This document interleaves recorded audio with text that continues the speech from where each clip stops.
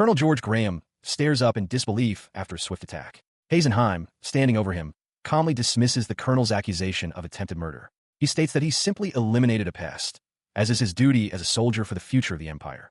With his foot resting on a pinned butterfly, Heisen adds that he also eliminates the pests that corrupt the Empire. It's as simple as that. This all unfolds within the Gastro Empire, an ancient and vast state, the largest and oldest on the continent. It is within this empire, at a grand ceremony for appointing new general officers, that the next chapter of their careers begins. An announcer declares the first-place graduate of the general officer's examination, Lizard Eye Rygra, who will be assigned to the Ministry of Defense of the Celestial Palace. The graduate accepts the position with a firm yes. Following that announcement, Emma Donier is named as the second-place graduate, assigned to the Ministry of Agriculture of the Celestial Palace. She, too, accepts her new position. Her acceptance is followed by the announcement of fourth place, which is met with a sharp yes from Heisenheim. Emma glances back at him, a flicker of surprise on her face. Later, in a quiet room, she approaches Heisen, who is seated at a desk. She remarks that his placement is unexpected, as she had assumed he would undoubtedly be first, then recalls that the third-place announcement was skipped entirely. He looks up from his papers and states that third place is fine. Emma observes that he seems unwilling to admit defeat, suggesting that had it not been for him, the precedent of a commoner achieving first place would never have even been a possibility. He closes the book he was reading, stating that while it's proclaimed that origin doesn't matter, that's not how things truly are. He then asserts that it doesn't matter where you start. She presses him, asking for his reasoning. As he begins to explain, the memory of a flustered, high-ranking official comes to mind, a man who seems surprised to still find him present. He stands before the assembly, a faint, confident smile on his lips as he formally accepts his new title, Heisenheim, Northern District Border Guard of Galna. His gaze is unwavering as he internally affirms his decision. He accepts the position, his true goal being the power of the country itself. As they walk away from the ceremony, Emma stretches with a sigh of relief, remarking on the length of the speech. She chides him for talking so much, calling his boasts terrifying and shamelessly embarrassing. She then adds that despite his words, the empire has declined, and assignments are rife with favoritism toward the nobility. She quickly raises a finger to her lips, warning him not to say such reckless things, as they don't know who might be listening. He responds with a simple, "Yes, sir." Her warning is interrupted by a boisterous voice. A tall, muscular woman named Rifa greets them enthusiastically, waving. Emma expresses her surprise at Rifa's quick arrival, and Rifa explains she rode a horse for 3 days straight to be there for their big day. Turning her attention to Heisen, she asks if he also saw the state of the capital and the peripheral cities. He confirms that he did. Rifa reflects that the vast difference in splendor between the two remains unchanged. She then playfully ruffles Emma's hair, teasing that at least with a post in the Ministry of Agriculture, she won't have to worry about food. Emma objects, insisting her new role is more than just minor tasks for civil service. Her expression turns serious as she considers their new assignments. She asks if the two of them are truly being sent to the Northern District of Galna, noting that the border guard is on the front line and that there are ongoing issues with the Cuman tribe. The reality sinks in that they won't see each other for a while. In response, Heisen calmly states that the front is exactly where he wants to be, promising to return victorious as soon as possible. Beside him, Rifa puffs out her chest with a confident grin, declaring that she will protect him. Despite her bold words, she quietly acknowledges his tough act. As the friends stood together, a condescending voice boomed from above. It mocked the very idea of a commoner striving to become an imperial officer, sneering at the assignment to the remotest frontier to fight beasts and barbarians. The speaker revealed himself to be a stout, smug-faced young man. He offered a disingenuous congratulations on their futile effort. Heisen and Emma recognized him immediately as their classmate, Demoted. He then addressed Emma directly, acknowledging her kindness, but warning her that it was unsuitable for a blue-blooded noble to associate with a commoner. He advised her to be more selective with her friends. His attention then snapped to Rifa, who was startled by the sudden focus. Demoted declared that the same advice applied to her and offered to hire her as his personal night protector. He argued that her assignment to the Ministry of Commerce was far superior to any dangerous battlefield. Demoted stammered, flustered by his own forwardness, but Heisen stepped between them. He calmly asked Demoted to stop bothering them, pointing out that he was clearly making Emma uncomfortable. Emma, however, spoke for herself. She retorted that if she had feelings for him, she would be utterly embarrassed.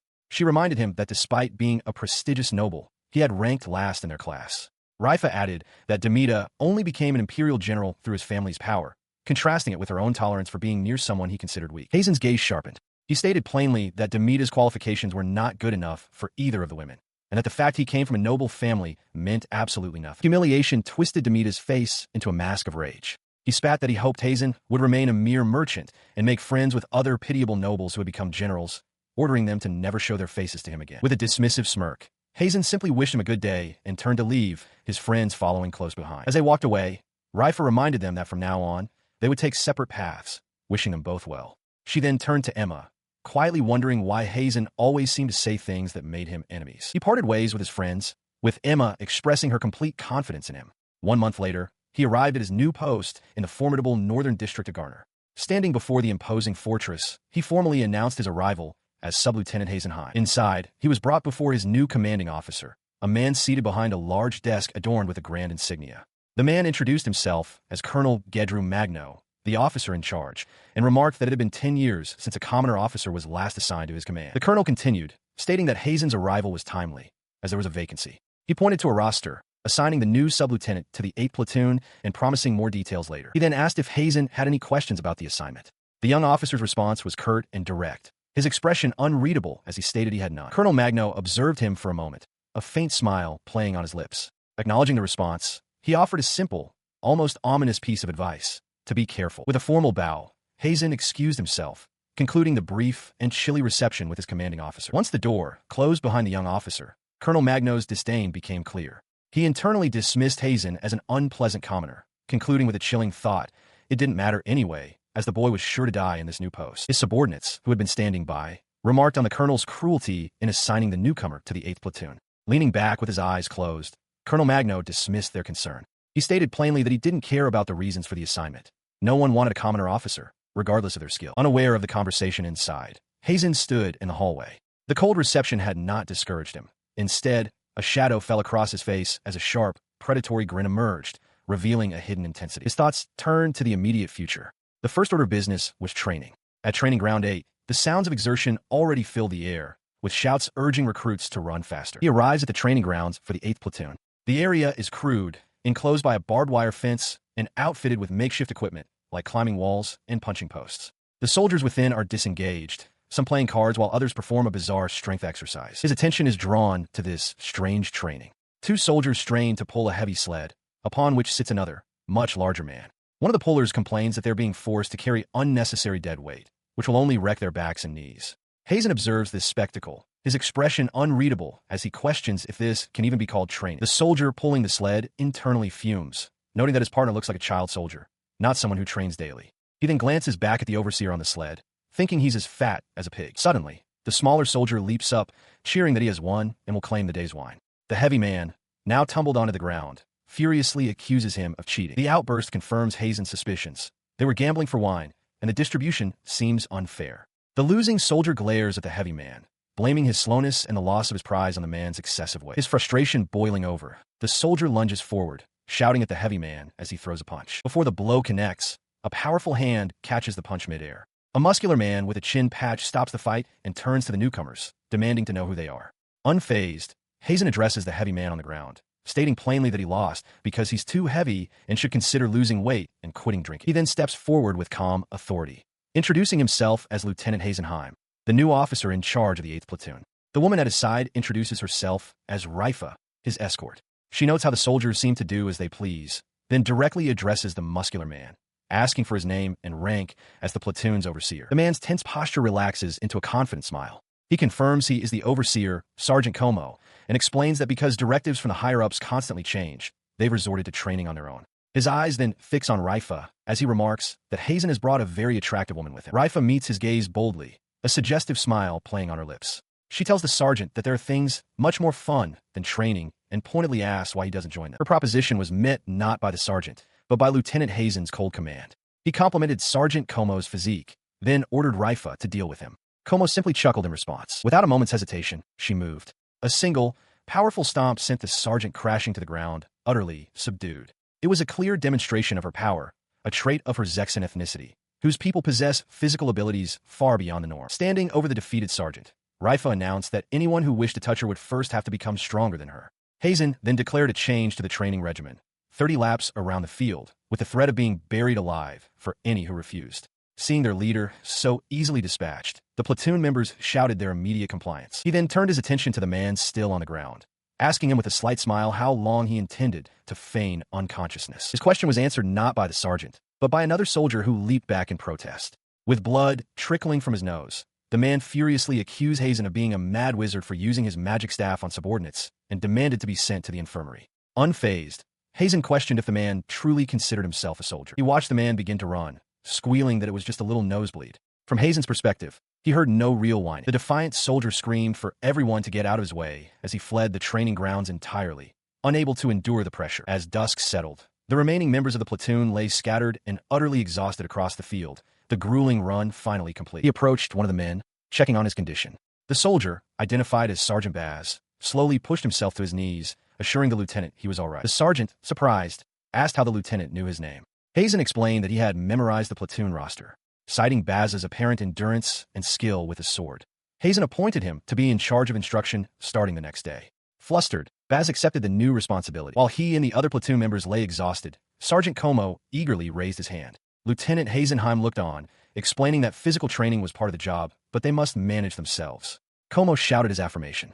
The lieutenant then began to detail their new rations. From now on, 2 servings of food and 3 glasses of wine. Before he could finish his sentence, Como excitedly asked if this generous allotment was for everyone, as his comrades remained collapsed from the grueling exercise. As the training exercise concludes, members of the 8th Platoon celebrate their apparent victory. Sergeant Como, however, remains hunched over, sweat dripping from his face as he grits his teeth in exhaustion. From a short distance, Heisenheim observes them silently. He clenches his jaw, muttering a curse under his breath, clearly frustrated with the outcome. Day turns to night, the moon now hanging in the cloudy sky. Later, a knock sounds at Heisen's door.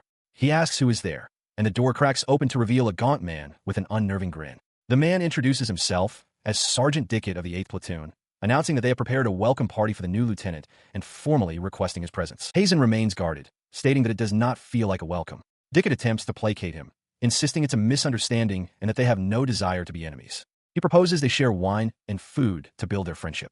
Though Heimin senses they are plotting something, he quietly agrees. As they prepare to leave, Dickett points to the magic staff at Heisen's hip, calling it a dangerous thing that should be left behind. With a confident posture, he promises that the platoon will protect Heimin if anything should happen. His grin widens as he leans in, tauntingly asking if Heimin feels unsafe without it. Turning away with a chuckle, Dickett says he will guide him to the party. Inside a nearby room, a commotion is already brewing. Sergeant Como grabs Baz by his shirt, telling him to shut up. He angrily accuses Baz of becoming arrogant, just because his swordsmanship was praised earlier in the afternoon. The door swings open, and Dickett announces the arrival of the main guest. Heimin steps into the room as Baz, holding a bottle, offers a rough welcome and extends a full glass of wine towards him, inviting him to drink. He eyed the bottle and platter of food, his expression unreadable. A single thought surfaced in his mind. It was probably poison. To prove its safety, Sergeant Como grabbed the bottle and took a long drink directly from it. He insisted there was no poison, reminding Heimin that he, a subordinate, had prepared it himself. He then challenged Heimin,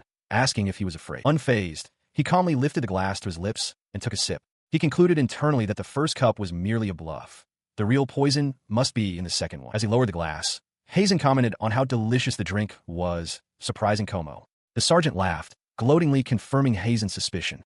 He declared that the second cup was indeed poisoned and that the fool would wriggle in pain for 3 days and nights. In response, he simply picked up the bottle and began pouring the contents into 2 more empty glasses. He stated that it wouldn't be fair for him to drink alone and proposed they all share a toast together. The offer hung in the air, causing the other platoon members to stammer and freeze. Como broke into a cold sweat, a horrified realization dawning on him. Heimin knew the cup was poisoned.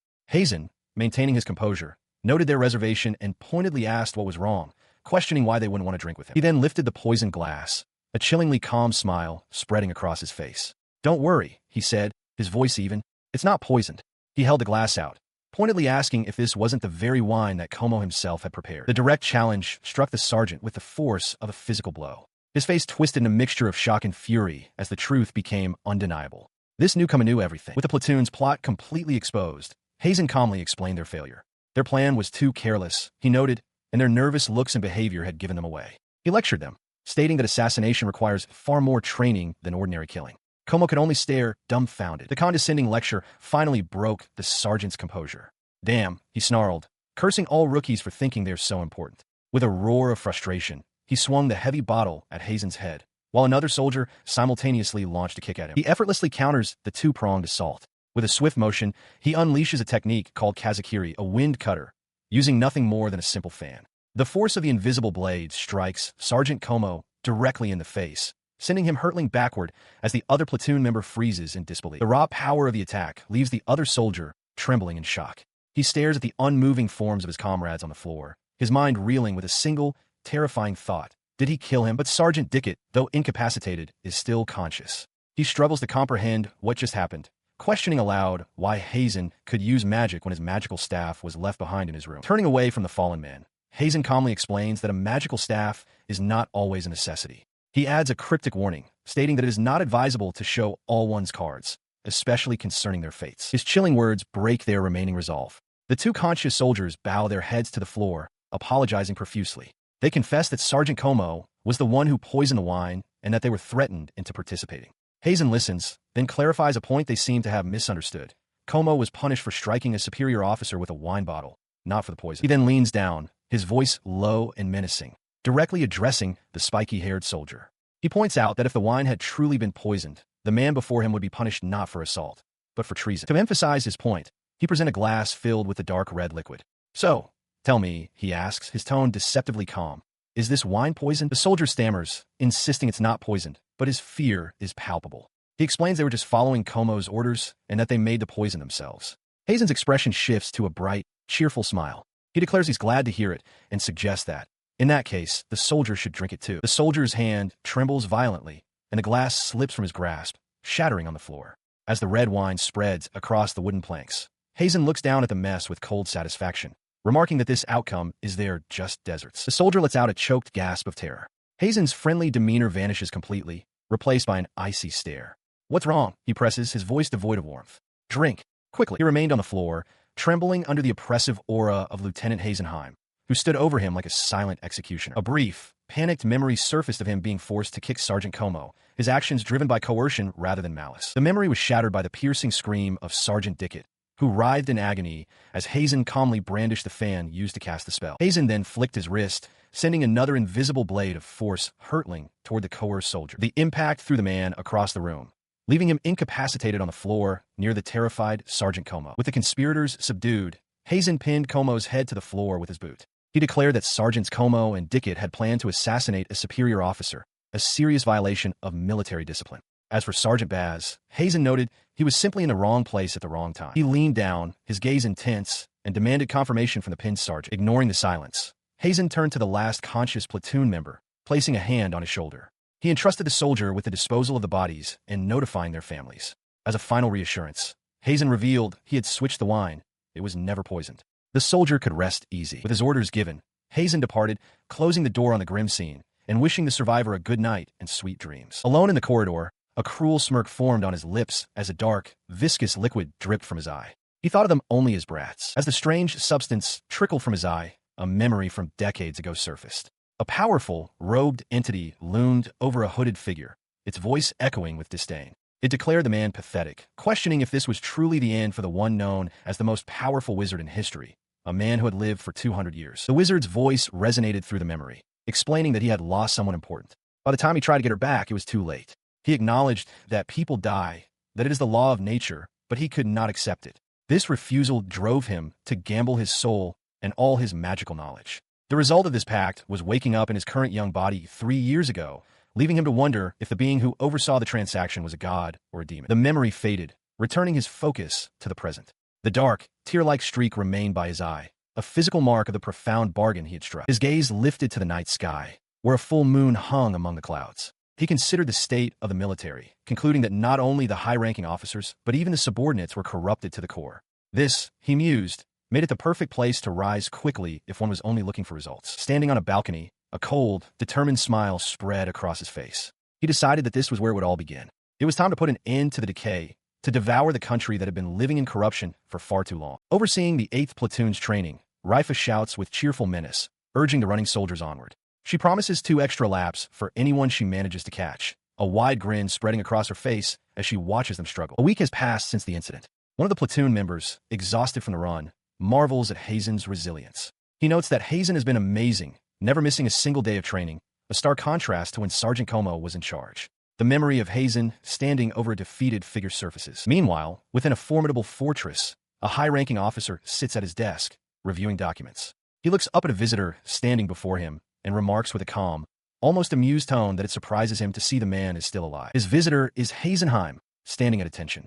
Heimin questions the officer's surprise, reminding him that he has been submitting daily reports as required. The officer simply acknowledges this with a quiet, "I see." He then dismisses the matter, explaining that the 8th Platoon was known to be full of criminals and considered a headache. With a slight smirk, the officer apologizes for testing him in such a manner. The officer continues, confirming he received the report about Heimin killing Sergeant Como and others on his first day. After Heimin affirms the report's accuracy, the officer announces he will introduce him to his new direct superior, Lieutenant Mose Pizza. At that moment, a flustered man with a prominent mustache bursts into view, exclaiming that it's unacceptable to lose 2 subordinates on the very first day. This is Lieutenant Mose Pizza, his face a mask of shock and disbelief. His introduction leaves Heimin utterly bewildered, able to muster only a faint sound of confusion. The first officer corrects the lieutenant, stating that it wasn't just 2, but 10 non-commissioned officers and lieutenants lost within 2 weeks. He reveals records showing that all 10 of the 8th Platoon's previous commanding officers died under suspicious circumstances, implying Como was the cause, and asks Heimin what he knows. Heimin turns his gaze upon his new superiors. He questions what they think, accusing them of negligence. He points out that if they had acted after the first death, the second could have been prevented. His voice sharpens as he delivers his final verdict on their character. "You're a piece of shit." He presses his accusation, his voice low and steady, suggesting the superior officer deliberately ignored the facts surrounding the previous deaths. The officer's face contorts with rage at the direct challenge to his authority. Maintaining his composure, he calmly states that he is merely presenting objective facts. If the officer cannot accept the circumstances of Sergeant Como's death, he proposes they request an external investigation. This suggestion is the final straw. The officer erupts, shouting that Heimin's words are blatant disrespect to his superior. The officer grits his teeth, a low growl escaping him. He realizes that any external investigation would inevitably turn its scrutiny upon his own actions and decisions, placing him in an untenable position. Before the confrontation can escalate, a higher-ranking officer, Colonel Gedru Magno, steps in. An emergency report has just arrived, and he calmly diffuses the tension, deciding to table the matter for now, but warning that a more detailed report will be required later. The emergency is clarified. The Cumin tribe, a hostile group from the mountains, has been sighted. A force of about 100 has appeared just 3 kilometers from the border. As the messenger reports, Heimin studies a map, recalling that the Empire's expansionist policy neglects these mountainous regions, making the local villages vulnerable to such raids. He sees an opportunity in the crisis. Turning to General Gedru, Heimin formally requests to take command of the vanguard platoon, declaring it a chance to prove his strength. While Lieutenant Mose Pizza begins to protest, General Gedru calmly considers the bold request. After a moment's thought, he grants permission. "Go," he commands, "protect the villages." With his new authority, Heimin leads the 8th Platoon out into the rugged, hilly wilderness that marks the borderlands. From a concealed position within dense foliage, he and another platoon member scout the enemy. The soldier confirms through a spyglass that they are observing the Cumin tribe. They are armed, but have not yet initiated an attack. Heimin immediately asks the most critical question: is there a wizard among them? The view through the spyglass provides the answer. The soldier confirms that the man with the large, ornate crown is indeed a wizard, identifying the primary threat. Observing his target from a distance, Heimin made a swift deduction. The crown man had to be a minor noble. After all, within the Empire, the ability to use magic and the amount of one's power were entirely dependent on bloodline. Only the nobility possessed such gifts. One of his platoon members questioned the strategy, asking if they wouldn't wait for the main forces to arrive. Heimin sharply dismissed the idea, stating he couldn't wait for the slow-moving reinforcements. He laid out his plan. Battles between sorcerers were typically individual duels. While he eliminated the wizard, the 8th Platoon would ambush and capture the distracted Cumin tribesmen. He added a crucial detail. Most magic users can only wield a single wand at a time. With his strategy clear, he gave the command with a confident smirk. "Okay, let's go." He burst from the cover of the trees, landing before the startled tribesmen. "Sorry to interrupt your meeting," he announced, his voice cutting through the quiet forest. "This territory already belongs to the Empire. I can't overlook outsiders doing whatever they want." The tribesmen reacted with shock, demanding to know where he came from. Their leader, the wizard, identified Heimin as a sorcerer and calmly told his men to back off, a hint of challenge in his voice. Heimin watched as his opponent's staff began to glow, shards of ice forming around it. "I see," he remarked coolly, identifying the weapon's power. "So that's the power of your staff. An ice axe." The wizard wasted no time, immediately launching a volley of spinning ice rings. Heimin slid backward across the forest floor, deftly dodging the projectiles as they slammed into the ground and shattered. He pressed the attack, conjuring a massive, swirling vortex of icy energy that tore through the clearing. Heimin remained unimpressed. "Not bad," he commented, a slight smile on his face. "But it's too simple. A bit of wind can alter its trajectory." With a flick of his own wand, he sent a precise current of air slicing through the wizard's spell, effortlessly deflecting it. Seeing his magic fail, the Cumin wizard charged forward, leaping through the air to strike with his ice axe. Heimin sidestepped the clumsy attack, his smile widening. As expected of a savage, he thought, but getting closer allowed him to realize something crucial. His realization solidified as he got a clear view of the weapon. The man handled his wand and fought crudely, but the gem that formed its core was different. its size, its shine. In the Imperial Army, only a major would be permitted to use a gem of such quality. He dodges another barrage of ice shards, his mind racing with the implications. For a so-called savage to possess such a gem meant the Cumin tribe might have a source for these precious magical artifacts. This realization solidified his resolve. He had to acquire that staff, no matter the cost. Focusing his energy, he prepared to cast a spell of his own. He unleashed his attack, Shadow Fangs. Vicious tendrils of pure darkness erupted from a void at his feet, lashing out. One tendril shattered the wizard's ice defense, while another whipped directly towards the tribal leader. The dark magic struck true, sending the wizard tumbling backward and knocking the ornate staff from his grasp. As the weapon flew through the air, Heimin moved swiftly to intercept it, catching it cleanly. He examined the prize, noting that their duel had drawn an audience. From the nearby woods, a war party of Cumin tribesmen emerged, charging forward with axes and cleavers raised. They screamed with fury, but he remained perfectly calm, merely acknowledging their presence. He turned away from the charging warriors, a signal to his own forces. He announced that the wizard was defeated and gave the order to advance. In response to his command, the 8th platoon surged forward on horseback, their armored forms a stark contrast to the tribal warriors they were about to engage. The clash was immediate and brutal. Raifa and Sergeant Como led the charge, their superior training and equipment making short work of the tribesmen's frenzied assault. Watching the battle unfold from a distance, a faint, approving smile touched his lips. He observed his platoon's performance, thinking to himself that they were indeed capable when they put their minds to it. After the fighting subsided, Sergeant Como reported the outcome. While some of the enemy had escaped, their numbers were too few to pose any further threat to the nearby village. The captured warriors, bound and kneeling, continued to shout defiantly until a soldier silenced them. In the aftermath of the skirmish, Sergeant Como assessed the condition of the captured Cumin warriors. He noted with satisfaction that while there were some injuries, there had been no fatalities. As the platoon secured the prisoners, Raifa bluntly asked Heimin if they were going to kill them, startling Sergeant Como. Heimin calmly overruled the idea, stating that the prisoners should be treated with courtesy as they could serve as valuable bargaining tools. With the prisoners dealt with, Heimin's next priority was to check on the nearby villages. He asked Sergeant Baz if there was any Cumin tribe interpreter available, but Baz apologized, explaining that it would be difficult to find one, given the tribe's intense hostility. Unseen by the soldiers, a young girl hiding in the bushes sighed with relief. She had overheard some of the platoon members complaining about the incessant screaming of the prisoners, finding the Cumin language to be nothing but noise. She remained concealed, thinking that it would be faster to just hit the prisoners to silence them. However, she also knew that if Lieutenant Heimin were to find out, the soldiers responsible would not escape punishment. Emerging from her hiding spot, she approached a bound warrior who was struggling. The other prisoners were shocked to realize she was a girl, as she told the man his collar was choking him and that she would fix it. Her intervention was cut short as Sergeant Como and another soldier seized her. They aggressively questioned her, demanding to know where she was from and accusing her of helping the Cumin tribe escape. The commotion attracted Heimin's attention. He walked over, demanding to know what all the noise was about. A flustered Sergeant Como could only stammer an apology, explaining that the person they had caught was a girl. He observed the girl, now held firmly by the sergeant. Noting she didn't look like a member of the Cumin tribe, he asked what she was doing in such a dangerous place. The girl simply stated that the prisoner she approached had said his collar was choking him. Her words gave him an idea. Heimin asked if she understood the Cumin language. When she timidly admitted she knew a little, a smile spread across his face. He realized that having her on his side would be crucial. He introduced himself as Lieutenant Heimin of the Imperial Army, offering to escort the girl to the village because it was dangerous for her to be alone.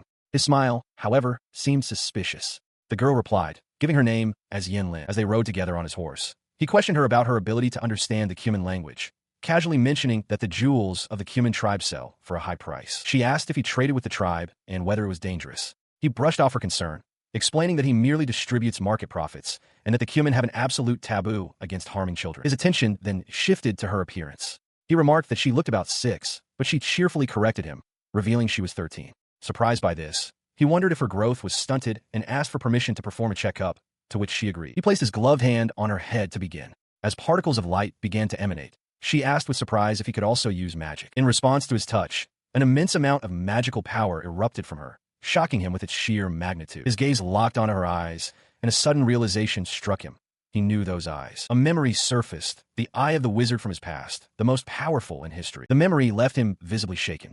Yenlin noticed his distress and asked if he was all right. He quickly composed himself, claiming he was fine, but privately acknowledged the unsettling resemblance of her eyes to those of that person from his past. Her concern shifted to her own health, and she nervously asked if she had a serious illness. He explained his theory. The immense magical power within her was likely hindering her physical growth. He then asked if she could use magic, though he seemed to doubt his own assessment. As he contemplated the girl's immense power, she spoke of her own origins, unaware of his thoughts. Lin explained with a laugh that she couldn't possibly have magic, as that was something for nobility and royalty. She revealed she was just a commoner, abandoned at an orphanage, with no knowledge of who her parents were. Their journey concluded as they arrived at the entrance to Dynastrid Village, a small settlement of rustic wooden and plaster buildings. Upon entering, a local man wearing a piece of shoulder armor observed that there didn't seem to be any significant damage.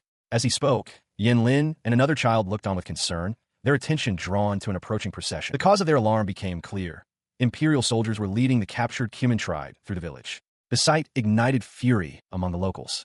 One girl cried out that her father and brother had been killed by them, while the armored man screamed for the prisoners to die, preparing to attack. Before the villager could strike, Heimin moved with swift precision, his blade blocking the path.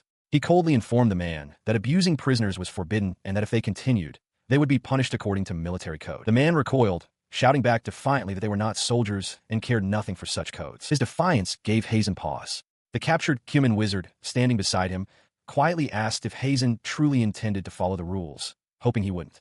Heimin considered this, then stated that if the villagers wouldn't follow the rules, he would simply let them go. The villager's face went pale with terror. An image flashed through his mind. A smirking Heimin wreathed in fire, a sorcerer powerful enough to destroy their entire village in a single night. He then turned to address the stunned crowd, explaining that Imperial soldiers only protect good citizens who follow the Empire's rules.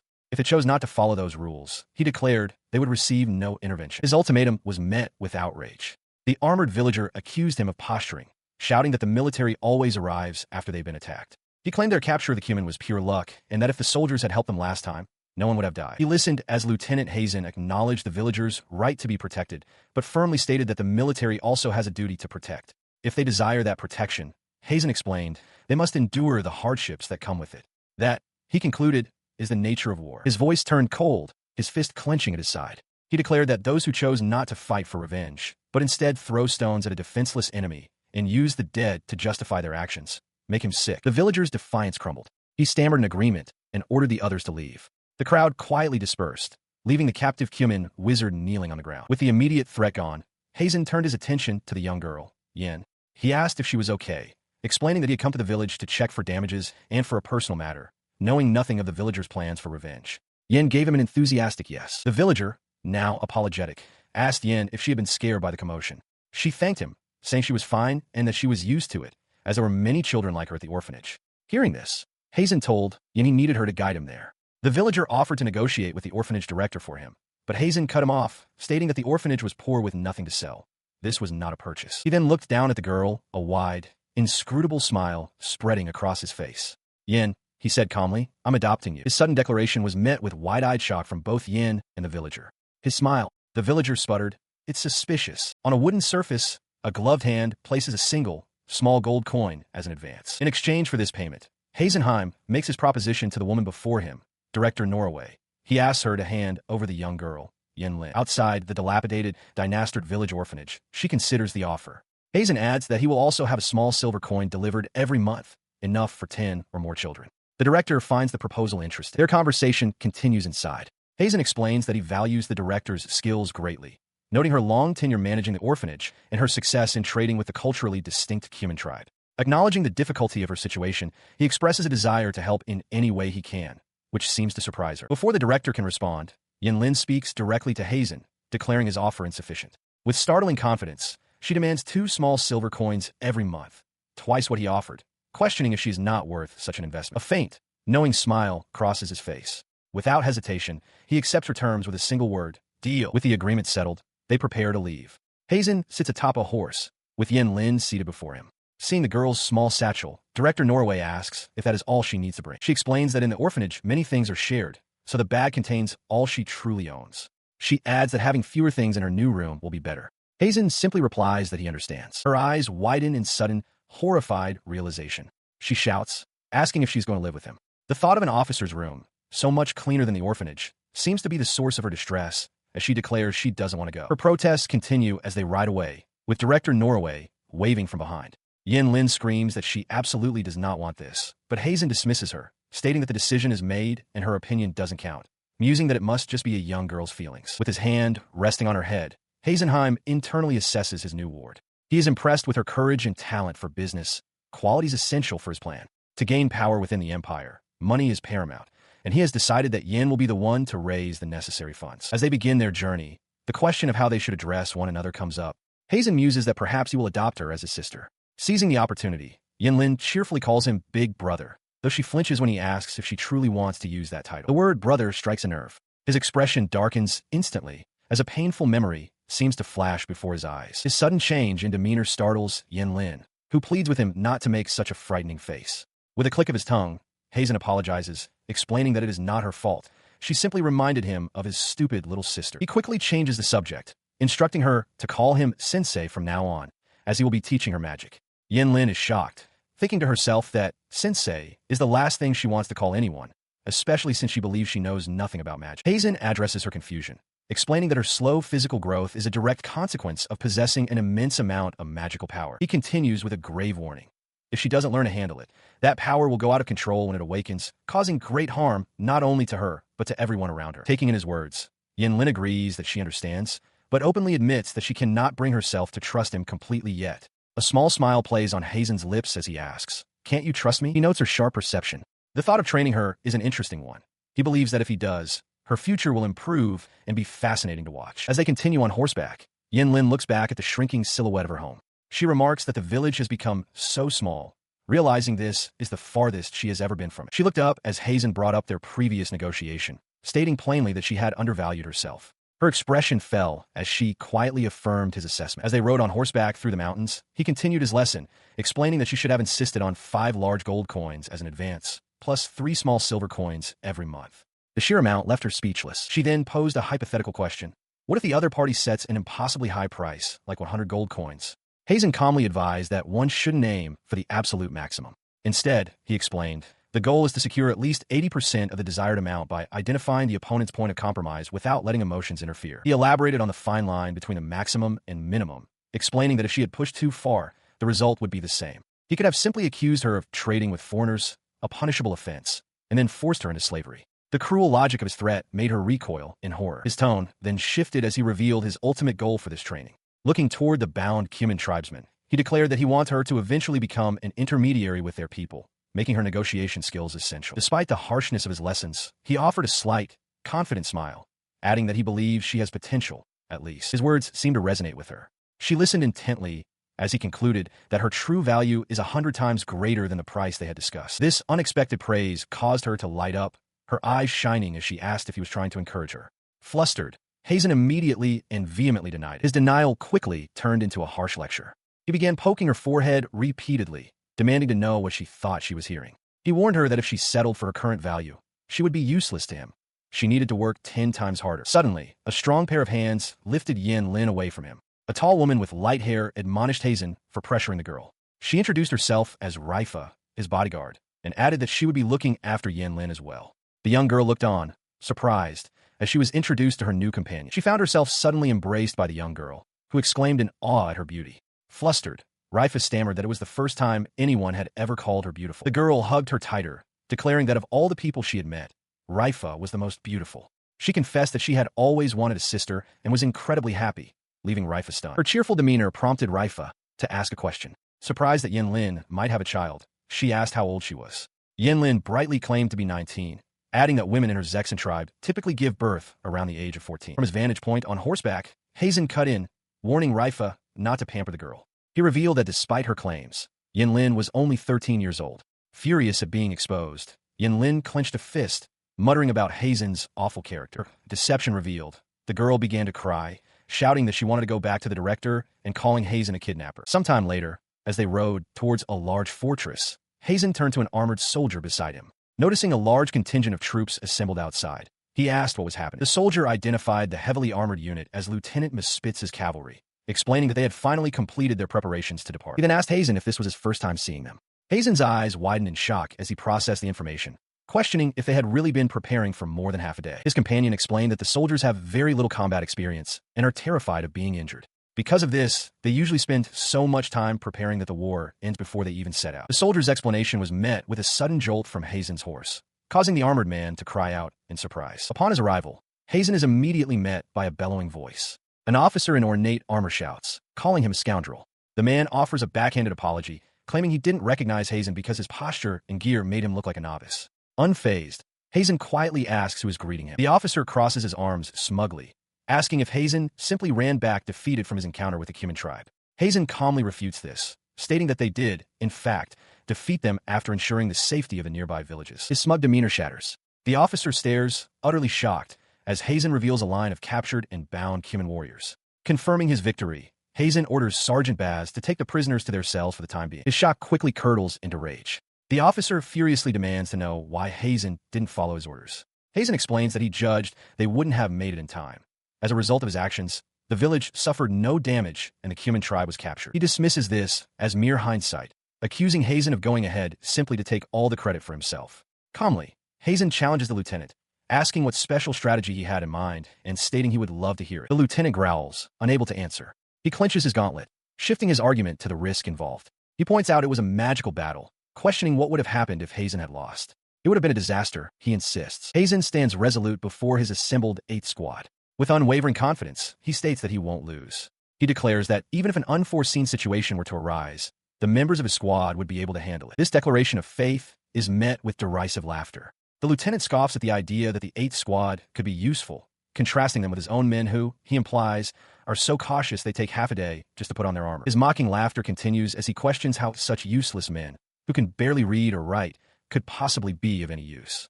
Heimin's expression hardens as he asks if the lieutenant finds something funny. The lieutenant gestures dismissively at the squad. Of course, he says, confirming that he finds it hilarious. He declares that they are nothing more than former farmers, a group taken from the fields. In his eyes, they are utterly disposable. The lieutenant's cruel words are met with a cold fury. Heimin steps forward, his voice laced with menace, telling Lieutenant Jourin he has gone too far. He dismisses the idea that skills depend on background or literacy, his point emphasized by a finger wreathed in dark energy. Sergeant Como attempts to intervene, but Heimin is undeterred. The dark energy intensifies around the cowering lieutenant as Heimin continues his verbal onslaught. He coldly assesses that for Jourin to hold his position despite his extremely low intelligence, lack of ethics, and complete inflexibility, he must be very skilled with magic. With that, Heimin extends a challenge for a duel someday. Stung by the public humiliation, the lieutenant erupts in a flustered rage. He sputters nonsense, declaring he won't waste his time on Heimin before turning on the assembled soldiers and screaming at them to disperse. He turns his back on the confrontation, storming away while shouting that Captain Lorenzo will be arriving that night. Heimin and Como watch him go, the immediate tension finally broken. As the sun sets, the atmosphere calms. Como thanks Heimin, but the second lieutenant dismisses it, saying he did nothing worth being thanked for. He then instructs Como to make sure the men get some rest after securing the prisoners. Como agrees enthusiastically, telling Raifa, who is holding a sleepy Yen Lin, to take the girl to her room first. Raifa acknowledges the instruction as Como runs off to fulfill his duties. Later, Heimin enters a well-appointed building where his arrival is announced. A calm, blonde-haired officer turns and introduces himself as Captain Lorenzo. He apologizes for the late hour, explaining that he simply wished to speak with Heimin. Before he can respond, another officer with long, tied-back hair aggressively gets in his face, demanding to know why he is there. Heimin calmly states that he was told to report on the matter of the Cumin tribe. The aide stammers, looking back toward his captain, who promptly pulls him away. Captain Lorenzo calmly addresses his subordinate, asking if he is unaware of his presence or simply incapable of following orders. He states that the matter will require his own instructions to resolve. His aide, however, glares past him with raw hostility, his eyes fixed on Heimin. He declares that he will be the one to decide if the matter is dealt with, then demands to know what Heimin is waiting for, ordering him to speak. His face contorts in disbelief. Before he can speak, Heimin announces his departure, stating that he is leaving on the immediate orders of Lieutenant Mo's Pizza. The aide is flabbergasted, protesting that their discussion hasn't even begun. In response, Lieutenant Mo's Pizza flails frantically between the two men, insisting that Heimin shouldn't phrase it that way. He clarifies that he merely reminded the young officer not to be disrespectful to the captain. Heimin ignores the lieutenant's panicked explanation, his gaze fixed on the aide. With a calm but challenging tone, he asks if he can finally begin his report, noting that the captain has supposedly given his permission. The aide's face tightens with rage, a vein throbbing on his temple. Just as the tension peaks, Captain Lorenzo's voice cuts through.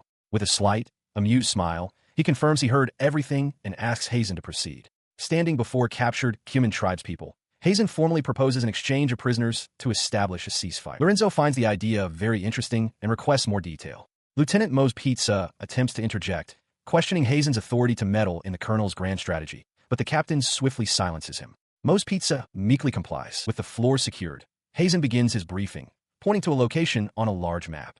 He explains that the Cumin tribe's base is likely in the mountains, a territory of little value to the Empire. Nevertheless, the Empire's policy of territorial expansion forces them into conflict. The map illustrates the strategic deadlock in the northern Ghana region. Under the Imperial Decree for continental unification, their forces are caught in a stalemate between two opposing powers, the Cuman tribe and the Duchy of Dyard, with the Gastro Empire also in the vicinity. His eyes narrow with focus as he reveals the crux of his strategy. He proposes a ceasefire with the Cuman tribe, allowing them to concentrate their full military might against their other primary adversary, the Duchy of Dyard. Captain Lorenzo considers this, then raises a practical objection. He asks how they could possibly negotiate a large-scale confrontation when they don't even share a common language with the tribe. In response, Heimin declares that he will handle the negotiations himself. He reveals his trump card, a 6-year-old girl, Yen Lin, whom he has hired as an interpreter. As the small girl smiles, Captain Lorenzo is struck speechless, shocked at the prospect of using a child for such a dangerous diplomatic mission. He considered the grave implications of the proposal, his mind flashing to an image of a roaring pyre. If this plan failed, both the lieutenant and the girl would be executed, a possibility Heimin seemed to discuss with an unnerving calm. Voicing his doubts, he asked Heimin what chance of success he truly had. The lieutenant's response was blunt. He would probably die. However, he explained that the girl would likely survive, as the Cuman tribe has a strict rule that anyone who harms or kills a child is exiled. He then met the captain's gaze, clarifying that he was not suicidal and had no intention of letting himself be killed so easily. He admitted, however, that framing the situation so grimly made for a good impression. After a moment of silent contemplation, Captain Lorenzo's expression hardened with resolve. He understood the gamble and declared that he would take the proposal to the higher-ups. As they walked, his aide nervously questioned the wisdom of acting on the opinion of a mere second lieutenant. Lorenzo waved off the concern, stating it would be his decision and he wouldn't mention Heimin's name. Heimin, overhearing this, realized the captain simply wanted to avoid taking responsibility. He watched them leave, his thoughts turning inward with frustration. Even on the front lines, he was surrounded by such incompetent officers. This only solidified his private ambition to connect with promising individuals in the provinces as a stepping stone to a position in the Central Command. Meanwhile, Lorenzo explained the potential upside to his aide. If a ceasefire agreement with the Cuman tribe was reached, it would be a considerable achievement for Second Lieutenant Heimin, one that might even earn him a great special merit. The very idea of a great special merit was enough to make the aide collapse in shock. Struggling to his feet, he stammered, asking if that truly meant Second Lieutenant Heimin would receive such an honor. Lorenzo calmly confirmed that he would. Their discussion was interrupted by the boisterous arrival of Lieutenant Mo's Pizza. He declared that any recognition shouldn't be Heimin's personal merit alone. Since Captain Lorenzo was the one who approved the reckless proposal, he argued, the credit should rightfully go to him. He shouts with indignation, arguing that a second lieutenant has no place receiving a great special merit. He reminds them that the last time the award was given, there was a debate over whether even Miss Haru, one of the Empire's 4 counts and a superior captain at the time, was worthy. To him, the honor should go to someone with at least the rank of lieutenant. Captain Lorenzo calmly interjects, asking Lieutenant Mo's Pizza if he believes that he, a man who has dedicated his life to the Empire, deserves the merit more than someone who has been a second lieutenant for barely a month. His subordinate is left flustered and speechless. Heimin steps in, apologizing to the confused Mo's Pizza and clarifying that his only goal is the success of the ceasefire agreement. The captain then turns his attention to Heimin, inviting him for a private conversation. Lorenzo notes that at his rank, he rarely has the opportunity to speak with the younger officers. As they walk, he asks Heimin if he is familiar with the strategist Jill Sasazura, a hero from the Empire's early days. Heimin admits that he is no expert in history and has only heard the name. He continues, explaining that Sasazura left behind a military strategy that classified all soldiers into 4 distinct types. His explanation begins with the first type, those with both skill and an iron will, who are destined to be frontline commanders. The second type are those with skill but lacking will. They are best suited as rear strategists. The captain continues, describing the third type as those with neither will nor skill. He chuckles, stating that since they are useless, they should be forced to fight on the front lines. His amusement turns into a sinister grin as he murmurs about the final category, those with will but no skill. He calls this type a special merit. The young lieutenant looks at him intently, asking what the strategist wrote for those types of soldiers. He looked up, his expression devoid of hesitation, and delivered the grim conclusion to Sasazara's theory. The soldiers with will but no skill, he declared, must be killed immediately. Having delivered his stark assessment, he bowed formally to the captain, concluding his report and taking his leave. A stunned Captain Lorenzo, sweat forming on his brow, offered a weak thanks for his efforts. As the door clicked shut, the captain's expression hardened with a dawning, unsettling recognition. He had heard of him. As Heimin's figure receded down the long, dark corridor, Lorenzo's thoughts solidified into a stark conclusion. Second Lieutenant Heimin, a truly terrifying man. In a prison corridor, Yen Lin conducts a simple language lesson for 2 captive Cuman warriors. Holding up a red and a green apple, she clearly identifies the green one for them. Her own learning process, however, was not always so formal. In a brief recollection, She appears flustered, pleading with her smiling human tutor, a man she calls Mr. Moko, to be more serious in his teaching. Back in the present, her resulting fluency is evident. As Heisenheim observes from a distance, one of the prisoners compliments her excellent command of their language and jokingly suggests she come to his village to marry him. Yen Lin loudly dismisses the offer, telling him to stop fooling around. He turns from the scene and walks down the hall, where Sergeant Buzz sits on a crate taking notes.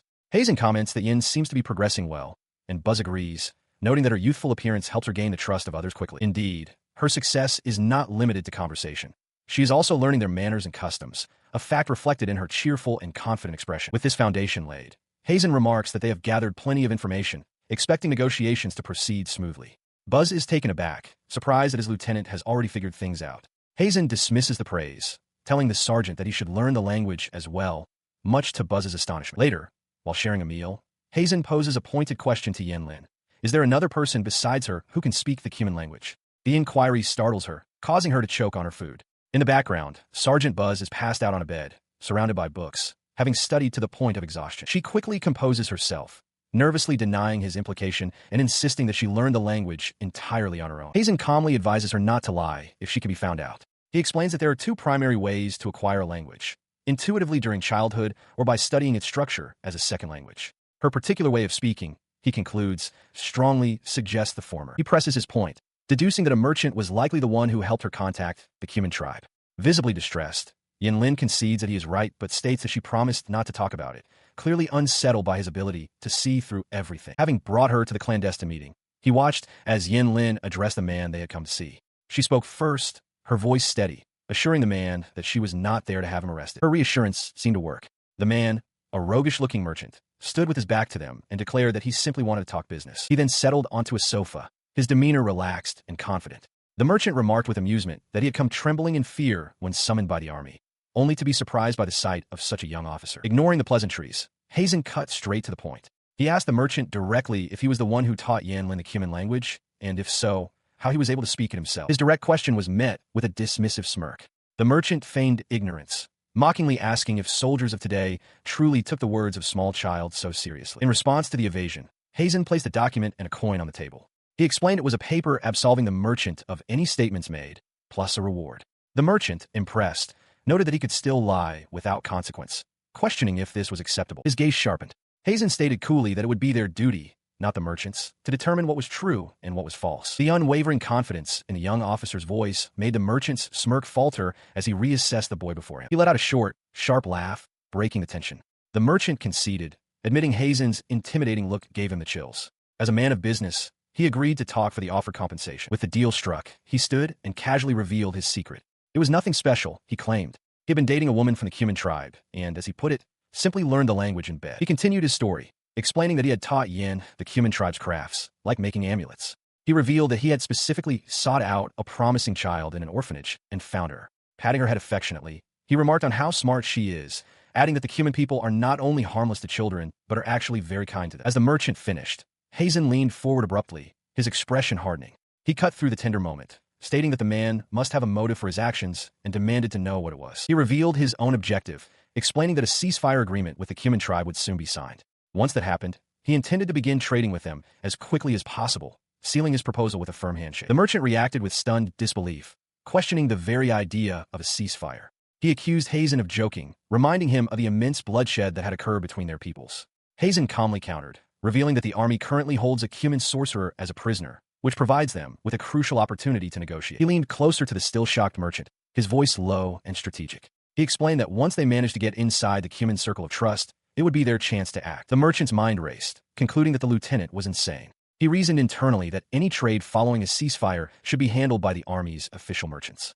The fact that Heisen had sought him out, despite the inherent risks, suggested a different, unofficial motive. His suspicion was met with a knowing smirk from Heisen, who correctly identified the merchant's unspoken thought: smuggling. The merchant was taken aback by the bluntness. Heisen, now leaning back comfortably on the sofa, casually asked how much he should be paid for this venture. Flustered, the merchant insisted he didn't need anything, arguing that those who conduct legitimate business are the ones who deserve fair profits. He then admitted that there was, in fact, something he was interested in. Heisen acknowledged this but presented a condition.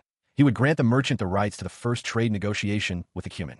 However, the price for these rights would be decided by Yen, much to the little girl's surprise. The merchant erupted in hearty laughter, immediately accepting the deal. He threw an arm around Heisen's shoulders in a gesture of newfound partnership, then turned to Yin, pinching her cheek playfully and declaring that she had found a good man. As the deal concluded, Yin Lin's expression twisted with alarm. She silently insisted to herself that the merchant was anything but a good man. The merchant, however, offered a different assessment to Heisen. He confessed his personal belief that Imperial soldiers only use their power for personal enrichment, but admitted that Heisen seemed to be an exception. He acknowledged his own insensitivity, reflecting that he had continued his trade even while others were harshly persecuted, something he occasionally thought about. Heisen responded with cold clarity, stating that he only acts for his own benefit and goals. He left the merchant to do what he wished with that information. 3 days later, the mission began. As they looked out over the mountainous Cuman territory, Raifa questioned whether a peace treaty was truly possible after such a long war. Walking alongside the captive Cuman wizard, she mused aloud that the outcome would ultimately depend on the disposition of the tribe's leader. The wizard, guiding Heisen, Yin Lin, and Raifa along a narrow path, added a condition. Their success was contingent on the truth of the information they had extracted from their captives. Their arrival was met with immediate hostility. A crowd of warriors surrounded them, spears leveled, their vigilance palpable. Heisen calmly noted that this intense reception was to be expected. The Cuman warriors exchanged wary glances and muttered to one another, their suspicion evident as they kept their weapons aimed at the delegation. Raifa shifted uncomfortably, complaining that the intensity of their stares was painful. Heisen, ever composed, simply stated that the warriors' reaction was understandable. He kneels before the unseen leader, formally introducing himself as Lieutenant Heisen of the Imperial Army. Despite the hostile reception, he reasons that being guided to this place must signify a willingness to negotiate. His gaze lifts towards a grand throne at the top of a short flight of stairs. He addresses the Cuman tribe leader directly, expressing his appreciation for being received. From the throne, a regal woman with long, light hair and intricate tribal markings looks down upon them. She introduces herself as Blue Queen Basha and expresses surprise, noting that Heisen has not only mastered their language, but also seems to understand their customs. Her initial surprise, however, quickly gives way to a chilling question. She asks if they truly believe they will be allowed to leave alive, despite having come to sign a ceasefire agreement. At her words, the tension in the room snaps, and the surrounding warriors once again level their spears at the delegation. Yin Lin lets out a small cry of fear at the renewed threat. He remains outwardly unfazed by the weapons, calmly apologizing for the suddenness of their visit. Basha responds with a cruel smile, offering him a choice of punishments for his intrusion: impalement, decapitation, or public exposure. As the queen lists the grim options, Yin Lin, still hiding behind Heisen, frantically begins to search for a potential escape route. Her search is cut short as one of the warriors lunges forward, aiming his spear directly at her. Before the weapon can connect, Beija's sharp command rings out, ordering the warrior not to point his weapon at the girl. The warrior recoils slightly, but argues back, questioning if such softness is the very reason their tribe is in decline. Heisen, now protectively holding Yin Lin, dismisses the warrior's concern, stating he doesn't care. Yin Lin, however, clutches his uniform and contradicts him, insisting that he does care and that threatening a child is wrong. Basha watches the exchange, her expression unreadable. She declares that Heisen's opinion is irrelevant. The Cuman, she explains, are a proud clan of warriors who do not seek prosperity built upon the indiscriminate slaughter of women, children, and the elderly. Heisen concedes her point, agreeing that she is absolutely right, before delivering a stark warning. The Imperial Army, unlike them, will use any means necessary to seize this land if they deem it beneficial. She remained silent as Heisen continued his explanation, revealing that he had analyzed the staff belonging to the Cuman tribe's mage, Kosuko. He elaborated on the Empire's strategic thinking, stating that they perceived the Cuman's mountainous territory as worthless, which had so far spared the tribe from destruction. However, he cautioned that this peace was temporary, as it was only a matter of time before the region's valuable gem deposits were discovered. Her gaze sharpened as she challenged his logic. Assuming the gems were real, she questioned why he would reveal their existence to the Empire, effectively inviting them to be stolen. She pointed out that such a discovery would inevitably turn their land into a bloody battleground, coveted by all neighboring nations. His response was a raw, startling declaration of self-interest. He wanted all the gems for himself. The queen stared, utterly flabbergasted by his brazen admission. Her shock quickly curdled into fury. Believing she had been made a fool, she threatened to execute him on the spot. In response, he calmly requested she hold her judgment until after she had seen what he had to offer, presenting a sleek, black magic wand. A warrior brought the wand to her. She inspected it carefully, acknowledging its fine craftsmanship and the absence of any traps or hidden mechanisms. Yet she remained puzzled as to its significance. She pointed the wand towards him, demanding to know how a common soldier could possibly craft such an item when the Empire maintained an exclusive contract system for their production. He simply stated that he had made it 2 years prior. He confessed to having stolen the technique. He explained that he needed to improve his crafting skills, but the official guild was too restrictive, and the magical gems required for practice were prohibitively expensive. He then laid out his final proposition, revealing that he had already secured a safe trade route, he suggested they could sign a secret ceasefire agreement, allowing them to trade without the gem deposits becoming public knowledge. The terms were simple. He desired their magic gems, and in return, he would supply the Cuman tribe with magic wands and the military power they represented. Blue Queen Basha considered his proposal, her gaze steady. She confirmed her understanding of the terms. He wanted her tribe to sell him their magic gems, and in return, he would provide them with magic wands that they were forbidden from selling to the Empire. The arrangement was a simple, closed loop. The Cuman would provide the raw gems, and he would refine them into wands, which would then be sold back to the tribe. She acknowledged the mutual benefit of such a deal, but immediately raised a critical point, questioning him directly. As an imperial soldier, she pointed out this was a clear act of betrayal against his own country. He met her skepticism with a confident smirk. While he might be a soldier for now, he explained he had his own goals. With unwavering conviction, he declared that he had no intention of serving the Empire. A flicker of interest crossed her face. She sized him up, a small smile playing on her lips as she remarked that he was an interesting man. Turning away, she ascended the steps of her throne, her voice echoing through the grand hall. She agreed with his underlying sentiment, declaring that without stronger forces, their tribe would be exploited. With the Empire and the duchies advancing daily, she proclaimed they could no longer afford to remain a backwater tribe. Hopeful, he asked if this meant she accepted his offer. She turned back to him with a light laugh, holding up a hand and telling him not to rush. Her expression turned serious, her eyes sharp. She reminded him that they are a clan of warriors. To them, the weak are not trustworthy. With her conditions set, she called out a name, Oribes. A powerful warrior immediately stepped forward, affirming his readiness. The warrior, Oribes, stood before them, his gaze fixed and intense. Basha introduced him as the second strongest in the Cuman tribe and asked if he understood his task. Heimin watched, a confident smile on his face, ready for the trial. He stood opposite his opponent in a vast arena, the duel officially underway. The Cuman tribe watched from all sides, their cheers echoing through the structure. From the stands, Raifa expressed her concern, recalling that Oribes had repelled soldiers from both the Empire and the duchies on numerous occasions. The Cuman crowd roared with anticipation, shouting for Oribes to crush the stupid soldier. Unfazed, Blue Queen Basha declared the terms simply. The last one standing would be the winner. With a decisive gesture, she commanded the fight to begin. As the duel commenced, Oribes stood ready, his weapon a formidable construct of jagged ice. He offered a casual warning, telling Heimin to be careful of the fierce ice dragon. Heimin, in turn, assessed his opponent's power, recognizing that the jewel Oribes wielded was on par with that of an imperial colonel. Oribes gave a final, confident remark, acknowledging that Heimin's previous speech hadn't been bad. He then unleashed his power, summoning a colossal dragon formed entirely of crystalline ice. The beast lunged forward as Oribes shouted a challenge, telling Heimin not to disappoint their queen. The ice dragon's maw crashed into the arena floor, shattering on impact.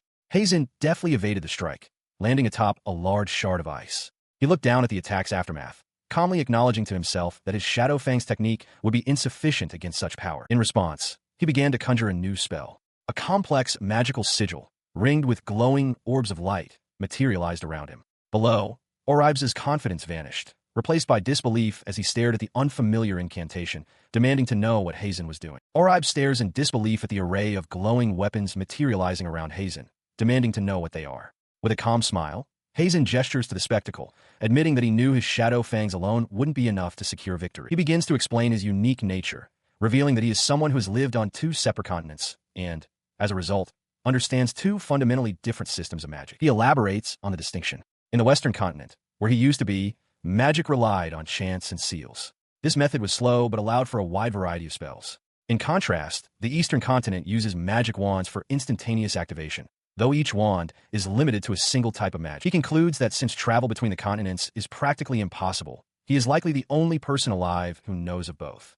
Having the ability to choose between the 2 systems, he chose the magic wand without any hesitation. His explanation is cut short as he leaps back to dodge a sudden eruption of ice spikes. Oribes scoffs, declaring that no matter how many low-quality wands Heimin possesses, the outcome will be the same as a colossal ice dragon materializes from his magic. In response to the dragon's imminent attack, he slams his hand down, roaring the name of his spell.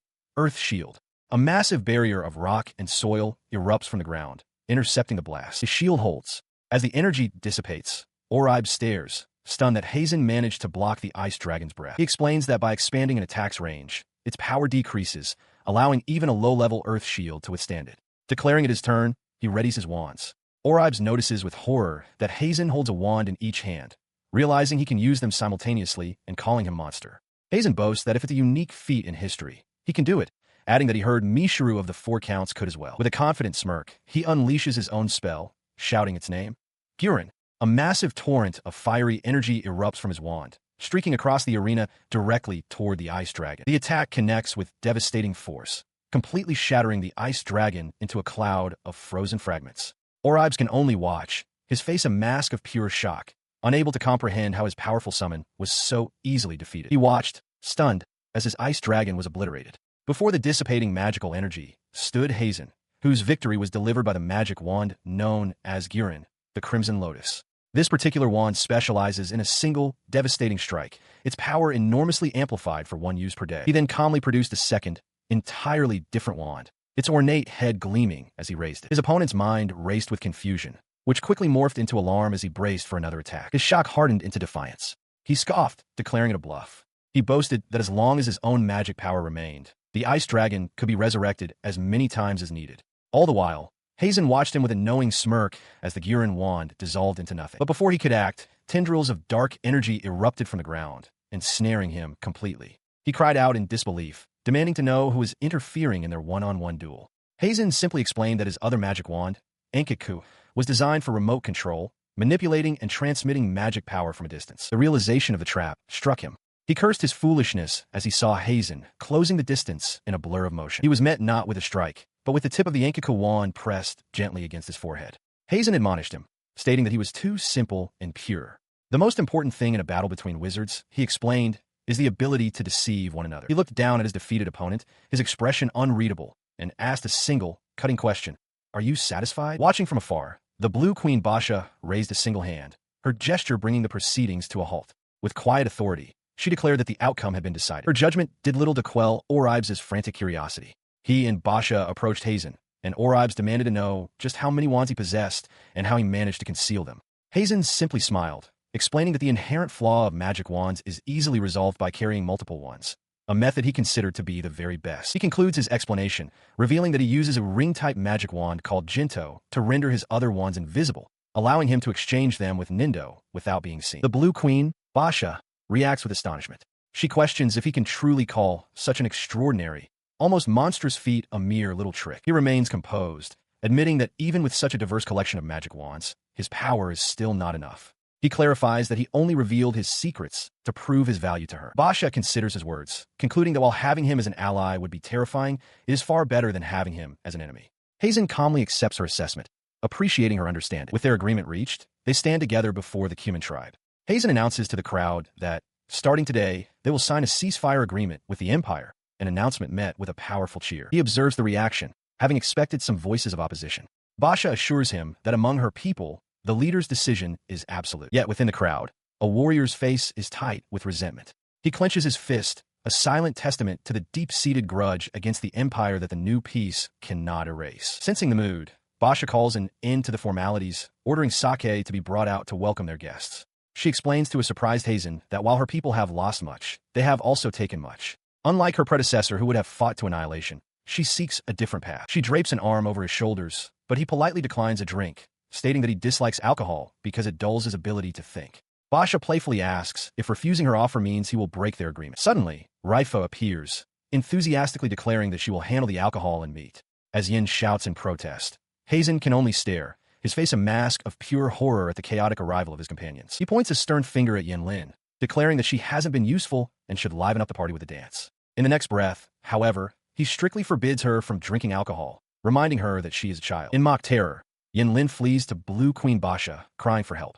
The queen laughs, amused, and asks if the girl is Heimin's daughter. Heimin calmly corrects her, explaining that he adopted Yin for her talent.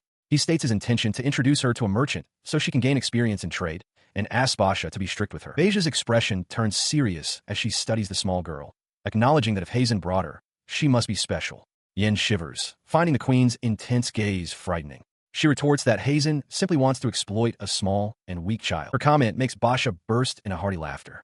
Heimin, unfazed, clarifies that Yan's display of fear is merely a bluff and reveals that she's actually 13 years old. Flustered at being exposed, Yin points an accusing finger at him, declaring that he has a bad personality. Once the laughter subsides, Basha raises a large wooden mug, remarking that it has been a long time since she laughed so much and that it is truly a good day. Heimin raises his own mug in a toast, expressing his hope that this marks the beginning of a good path for them both. Their mugs clink together, sealing the sentiment. The celebration continues in earnest.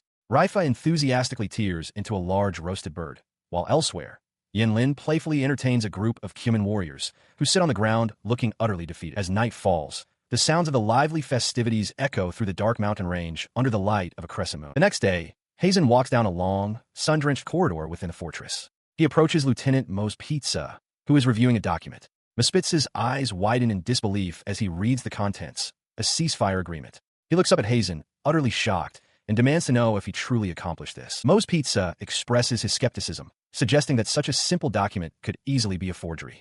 Heimin calmly informs him that to formalize the agreement, Queen Basha herself will visit the fortress. The lieutenant suggests that it would be appropriate for Commander Gettle to attend such a meeting. His eyes narrowing with suspicion, Mo's Pizza asks if Captain Lorenzo has been informed. Heimin replies with a simple no. He explains that his orders were to report to Mo's Pizza first. Then, with a chillingly calm demeanor, he adds that he advised the captain to dispose of Mo Pizza and wonders aloud if the captain is considering that disposition first. Maspitz's face twists in abject terror. Lieutenant Mo's Pizza gloats from behind his desk, a wide, self-satisfied grin stretching across his face. He muses that while he can hardly believe it, this is the greatest achievement in the history of the Fourth Company, declaring that special merit is no longer an unattainable dream. Heimin stands before the lieutenant's desk, utterly perplexed by the display. He silently assesses the situation, realizing Mo's Pizza is a dangerous man who not only did nothing but actively obstructed progress and evaded his duties, yet now shamelessly attempts to claim all the credit. The lieutenant, leaning forward with a dismissive air, clarifies his position to Heimin. He claims it wasn't his idea, but he believes the Fourth Company should receive the special merit, adding as an afterthought that the 8th Platoon's notable misconduct is a known issue within the company. He calmly turns the lieutenant's logic against him, pointing out that if the platoon belongs to the company, then the 8th Platoon's behavioral problems must be a direct result of the lieutenant's own lack of guidance and supervision. Mo's Pizza recoils, shouting in disbelief. The enraged lieutenant furiously denies any connection, shouting that the platoon's bad conduct is their own fault. Heimin sighs, calmly stating that it makes no sense to want the merit without accepting the corresponding responsibility, and suggests that Mo Pizza should then recommend only the 8th Platoon for the award. His superior officer becomes flustered, urging Heimin not to be so rigid. He argues that Heimin should think more flexibly, reasoning that if the 4th Company receives the merit, the 8th Platoon will surely benefit as well. He remains completely unmoved by the plea. As Mo's Pizza grits his teeth in frustration at what he perceives as insolence, Heimin states plainly that the people outside the 8th Platoon have made no effort whatsoever. The lieutenant snaps, raising his hand to strike his subordinate while shouting that this is a disciplinary action. Before the blow can land, Heimin effortlessly catches the descending wrist, simultaneously pressing the sharp point of a pen against the man's skin. His superior's face contorts in terror. With a simple, fluid motion, Heimin throws the lieutenant off balance, sending him sprawling to the floor. He now stands over the fallen officer, holding not a weapon, but a simple fan. The terrified lieutenant whimpers, scrambling backward across the floor. Unfazed, Heimin takes a slow, deliberate step forward, closing the distance. He stands over the terrified Lieutenant Mo's Pizza, who sputters that Heimin just tried to kill him. Unfazed, Heimin calmly excuses himself, stating he only killed a harmful insect. With a cold gaze, he declares that as an Imperial soldier, he will also kill any other insects that corrupt the Empire for its future. As Lieutenant Mo's Pizza struggles to his feet with a grunt, Heimin informs him that he is keeping Captain Lorenzo waiting and asks to be excused. The flustered lieutenant, though clearly against it, reluctantly tells him to go. The lieutenant's suspicion flares, and he points accusingly, demanding to know if Heimin intends to report to the captain on his own. Heimin confirms that those are indeed his orders, causing Mo's Pizza to grunt in frustration. His distrust boiling over, Mo's Pizza demands to know the contents of the report. He insists that Heimin must say the 4th Company should receive the special merit. Heimin coolly replies that he will report exactly what he has already told the lieutenant. He elaborates, stating he will report that the captain ordered him to convey his opinion that the 4th Company should receive the merit. This subtle distinction enrages Lieutenant Mo's Pizza, who shouts that this is completely different from his instructions and accuses Heimin of deliberate insubordination. Stomping his foot emphatically, the lieutenant declares that they will rehearse the report immediately, vowing not to let Heimin leave until he gets it perfect. Heimin begins to protest, reminding him about the waiting captain. But Mo's Pizza waves off the concern, declaring it's fine to keep the captain waiting as long as they want. A calm voice from the doorway suddenly cuts in, stating that would indeed be a problem. The lieutenant whirls around in shock, demanding to know who is interrupting them. The speaker is revealed to be Captain Lorenzo himself, looking thoroughly unimpressed. He touches his temple, remarking that he thought his ears were going to rot from what he overheard. He steps into the room, his voice laced with contempt as he accuses the lieutenant of twisting facts and coercing subordinates to deliver a false report. Mo's Pizza stammers, utterly flustered, unable to form a coherent response to the captain's presence. The captain reveals he has been listening since the very beginning. He explains that upon hearing of Lieutenant Heimin's return, he came to meet him.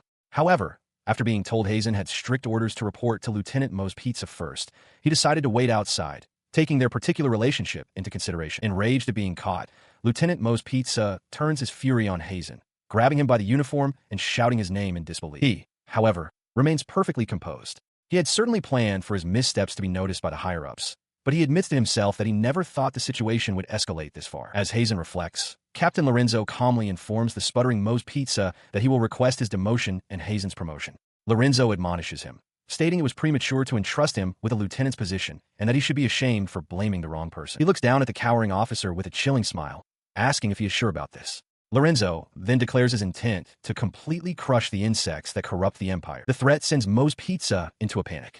He scrambles backward on the floor, pleading for any other punishment. The captain clarifies that, for now, the change is only temporary. Until it is officially announced, Mo's Pizza is to consider himself as having the equivalent authority of a lieutenant. Heimin then speaks up, making a request. As Mo's Pizza looks on in horror, Heimin states that the lieutenant is a kind and gentle person who dislikes tormenting the weak, and therefore asks that the ex-lieutenant be assigned to the 4th Company. He elaborates with a cold expression, explaining that the ex-lieutenant has a bad habit of abusing the unit's NCOs. If Mo's Pizza is in his unit, Heimin can punish him immediately. Captain Lorenzo agrees, cautioning Heimin to ensure the punishment does not become simple revenge. With a dark smile, Heimin confirms he understands, vowing internally to completely crush Miss Spitz's rotten spirit. His fate sealed, the disgraced officer collapses to the floor, whimpering in utter defeat. He sat in stunned silence, sweat and tears streaming down his face as the reality of his demotion sank in.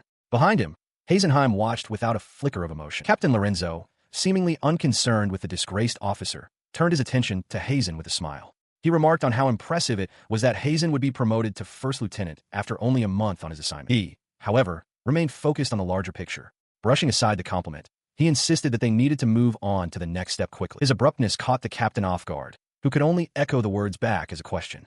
Heimin began to elaborate, confirming that was indeed his intention. Later, after concluding his business, he returned to his quarters. A familiar voice greeted him as he opened the door, welcoming him back. It was Raifa, sitting beside a sleeping Yinlin. She asked if his duties had taken longer than expected, then noted that the young girl was still asleep. She explained that the previous day's trek through the steep mountains had been difficult for Yinlin. Given her small size, it was only natural that she needed to rest. He moved to the window, stretching his arms as he looked out. He agreed, remarking that it was wise to rest while the opportunity presented itself. His gaze fell upon the sleeping girl, a somber look on his face. The next step, he knew, would offer no such peace. It would be a war against the Duchy of Diordo. Standing before Raifa and Yinlin, Heimin makes a startling announcement. Their next objective is a war with the Duchy of Diordo. Both Raifa and Yinlin react with shock, rising to their feet as they question the sudden declaration of war. He ignores their alarm, instead turning his attention to the still drowsy Yinlin, asking if she is awake. As she rubs her eyes, Raifa voices her concern about the abruptness of the conflict. Heimin then presents something for Yinlin to take. He hands her a letter sealed with wax, instructing her to deliver it to Queen Basha. Yinlin accepts the missive and agrees, though she internally admits to having a bad feeling about the task. His focus then shifts to their ongoing operations, as he inquires about the progress of Nandaru's trade. Yinlin reports that a large quantity of Magatama jewels has been prepared for delivery and that the next shipment is expected to contain jewels of even higher quality. He acknowledges the report, remarking on the impressive strategy of hiding jewels within the Magatama. He understands that flooding the market would devalue the goods, but expresses confidence in her ability to manage the distribution. Her expression turns grave. Trembling, Yinlin circles back to his earlier statement, confirming that she overheard him mention something about a war. He turns away dismissively, clarifying that it was merely a suggestion he had made to the captain. Raifa watches the exchange with a serious, contemplative look. The scene reveals the details of his proposal. He had argued for a preemptive strike against the Duchy of Diordo, capitalizing on the period before their ceasefire with the Cuman tribe becomes public knowledge. He outlined the enemy's strength, a fortress with 5,000 troops that could swell to 30,000, insisting that the moment to act was now or never. In his discussion with Captain Lorenzo, the captain notes that the higher-ups are already considering such a move, but expresses reservations about the poor timing and uncertain logistics. Heimin encounters that the enemy faces the same logistical challenges and asserts that they can manage until the fortress gates are opened, as long as follow-up units are prepared. He acknowledges Heimin's high capabilities, but his expression remains troubled. The captain adds a critical piece of information. The Duchy's fortress has him. Heimin's eyes narrowed as he processed the captain's words, his mind racing to identify the formidable individual being described. In response, Captain Lorenzo revealed the man's identity. General Gazar, a true powerhouse who wields the rare and destructive lightning attribute magic. He elaborated that lightning mages are exceptionally rare and powerful, noting that many strong figures, including the 4th Marquis Mishru, have built their reputations on such abilities. Heimin took in the information, understanding the gravity of the threat. As he considered this, Lorenzo added that while Marquis Michiru is expected to assist the duchy in a few months, the duchy itself is well aware of how reckless a full-scale war would be at this time. Having heard enough, Heimin concluded that it was pointless to press the matter further and excused himself. As he turned to leave, Rifle watched him go, her expression troubled by the talk of war so soon after their reconciliation with the Cuman tribe. He walked on, his mind already calculating. To others, attacking a formidable opponent like the duchy with only the force squad would seem a pipe dream, but to Heimin, that was precisely why it was the perfect opportunity. He acknowledged that this situation was an unexpected development for all parties involved. There was no doubt, however, that they had successfully shifted the 10-year conflict into a stalemate. A confident grin spread across his face. As expected, he thought they should let him go. Meanwhile, at the 8th training ground, Captain Lorenzo's command to begin training was cut short by a sudden commotion. The captain was unceremoniously thrown from his horse as it reared up with a loud whinny. Watching the scene unfold, Heimin sighed, exasperated by the thought that Lorenzo couldn't even ride a horse properly. He found himself questioning why such an incompetent person was a lieutenant. Captain Lorenzo explained the man's situation. He was the 5th son of a 9th-rank noble with no right to inheritance, so they couldn't simply dismiss him from the military. Heimin privately assessed the man as having a vile personality, low intelligence, and atrocious magic skills. The lieutenant, seemingly overhearing or guessing Heimin's disdain, erupted in fury. He demanded to know what Heimin had said, boasting of his favor with the captain. Heimin, however, simply sighed, internally concluding that the man was not just useless but a detriment. The thought of simply killing him crossed his mind. In a swift, decisive motion, Heimin struck the nobleman across the face with the hilt of his sheathed sword. Blood dripped from the lieutenant's lip as he recoiled in shock. Enraged, the lieutenant screamed, questioning how a commoner dared to strike a high-ranking noble. Heimin calmly placed his sheathed sword on the ground, reminding him that in the military, rank is everything, and questioning his subordinate's lack of respectful language. The nobleman furiously threatened that his family would not remain silent and would ensure Heimin receive the highest form of punishment for his actions. Heimin met the threat with a quiet, unimpressed query. "Is that so?" It was then that Captain Lorenzo spoke, his tone even. He informed the lieutenant that he, too, was quite a failure.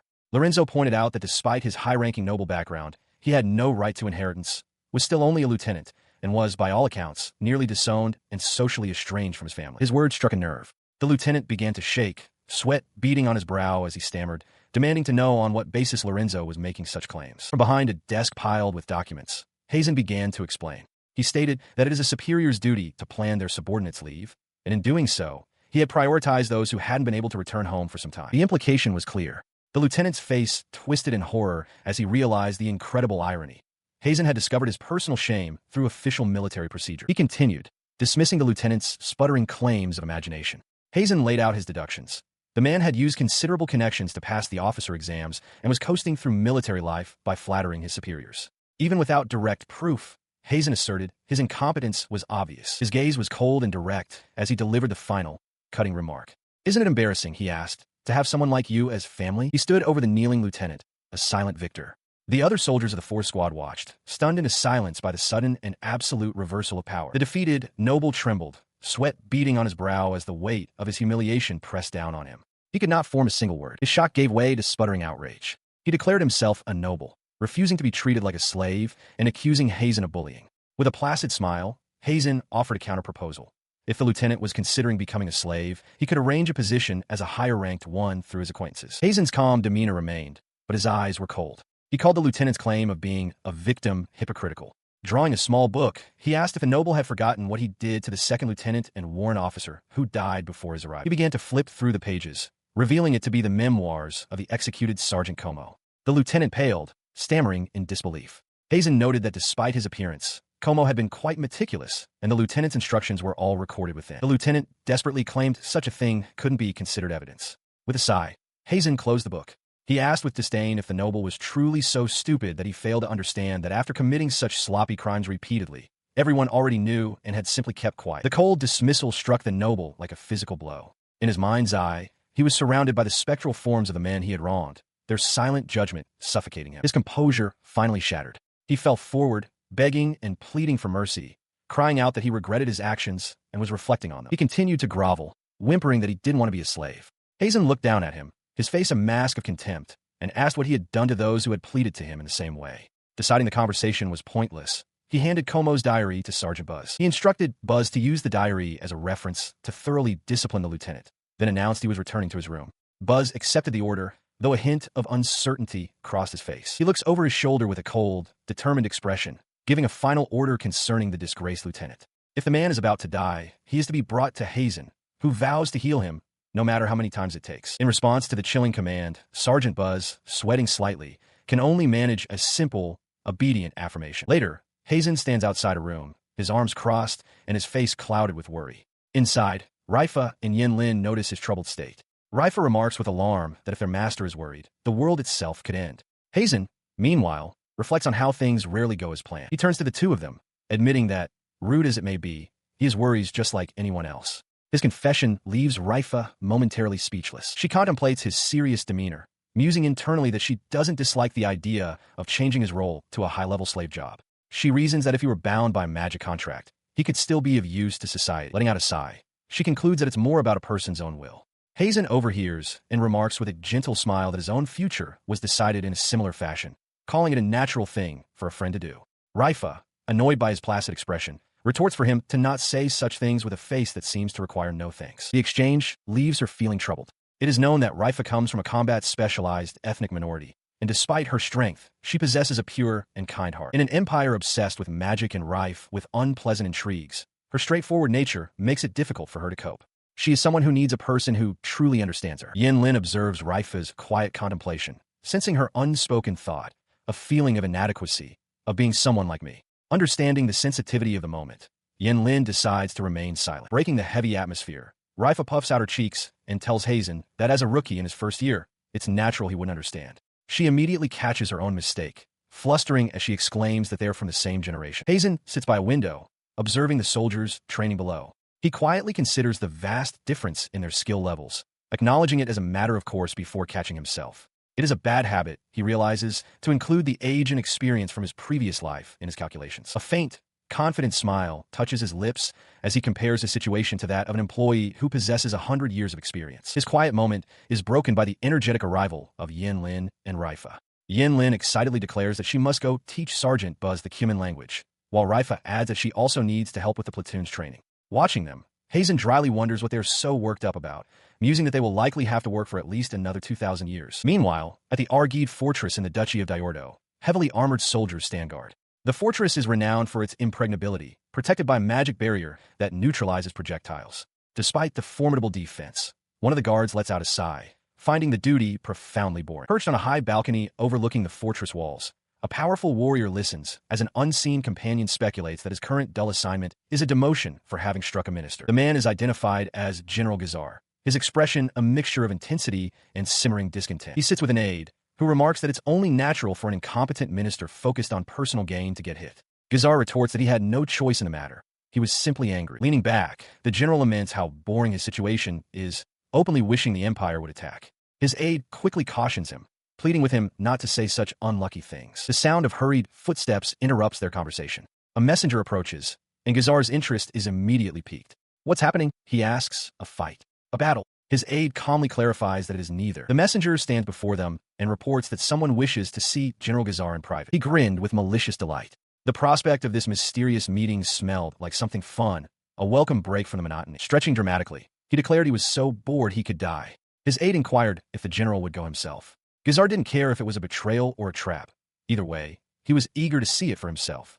With that, he bounded up the stone steps, his aide following closely behind. Upon reaching the meeting point, he confronted the hooded visitor directly, demanding to know their purpose. He questioned if they were a spy or perhaps seeking to defect. The figure identified themselves as an officer from the 2nd Battalion of the Gastro Empire's Northern District of Garna, explaining that they had brought a copy of a letter. The officer's voice grew urgent as they made their shocking request, their face contorted with intensity. They pleaded with General Gazar to eliminate 2 individuals, Captain Lorenzo and Heimin. A few days later, at the formidable Argide fortress, Guard Commander Landbrew delivers a report. He informs General Gazar that they have obtained proof Mishiru of the 4 counts is heading their way. Based on this intelligence, General Gazar addresses his assembled commanders. He explains that he has gathered them because the ceasefire agreement with the Cuman tribe appears to be real, evidenced by imperial caravans now entering and exiting their territory. His face splits into a wild grin as he declares, "Let's go to war." The cavalry commander, Nidal, responds with booming enthusiasm, admitting he doesn't quite understand the situation but is eager to show the country what they can do. In contrast to the fervor, infantry commander Nudita calmly tells Nidal to settle down. Guard Commander Landbrew sighs, apologizing if he startled them, and clarifies that the events leading to this moment actually began a few days prior. The scene shifts to that earlier meeting.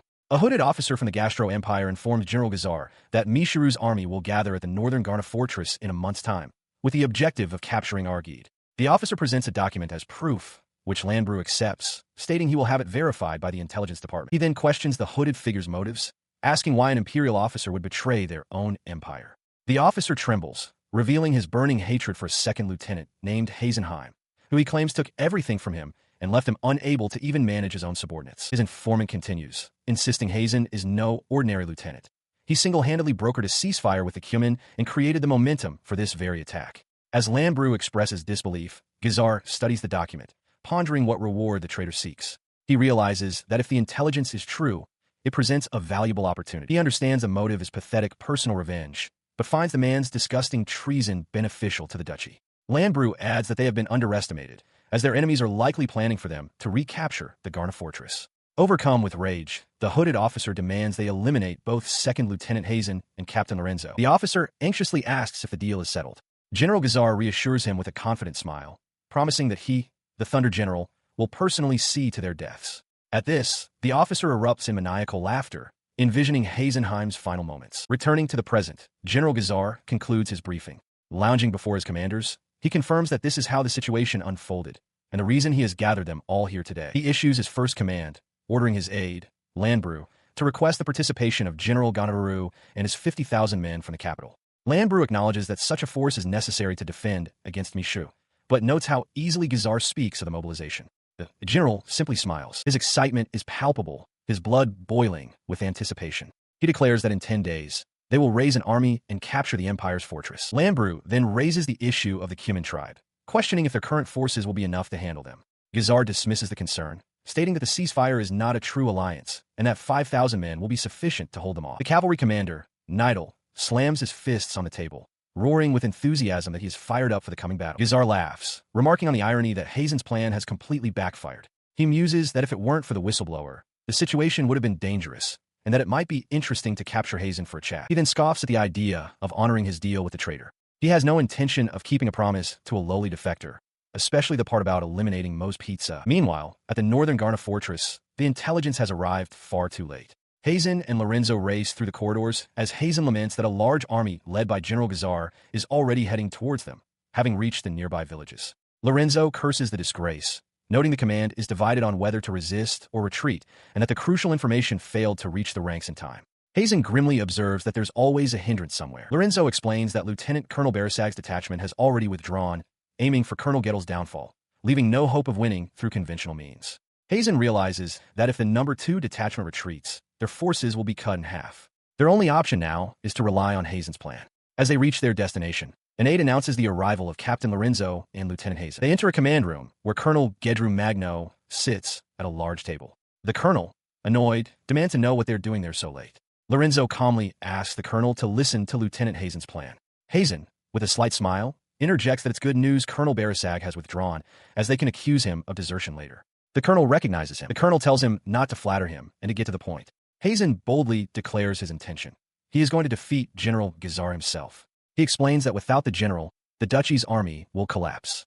The colonel is stunned into silence, then angrily dismisses the idea as fantasy, questioning why Lorenzo brought such a fool to him. Inside the command room, Captain Lorenzo advocates for Heimin's plan. He argues that the peace agreement with the Cumin tribe, who value strength, was only possible because they recognized Heimin's immense power. Colonel Magno dismisses this, scoffing that they are merely a savage tribe. In response to the colonel's narrow-mindedness, Heimin poses a question. What does a mage truly mean to him? He suggests it's not simply someone who uses magic. For Heimin, a mage is someone who makes the impossible possible. He lays out the colonel's stark choices. Fleeing without a fight guarantees demotion and being branded coward. Alternatively, Magno can trust him and become the hero who defended the fortress with half the troops. Heimin reminds him that soldiers are worthless without victory, and firmly states that he can achieve this for him. His expression shifts, a chilling smile spreading across his face as his eyes gleam with unnerving intensity. I'll grant your wish, he promises, leaving the colonel gasping in stunned silence. The tense moment is broken by an indignant Major Scheimet, who furiously declares that Colonel Magno will not listen to the fantasies of a rookie.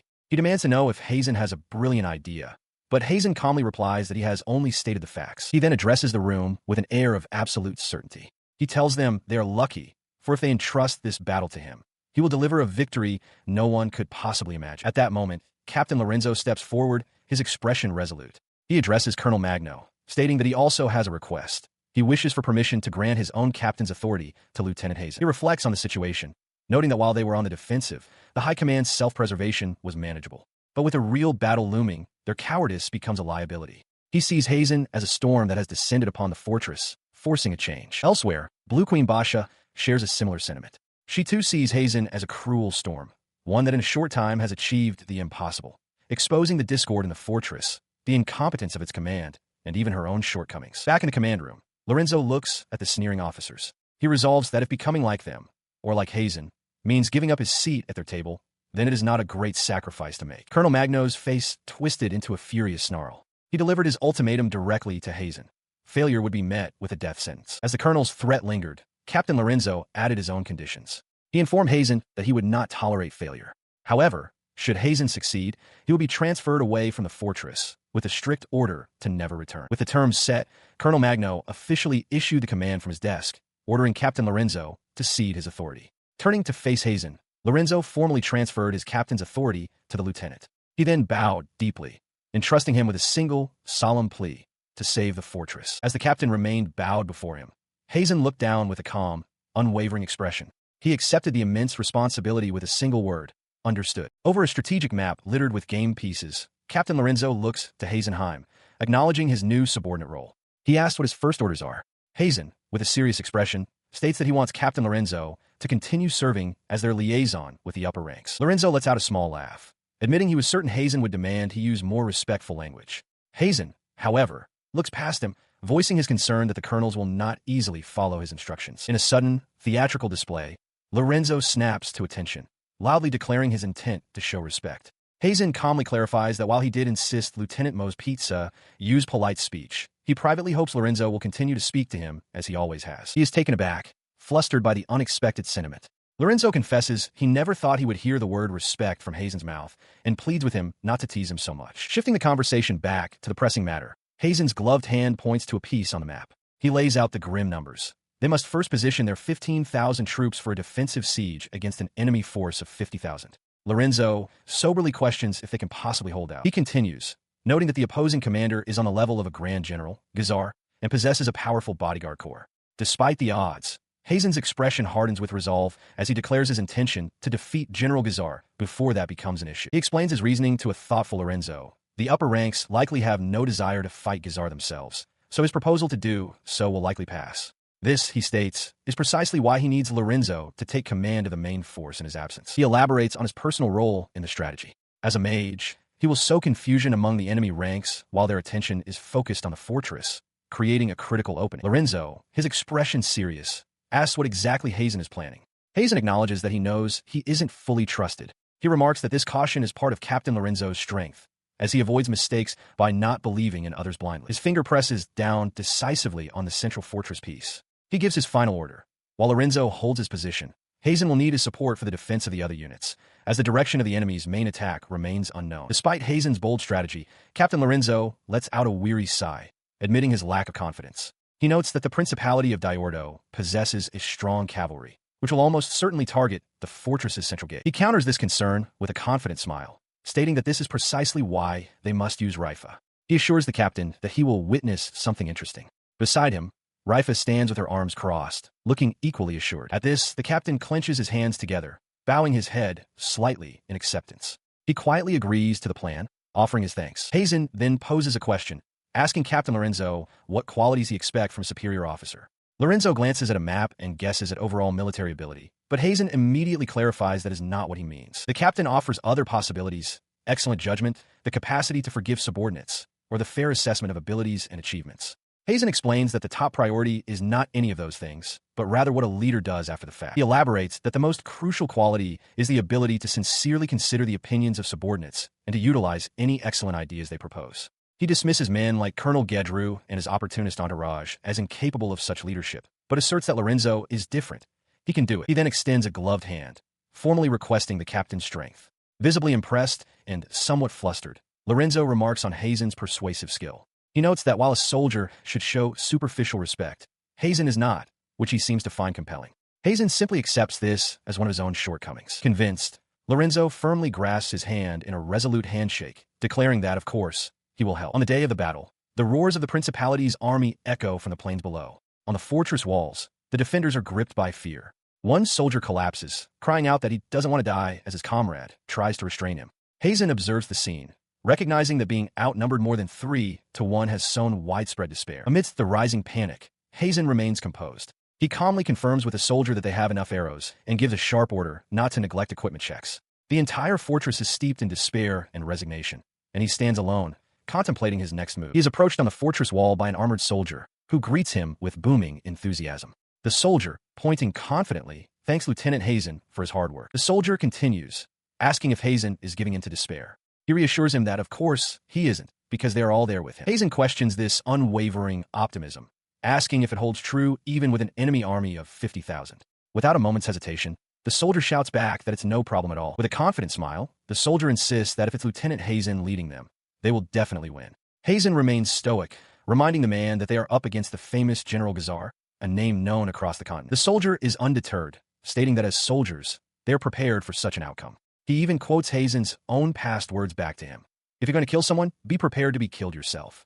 In response, Heimin's face darkens as he admits that he cannot make sure everyone will survive. His grim pronouncement hangs in the air, and he falls into a brief, intense silence. He then lifts a small, triangular magical artifact. A slight smile touches his lips as he murmurs that being a soldier is, seriously, a tough job. As the device activates, his voice booms across the ramparts, amplified for all to hear. Soldiers of the Empire, can you hear me? The men in armor turn, startled by the sudden address. Elsewhere, Colonel Gedru Magno reacts in surprise, demanding to know the source of the voice. Lieutenant Mose Pizza calmly explains not to be surprised, as Heimin is using a magic staff to ensure everyone can hear him. Heimin's amplified voice lays out the stark facts for the army. The battle will be decided in 3 days, desertion means death, and they face the 50,000 soldiers of Thunder General Gazar. He acknowledges their potential despair, but then, with a look of fierce determination, he declares that he has a promise for them. While he prepared his own address, another officer, Captain Lorenzo, was already attempting to rally the men. He promised them that half would survive, that they would drive back the enemy and escape this hopeless situation. He urged them to endure the siege for 3 days, to trust in their training, their bodies, and their comrades. The soldiers, however, listened with uncertainty, questioning if such a promise could be true. Taking a different approach, he then raised the amplifier to his lips and roared a simple, powerful command across the entire fortress, for all troops to raise their voices. In response, a wave of energy surged through the ranks as the soldiers raised their weapons and let out a unified battle cry. As the sound washed over him, he lowered the device, a flicker of surprise crossing his face. It was a rare sight to see them so galvanized. Raifa appeared at his side, remarking on how unusual it was for him to shout like that. He quietly explained his reasoning. He had to raise morale somehow, because aside from Captain Lorenzo, he didn't trust the other officers. He admitted to himself that it was out of character, but his motivation was simple. Looking out at the soldiers, he saw the faces of his platoon members in his mind's eye. There were people here he refused to let die. Her expression softened into a knowing smile as she noted he wasn't being entirely honest. Without another word, he declared he was leaving the rest to her and broke into a run along the top of the fortress wall, leaving her stunned. She leaned over the parapet, calling out in alarm, demanding to know where he was going. But he was already gone, mounting a horse below. With the army's morale now high enough for even a poor commander to hold out for a day, he knew a capable man like Captain Lorenzo could do even better. His part here was done. It was time to do what he truly needed to do. Watching him ride off, Raifa sighed, a wry smile on her face. She could only pity the captain who had just been entrusted with such a heavy burden. Meanwhile, in another location, Blue Queen Basha stood before her assembled Kimin tribe warriors. They knelt in silent, disciplined rows, awaiting her command. On the opposing side of the field, General Gazar surveys the distant fortress with a confident gaze. Before him, his vast army stands assembled, all troops in position. He turns to his aide, Guard Commander Lambrew, and declares their strategy with certainty. They will break through the enemy's center. He then addresses his soldiers, his voice ringing with fervor. He reminds them that they have suffered enough under the Empire and that now is the time for retribution. This battle, he proclaims, will be a momentous one. Noting their high morale, Gazar prepares to give the order to charge, but a sudden, gruesome event stops him cold. The head of a soldier nearby explodes, leaving the general utterly stunned. The shock spreads through the ranks as a powerful roar echoes from the fortress. Gazar and his aides stare in disbelief, while their soldiers murmur in confusion. The general cannot comprehend how the enemy, with a force 3 times smaller, can possess such high morale. Elsewhere, an imperial officer observes the distant effect, wondering aloud if this is the skill belonging to Heimin that had been mentioned previously. Back on the battlefield, Guard Commander Lambrew suggests switching to a long-term strategy. Gazar immediately rejects the idea, stating that it will be a short-term battle, and they will attack with everything they have from start. He explains his reasoning. The enemy is likely waiting for the arrival of the war god for Count Michiel. With that power on their side, they could definitely overturn their numerical disadvantage. He continues his analysis, concluding that if the defenders see any hope in enduring the initial assault, a half-hearted attack would only backfire and strengthen their will to fight. Therefore, his decision is final. With a resounding clang of steel, he gives the command to crush them completely, unleashing his entire army in a furious, all-out charge. His order was carried out without hesitation. A storm of arrows rained down upon the fortress walls, forcing the defenders to raise their shields against the relentless volley. From a high vantage point, Heisenheim watched the assault begin. He knew that taking losses from arrows with such a small defending force was unsustainable. He had to find a way to intervene. He quickly located a fallen human warrior near the base of the wall. In the chaos of battle, he reasoned the only way to distinguish friend from foe was by their clothing and flags. Apologizing under his breath, he began to take the uniform from a body. He donned the enemy's attire, pulling the turban low over his brow. He noted that the Principality's equipment wasn't bad at all. His disguise allowed him to move unnoticed among the enemy archers, whose commander was shouting orders.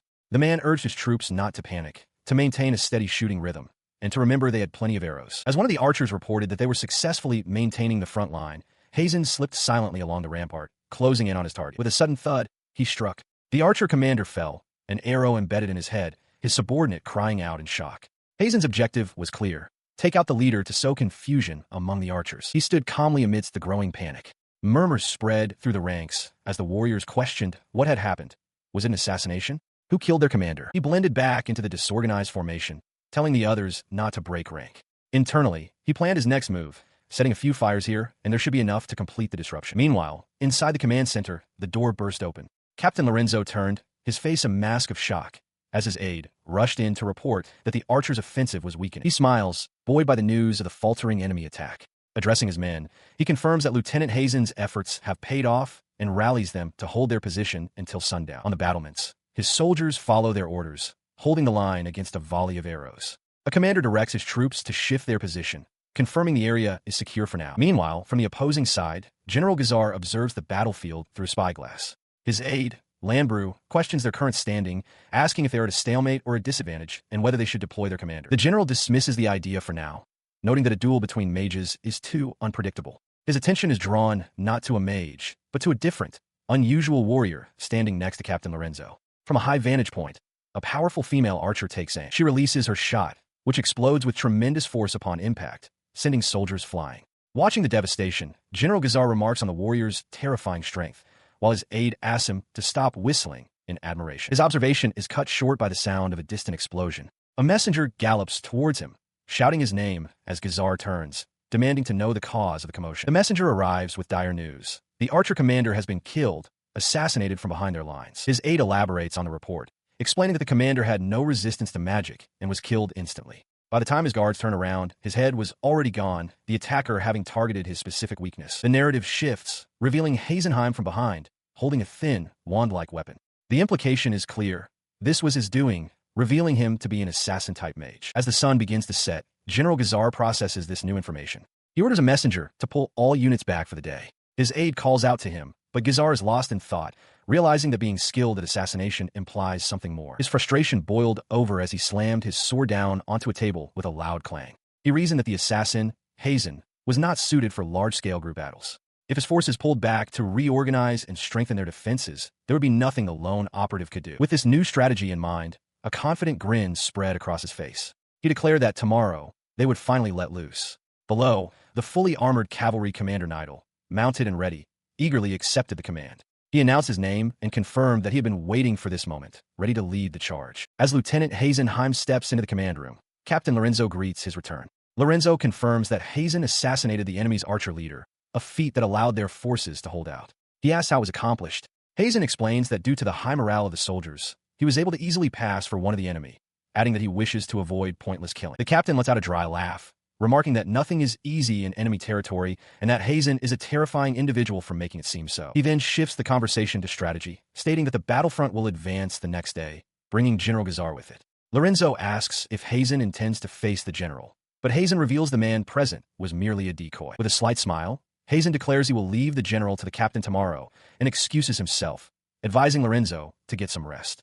The captain is momentarily stunned, exclaiming that Heimin is dumping the responsibility on him again, but quickly resigns himself to the task. He leaves the command room and enters a large, stone-walled hall serving as a makeshift infirmary. Seeing the wounded soldiers lying on the floor, he observes with some relief that there are fewer injuries than he expected. As he surveys the scene, Sergeant Buzz approaches. He asks if the men present are all of the injured, but Heimin informs him that there are more. He then gives Buzz a direct order: gather all of the wounded and bring them to this location. Though hesitant, the sergeant affirms he will. Heimin holds up a serpentine magical item with a glowing eye at its tip. He declares his intention to heal everyone, stating that they need as many soldiers as possible for the coming battle. As Heimin kneels beside a wounded soldier, Buzz rushes to his side, voicing his concern. He warns that using magic will deplete the lieutenant's power, adding that he heard from Yin that Heimin hasn't slept at all while planning their strategy. Heimin simply replies that he will conserve his magic. Buzz, confused by this, asks what's wrong. Heimin turns to face him and explains his philosophy. As a superior officer, he has a duty and responsibility to do more than those who serve under him. The words strike Buzz with profound surprise. He has never heard an officer speak that way before. He continues his explanation to the sergeant, acknowledging that while he is paid more, it is a mistake for superiors to believe their only job is to give orders and boast. As he speaks, Sergeant Buzz listens with a wry smile. Heimin dismisses such leaders as merely lacking in ability or effort, predicting that they will eventually make fools of themselves. The sergeant remarks on how casually his lieutenant says such terrifying things. He then offers a piece of advice, his gaze steady and serious. He reminds the sergeant that he will not be around to guide him forever. The weight of this statement causes Buzz to clench his gauntlet fist, a choked sound escaping him. Heimin, however, continues, stating that he is simply doing what is expected of him as a superior officer. A sudden clatter of armor breaks the tension. Sergeant Buzz stands tall, his expression shifting to one of earnest conviction as he declares his admiration for Lieutenant Heimin. Heimin looks back at him, his own expression unreadable as he processes the sergeant's sudden and heartfelt declaration. After a moment of silence, he finally responds, telling the sergeant that there is no need to admire him. His focus returns to the task at hand. He explains that all he requires is for his subordinates to do what they need to do. As he speaks, a bandaged soldier stirs, confused to find himself already healed. Heimin concludes that if everyone fulfills their role, the army as a whole will grow stronger. Hearing this pragmatic philosophy, Sergeant Buzz reaffirms his position. He agrees with the logic but insists that he still admires his lieutenant, explaining that it is rare to find someone with such values in the real world. With his hand over his heart, he declares his profound respect for Lieutenant Heimin. Faced with the sergeant's unwavering conviction, Heimin sighs in resignation and tells him to do as he pleases. Buzz smirks triumphantly, declaring that he will do just that. The following day, the sun rises over the fortress. He stood alone atop the fortress wall, the ground rumbling as General Gazar led a cavalry charge to the west. With his trust placed in Captain Raifa, Heimin turned his attention to the battle before him. His gaze narrowed with grim determination. Now, he thought, his own job was clear. His target, to crush the central cavalry unit bearing down on their position, led by the heavily armored Commander Nidal. The enemy charge was stronger than expected. Even with the infantry leader joining the cavalry, his side was struggling. Raising a cloth-wrapped staff, Heimin prepared to intervene. He unleashed the staff's power, a spell called Ground's Fury. The weapon, which controlled gravity within a certain range, sent a shockwave that instantly disrupted the cavalry's formation, sending horses and riders tumbling. The sudden chaos threw the enemy into confusion. From the ground, a soldier spotted the lone figure on the wall, shouting that it was a mage and ordering the archers to prepare their bows. In response, a volley of arrows flew towards the fortress, only to stop dead in midair, embedding themselves in an invisible barrier. Commander Nidal stared in disbelief as an aide urged him to fall back, admitting the mage was beyond their level. He then leaped from the rampart, landing gracefully on the ground below. Commander Nidal, surprised by the bold move, called out to confirm his identity. "So, you're Heimin, right?" Heimin affirmed that he was. The commander, still mounted, stated his purpose. He had heard that Heimin could wield multiple staves and declared that he wanted to confirm this fact before they engaged in battle. Heimin calmly addressed a different matter. He confirmed that he was indeed the one who had killed the Kanahawan archer commander the day before, explaining that he had to take him out to disrupt their formation because their excellent archers were in the way. His confession left Commander Nidal momentarily speechless. The commander's gauntlet creaked as his grip tightened, his voice trembling with restrained fury. He revealed that the man Heimin had killed was his best friend. Heimin simply acknowledged the statement, his expression unreadable. His shock hardened into pure rage. With a guttural crackle of energy, Nidal declared he now had one more reason to kill him. He raised his ornate weapon, ready to begin their duel. Before the duel could commence, the sky above Heimin filled with a storm of steel as countless swords materialized and shot towards him. From their vantage point, the commanders observed the attack. Nidal, impressed by the sheer quantity of blades, wondered aloud if it was a superior form of telekinesis. He correctly deduced that the rear infantry commander, Niudita, was providing magical support to strengthen the assault and guide the weapons with precision. But the target of the assault moved with impossible grace, weaving and flipping through the air to evade every blade. Nidal stared in disbelief, shouting to ask how he could fly so freely. Floating calmly amidst the chaos, Heimin replied that it wasn't so convenient, but rather the result of ingenuity and improvement. This feat was achieved through a clever combination of magical principles. A magic wand that allows free flight is a dream for every wizard, but its realization is difficult. By using an item known as a floating feather to render one's weight 0, a wizard can then use a wind-generating wand, the Wind Roar, to ride the currents for movement. Unimpressed by the technique, Commander Nidal scoffed, declaring that his weapons would pursue their target endlessly. In response, Heimin simply raised a folding fan. Uttering the words Wind Roar, he unleashed a powerful gust that violently scattered the entire volley of swords. The storm of steel dissipated, the blades falling from the sky and stabbing uselessly into the ground. Watching the failed attack, Nidal noted with confusion that the weapon seemed far too light. He changes tactics, roaring a challenge as he telekinetically hurls a massive boulder towards his airborne opponent. The boulder crashes to the earth with a tremendous thud. He observes the impact, confident that the sheer mass of the projectile is too much for the Wind Roar to simply blow away. But Heimin does not attempt to blow it away. Instead, he meets the attack head-on, swinging a new, massive blade that cleaves through the solid rock with impossible ease. He reveals the name of his weapon, Steel Slash. He explains to the stunned Commander Nidal that it is a magic wand specialized in cutting through matter, capable of slicing through steel as if it were pudding. With the threat neutralized, Heimin stands ready and asks if Nidal has any other moves, declaring the situation to be checkmate. Before Nidal can respond, Heimin reveals yet another ability. Ice begins to crackle and form across the blade of Steel Slash as he invokes a new technique, Permafrost Horizon. The commander feels a sudden, unnatural chill in the air. A small shard of magical ice taps against his helmet, and he looks up in confusion, wondering at the source of this strange cold. With a sharp snap, the entire length of the Steel Slash blade, now frozen solid, shatters into countless glittering fragments that fill the air around Heimin. This display of power is made possible by his new weapon, a magic wand modified from one originally used by the Cuman tribe.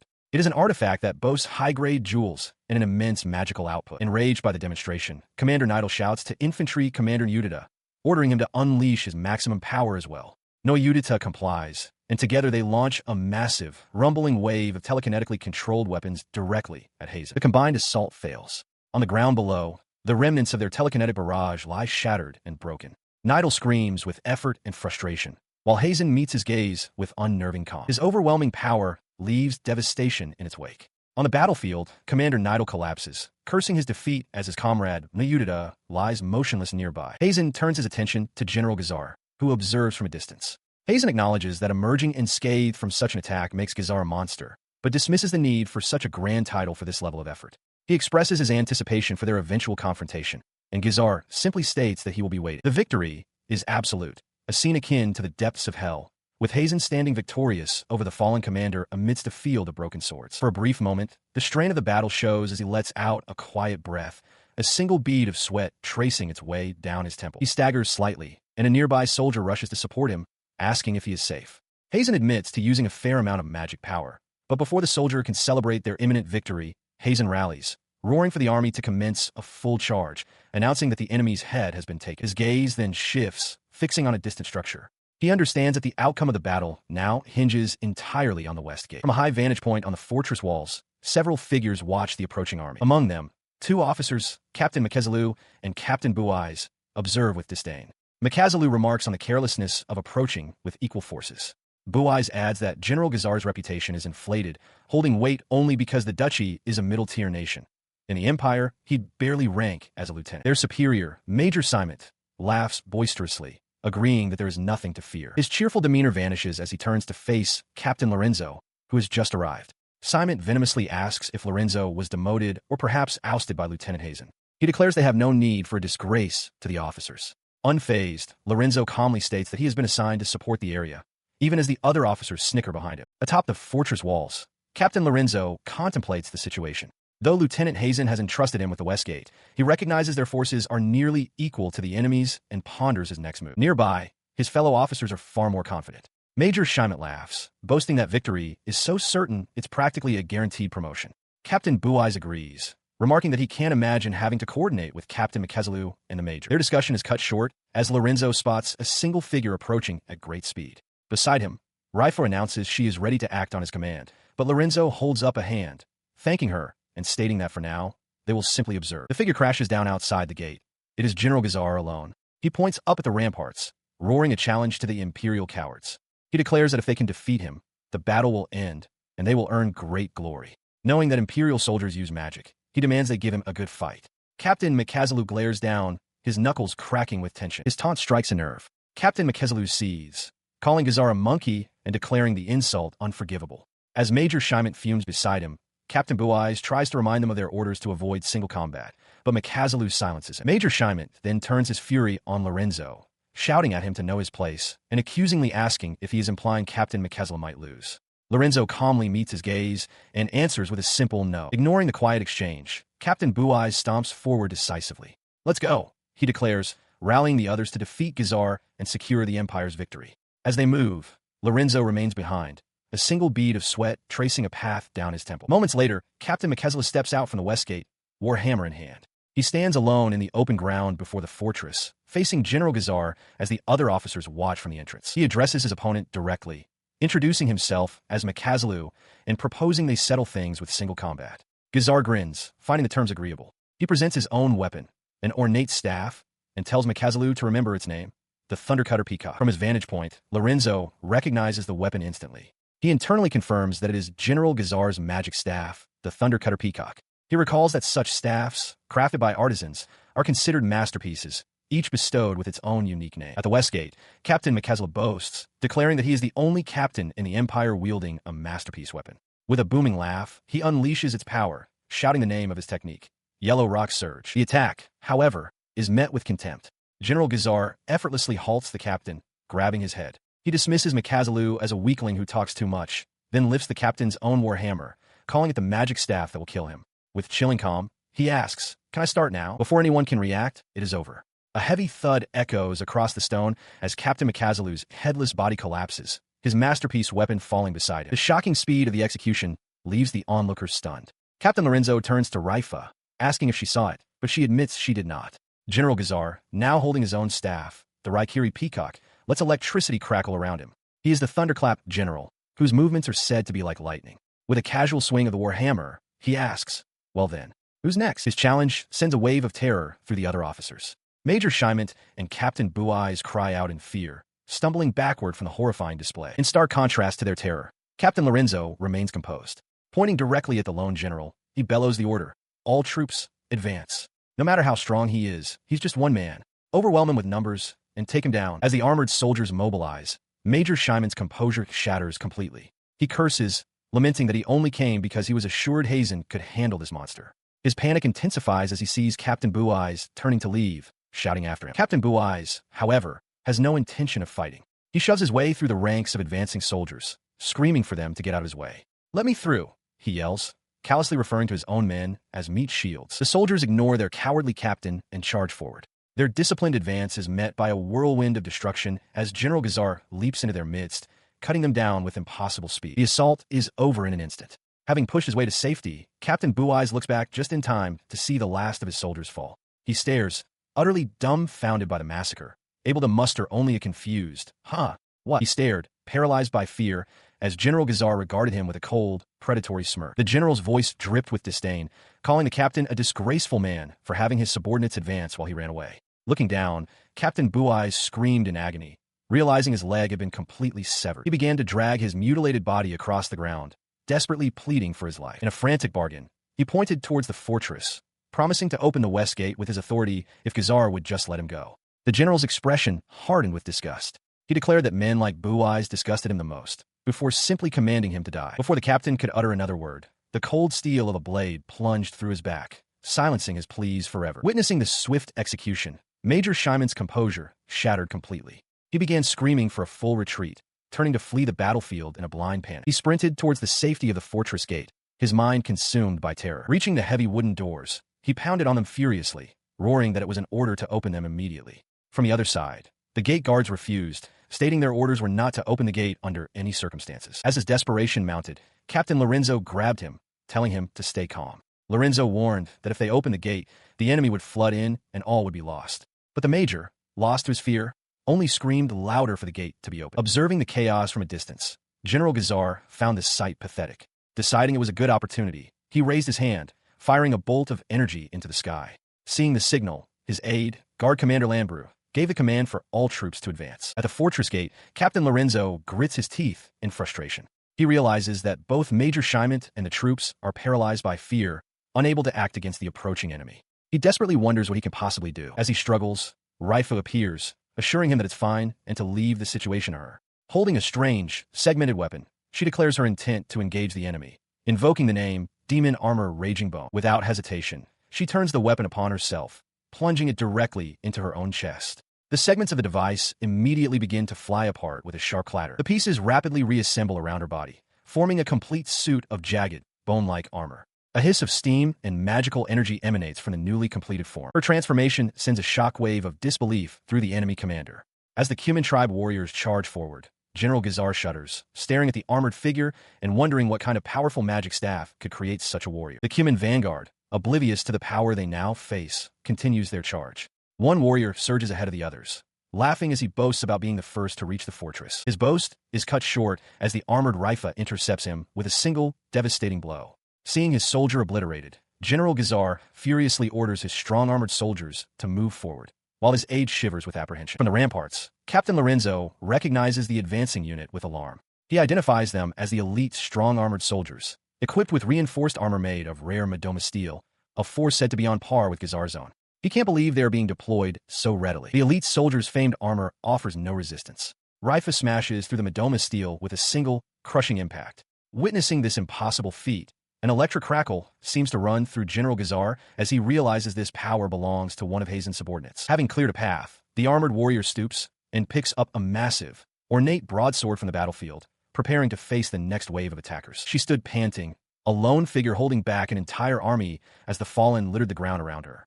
From his vantage point, General Gazar stared in disbelief, questioning what kind of fighting style he was witnessing. Meanwhile, observing from the fortress walls, Major Shimon erupted in gleeful laughter. He declared the display amazing, marveling that Lieutenant Heisin possessed such an outrageous hidden trump card. He roared with encouragement, urging the armored warrior to fight until her last breath. His subordinate, Captain Lorenzo, tried to reason with him, cautioning that they shouldn't push the warrior too hard, as she represented the last of the Western Gate's strength. But the major was consumed by ambition, declaring that if General Gazar fell, the victory would be his alone. When Lorenzo questioned his words, Shimon violently grabbed him, screaming for him to be quiet and not to defy him. Shaken, he looked back towards the battlefield, a grim realization dawning on him. He thought of Shimon as a nauseatingly foolish man and began to wonder about Lieutenant Heisen's true intentions. A chilling possibility entered his mind. Perhaps Heisen's plan involved them being eliminated by Gazar all along. On the field, the armored warrior clicked her tongue in frustration, knowing she couldn't allow their forces to be depleted any further. Seizing the moment, General Gazar charged directly towards her. He moved with incredible speed, unleashing a technique he called Swift Thunder. The strike landed squarely, and the sound of cracking echoed across the field. Despite the damage, the armor held. Gazar landed lightly on a log, impressed by her incredible toughness. A wide, predatory grin spread across the general's face as he cracked his knuckles. He declared that the fight was finally getting fun. Before the Western Gate, General Gazar squared off against the duchy's strange, armored warrior. He crouched low, blade at the ready, preparing for the confrontation. Watching from a safe distance, Major Shimon laughed boisterously. He confidently told Captain Lorenzo that General Gazar was no big deal and that this would be the end of him. The general then exploded into motion, closing the distance in an instant and catching the armored figure by surprise. He acknowledged to himself that such speed took a heavy toll, but it was a necessary expenditure. With a roar, he unleashed his technique, Dancing Peacock. A brilliant, devastating fan of energy erupted from his position, crackling with power as it slammed into his opponent. He landed hard, panting from the exertion as the armored warrior swayed, visibly damaged. "Don't move anymore," Gazar gasped, believing that with this, the Western Gate was secured. Suddenly, the creature self-destructed in a deafening roar. Watching the spectacle, Major Shimon erupted in triumphant laughter, boasting about the power of the Empire's weaponry and screaming for his men to scatter the duchy's army and kill them all. Amidst the chaos of the explosion, General Gazar turned to his remaining soldiers, his expression grim. "Let's retreat," he commanded. As the dust began to settle, Captain Lorenzo cautiously approached the broken, smoking husk of the armored weapon. "Raifa," he called out gently, "it's all right now. The duchy's forces have retreated." His words were met with sudden violence as the creature's arm lashed out, smashing into the ground. "Step back, Captain!" Heisenheim yelled, vaulting between them with his pole arm raised defensively. From within the wreckage, Raifa's strained voice whispered two words: "Scatter, liberation." The strange armor began to crack and fall away from her body, releasing her from its hold. As her strength finally gives out, she collapses forward with a heavy thud, but Heimin is there to catch her, cradling her limp form in his arms. He holds her close as her eyes flutter open. Through the grime and blood, she looks up and weakly calls out his name. He looks down at her, his expression softening as he commends her efforts. He tells Raifa she defended the fortress well, assuring her that without her, it would have fallen. Since she worked 100 times harder than anyone, he promises she should eat 100 times as much. His words bring a faint, triumphant laugh to her lips. Panting with exhaustion, she manages to express her pride in her accomplishment before her breath hitches. Realizing the severity of her condition, Heimin urgently calls for a stretcher. He internally assesses her wounds, noting the damage is far worse than anticipated and regretting his late arrival. Nearby, 2 armored soldiers cower behind a barricade, too terrified to approach the one they still see as a monster. As the soldiers hesitate, Captain Lorenzo steps forward, offering to help carry Raifa and reminding Heimin of an upcoming strategy meeting. Heimin's demeanor instantly shifts to anger. He grabs the captain's arm, questioning what is wrong with him and demanding to know if this is how he intends to repay their savior. His fury then turns towards one of the cowering soldiers. With a menacing glare, he orders the man to hurry up and not provoke his anger, causing the soldier to jolt in fear. Under his intimidating gaze, the soldiers finally comply, carefully lifting Raifa. One of them reports to Heimin that he'd heard the lieutenant was heading for the western gate and that the reports from the area had been dire. Heimin simply acknowledges the statement, his focus elsewhere. Captain Lorenzo then approaches him again, offering an apology. He explains that after witnessing her ferocious fighting style, the soldiers must have been terrified. His words conjure an image of the battle's climax. Raifa, alone, unleashing her power against General Gazar and the entire duchy army. Lorenzo confirms what everyone witnessed. She was the one who saved them all. As Heimin stands near the fortress wall, his hand clenches into a tight fist. He confronts Captain Lorenzo, expressing his disbelief that the soldiers could be so ungrateful, noting that even a dog remembers the debt of a meal and shelter. Lorenzo, sweating slightly, counters that not everyone possesses Heimin's strength. He turns his attention to the armored soldiers lining the rampart, reminding them that they all must have families and people they would risk their own lives to protect. His voice rises as he directly challenges one of the men, demanding to know how they would feel if those precious people were called monsters. The soldier is left speechless by the pointed question. With his point made, he simply tells them to think carefully about it before turning and walking away along the battlements. Later, inside the fortress, Major Shoukan confronts Heimin with a dismissive wave. The major mockingly congratulates him for harboring a monster, stating that the creature is useful and that he looks forward to its performance tomorrow. Heimin glares back, retorting that it is bold to call her a monster after she saved the major's life. The major smugly dismisses the notion, stating that he will report to Colonel Gettle that it was the strength of the 1st and 3rd battalions that drove back General Gazar. Heimin's expression hardens. He calmly proposes that if that is the case, then the major's units can handle the defense on their own tomorrow. He declares that he will not deploy Raifa. Stunned, Major Shoukan points an accusing finger, roaring that Heimin is defying a direct order from superior, an offense that calls for immediate execution in wartime. Unflinching, Heimin tells him to feel free to do as he pleases. He continues coolly, asking what is wrong and suggesting the major should hurry to report to Colonel Gettle. He even offers an excuse, that they insulted his subordinate and can no longer use her. The major can only grit his teeth in frustration. A wave of terror washes over Major Shoukan as he begins to tremble. He realizes that if they do not deploy that thing, the Empire will lose. Many soldiers and officers will die. Defeated, he internally concedes that there is no other choice. He finally breaks, shouting his admission of being wrong and pleading to be allowed to use Raifa. Heimin, however, simply raises a hand, calmly asking what he means. He then points a gloved finger down at the major, his expression cold as he remarks that for someone begging, Shoukan's head is still held quite high. In response, Heimin demands to see some sincerity. Though initially enraged, Major Shoukan quickly prostrates himself, his forehead to the floor, begging to use Raifa in the next day's battle.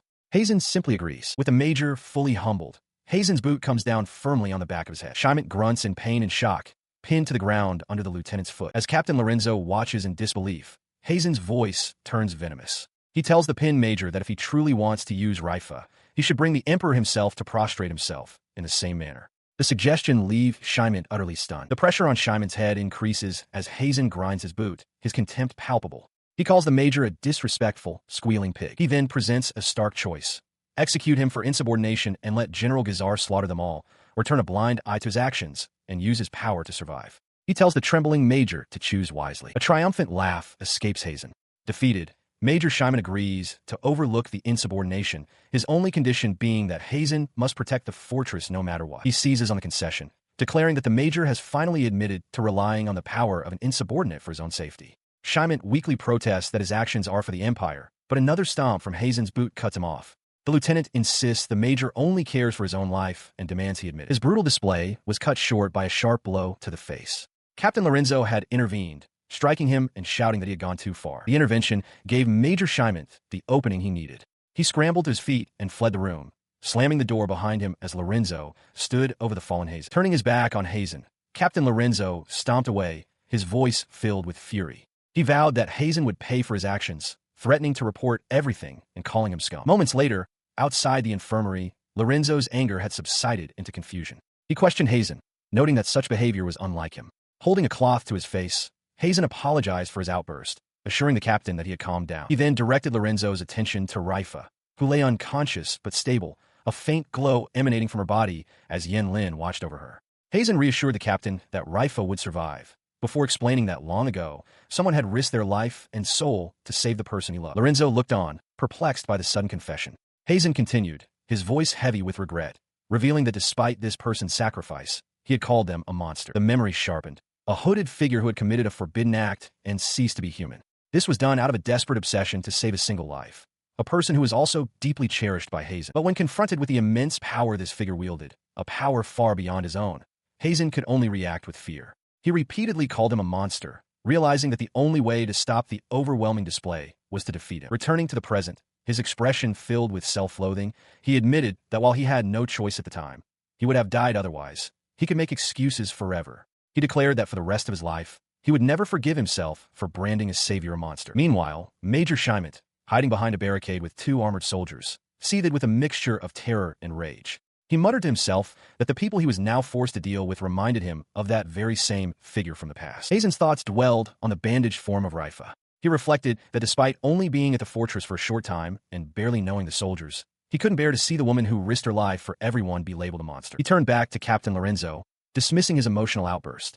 He asked the captain to forget the nonsense he had just said. Lorenzo simply watched him, a knowing look on his face, as Heimin looked away in thought. The captain then placed a reassuring hand on his shoulder, telling him it was hardly nonsense. He affirmed that Heimin was human, too, after all. Later, alone in his quarters, Heimin contemplated the captain's words when a knock sounded at his door. He found 3 armored soldiers from the 1st and 3rd battalions waiting for him. He addressed them directly, reminding them of how Raifa had saved them all, even when they were gripped by the fear of General Gazar's power, and how they had treated her with such disrespect in return. His expression hardened with authority. As their acting captain, he ordered them to return to their posts, eat, and rest. One of the soldiers began to protest, but Heimin cut him off, stating that there was nothing more they could do there for now. His voice grew sharp with intensity as he declared that there was no one left to fight in their place. He revealed the grim truth.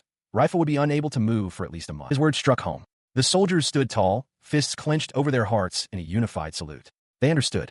To repay her, to show their gratitude, they declared that tomorrow it would be their turn to fight. A faint, approving smile touched his lips. He told them to fight with that very resolve. He turns to leave the soldiers' quarters, his back to Captain Lorenzo. The captain calls out, stating that he hasn't forgiven Heimin, but advises that if the men survive, they should bring Raifa a meal as a token of thanks. He knows she would appreciate the gesture. From off-panel, a soldier enthusiastically agrees. Later, he stands alone in a quiet room, gazing out a window. Nearby, Raifa and Lin are fast asleep, recovering from their ordeals. Rejoining Captain Lorenzo, he listens as the captain remarks that being a soldier isn't so bad after all. Heimin turns toward him with a slight smile, agreeing that it's good to see morale hasn't completely fallen. His expression then shifts, his gaze hardening with determination. Under the dark, cloudy sky, he makes a silent vow. Tomorrow, they will defeat General Gazar. Without fail. The night passes. On the 3rd day of the siege, Heimin stands alone before the central gate of Galma Fortress. His opponent arrives. General Gazar of the Diordo Principality greets him, identifying him as Imperial Army Lieutenant Heimin. Gazar observes that since Heimin has come out alone, it must be for a one-on-one duel. Heimin calmly confirms Gazar's assumption. He then raises a finger, proposing that they make a wager on the outcome. With a confident smirk, he declares the terms. If he wins, General Gazar will become his subordinate. The general's face contorts in shock and rage at the sheer audacity of the proposal. With a confident smile, Heimin presents a wager to General Gazar, flipping a gold coin. He declares that if he wins, Gazar will become his subordinate. The general, tapping his own weapon, notes Heimin's confidence and readily accepts the terms, confirming that the reverse would also be true. As he flicks the coin into the air, Heimin clarifies that what he possesses is not mere confidence. The coin spins between them, their eyes locked in a silent, intense challenge. It lands with a sharp clink. His voice rings out, declaring it to be certainty. The duel erupts instantly. Heimin whips out a bladed fan as Gazar leaps through the air, bringing his staff down in a powerful overhead strike. The thunderous impact reverberates as Heisen's weapon transforms, blocking the blow with a cross-shaped shield. As Gazar lands, he remarks that the rumors he had heard about Heisen's abilities have turned out to be true. He identifies Heisen's staff as the magnificent Thundercutter Peacock. Heisen agrees that the ability to wield multiple magic staves and adapt to an opponent is a great advantage, noting it was this power that allowed him to destroy Raifa's demon armor, Raging Bone. Hearing this, Gazar's interest is piqued, and he declares, "I want you." Heisen, however, remains unfazed. He confidently states that he will completely outmatch the general's speed using only a single staff. Gazar's expression turns serious as he processes the challenge. He proposes they showcase the difference in their abilities, fair and square. He crouches into a combat stance, sword drawn, admitting he has changed his mind. Had Heisen been a boring opponent, he would have been beheaded on the spot. Now, however, he will at least hear the name of his staff. Heisen obliges, stating that while it's not much of a name, it is called Magnetic Flash. He smirks, his eyes glinting with confidence as he declares his intention to use a magic staff that will overpower Gazar's Thundercutter Peacock. A faint glow emanates from his weapon. In response, General Gazar roars and lunges forward, his weapon a blur of motion. But in an instant, Heisen vanishes, reappearing directly behind the general, who whirls around in shock. He instantly recognizes the technique. It is Swift Thunder, the signature ability of the Thundercutter Peacock, which grants its wielder the power to move at incredible speeds and reinforces the body to endure the strain. The general strikes where Heisen had been, his attack carving a deep fissure into the stone ground. But his target is already gone, having vaulted away to land safely at a distance, his two staves standing ready. His attack having missed again, Gazar's composure cracks, his frustration boiling over as he demands to know what has happened. Before he can process the situation, Heisen is suddenly beside him, tapping him lightly on the temple. The lieutenant's voice is calm and dismissive as he explains the simple truth. The general is too slow. As the general begins to turn, he sees that Heisen has already returned to his starting position. A startling realization dawns on him. By the time his mind can even register the lieutenant's movement, the action is already finished. He understands now. His deficiency isn't a lack of physical speed, but something more fundamental. The speed at which he can activate his magic, the very pace of his own thoughts. Seeing the general's hesitation, Heisen calls out from across the training ground, his tone laced with condescension, asking if he is finally ready to concede. The general's resolve hardens. He retorts that ability gaps are meaningless in battle. Victory belongs to the last one standing. Announcing his new strategy, he declares he will divert all of the Thundercutter Peacock's enhancement magic to his vision, determined to track and capture the lieutenant. Unfazed by the general's new strategy, Heisenheim expressed his growing admiration for his opponent's adaptability. With a click of his staff, he announced his intention to reveal the full power of his own technique, Magnetic Flash. He then explained the nature of his ability. By marking the battlefield in advance, Magnetic Flash uses the properties of yin and yang to pull him between those points, enabling ultra-high-speed mobility. It was a strategy that turned the terrain itself into an advantage. As Heisen zipped between the marks, Gazar, despite his enhanced vision, realized he could not stop him and that pausing for even a moment would be fatal. The general lost track of Heisen's purely horizontal movements and wondered where he had gone. Looking up, he saw Heisen perch high on the fortress wall. Gazar gasped, understanding with sudden clarity that he had been bluffed into believing the marks were only on the ground. Before he could process this new dimension of the attack, he realized with alarm that a mark had been placed directly behind him. A thunderous smash sent the general flying into the stone wall. His body hit the ground with a heavy thud, his weapon clattering beside him. Heisen landed gracefully nearby, bringing his spinning staff to a halt. Struggling to push himself up, his face a mask of exertion, General Gazar cursed his failure before finally admitting his defeat. Standing over the fallen general, Heisen let out a quiet sigh of relief, acknowledging that the intense duel was finally over. He looked down at his opponent with a triumphant smirk and made a declaration. "Now, you belong to me, General Gazar." Lying on the ground, a trickle of blood on his lip, Gazar simply smiled back.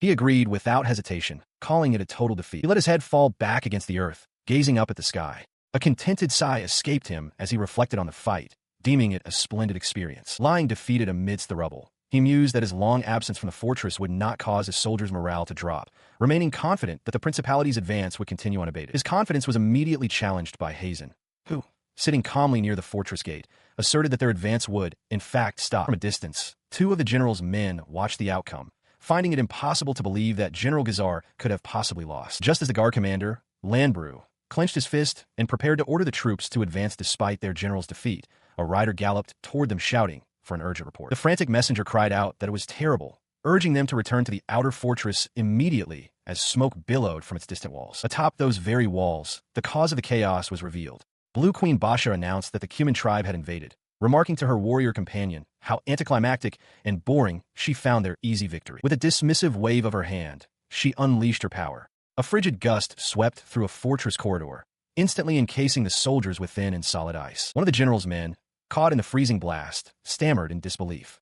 He questioned how this was possible, recalling the ceasefire agreement they had with the Cuman tribe and wondering if they had sided with the Empire. As another mounted messenger was frozen solid, Landbrew cursed, realizing they had been played. From the ramparts, Basha corrected his unspoken assumption, stating they hadn't taken sides, but had simply attacked because the fortress was left vulnerable. With a colossal ice dragon coiled around the main tower and a white flag of surrender raised, Basha addressed the army of the Diordo Principality. She offered them a choice: surrender peacefully, and she would even spare the lives of those frozen inside. On the now quiet battlefield, the Principality's army has fully withdrawn. As soldiers on the ramparts wonder if the conflict is finally over, Heisenheim gazes at the retreating forces. He knows this is merely a prelude. General Gazar will be captured, but before long, he will be allowed to escape. The defeated general, now sitting on the ground, examines a document presented to him. He questions the nature of the arrangement, identifying it as a magical master-servant contract and expressing disbelief that he is to join the Imperial Army as Heisen's subordinate. Heisen explains his reasoning plainly. He has no desire to serve the Empire himself, but rather uses his position as an Imperial soldier to pursue his own goals. He clarifies that if Gazar were to defect to the Empire officially, it would be more difficult to command him directly, making the contract a more efficient means of control. His opponent's words give Gazar pause. Biting his thumb in thought, he pieces together the truth. Heisen orchestrated the entire war, leaking information to gain merit. He observes that while Heisen appears to be around 20, his combat skills, techniques, and strategic thinking are far beyond his apparent age. He rises to his feet and places a hand on Gazar's shoulder, issuing a stern warning not to try and figure him out, lest he regret it. Unfazed, Gazar looks up and asks with genuine curiosity just how old Heisen truly is. The general lets out a wry smile, folding the contract. He concedes, stating that he will take the young man's advice to heart. The following day, at a victory celebration, Colonel Gedru Magno swirls a glass of wine. He confirms with a nervous Major Scheimet that Lieutenant Heisen's message was indeed to bring the Emperor here. The colonel erupts in laughter, lamenting that after a life devoted to the Emperor's will, he must now taste such profound humiliation. Major Scheimet protests that it is no laughing matter, but Gedru assures him he is not laughing at the Major. His laughter subsides, replaced by a cold smirk. He declares that Heisen's crime of lèse-majesté is undeniable. Regardless of any accomplishments, the death penalty for such an act is certain. The Major agrees with absolute, gleeful certainty. He notes that with Lieutenant Colonel Beresag and his faction having fallen from grace for desertion, the timing is perfect for them to disappear. Their fate, he concludes, is now firmly in their hands. He muses aloud, laughing, that perhaps if Lieutenant Heisen were to grovel and apologize in tears, they could consider forgiving him. But he quickly dismisses the thought, sneering that Major Simon would never allow such a thing. His laughter turns manic as he declares that Heisen must be made to feast on horse dung, bite after bite. Unseen by his superior, Heisen stands calmly in a different part of the fortress, a stark contrast to the Major's vile outburst. The young lieutenant's quiet moment is interrupted by Yen Lin and a young villager, who approach with a celebratory meal. Yen Lin excitedly points out the delicious food to her master, while the young man adds that it's not a real celebration without the guest of honor. Noticing Heisen's distant expression, he asks if something is wrong, to which Heisen simply replies, no. He turns his back on them, stating plainly, it's nothing, and begins to walk away, leaving the two to watch him go with concerned expressions. Elsewhere, in the fortress dungeons, a smug officer unlocks a cell door, chuckling to himself. He believes he has successfully framed Heisen, making it appear as though the lieutenant allowed a prisoner to escape. With a triumphant sneer, he declares that Heisen is finished. His gloating is cut short as a lantern illuminates him. Captain Lorenzo and Heisen stand before him, their presence unexpected. Lorenzo's voice cuts through the darkness, demanding to know what the officer is doing. The plotter shrieks in shock. He stammers, dropping the keys with a loud jangle. Lorenzo looks into the empty cell and realizes with alarm that General Gazar is missing. He immediately accuses the panicked officer, questioning if he aided the general's escape. The officer frantically waves his hands, insisting it's all a misunderstanding. The captain, regaining his composure, speculates that the officer might be a spy for the Principality, leaking information. He declares it a strong possibility before turning to Heisen and issuing a direct order. Heisen is to apprehend and locate General Gazar. Lorenzo states he will inform the higher-ups, and Heisen calmly acknowledges the command. Without hesitation, Heisen dashes off to begin his pursuit. As he leaves, the disgraced officer is led away, muttering a spiteful, serves you right, still believing his plot has succeeded in bringing trouble upon Heisen. He pauses, however, turning back to Captain Lorenzo with a warm, genuine smile. Thanks, I'm saved, he says, revealing that if Lorenzo hadn't acted, he would have had to let Gazar escape himself. As another officer praises Heisen's defense of the fortress, the true depth of the lieutenant's strategy becomes clear. His official mission now set, Heisen's attention turns to settling old scores. The officer who attempted to frame him is paralyzed by fear, his face slick with sweat as he stammers, questioning what Heimin is and what he means by calling his actions an excuse. The officer's terror is justified. In a secluded brick alleyway, Heimin had already met with General Gazar, calmly informing the general that he was not so foolish as to miss his moves and knew about all the snitching that had occurred. He then provides Gazar with an escape route, telling him he can exit from the West Supply Station.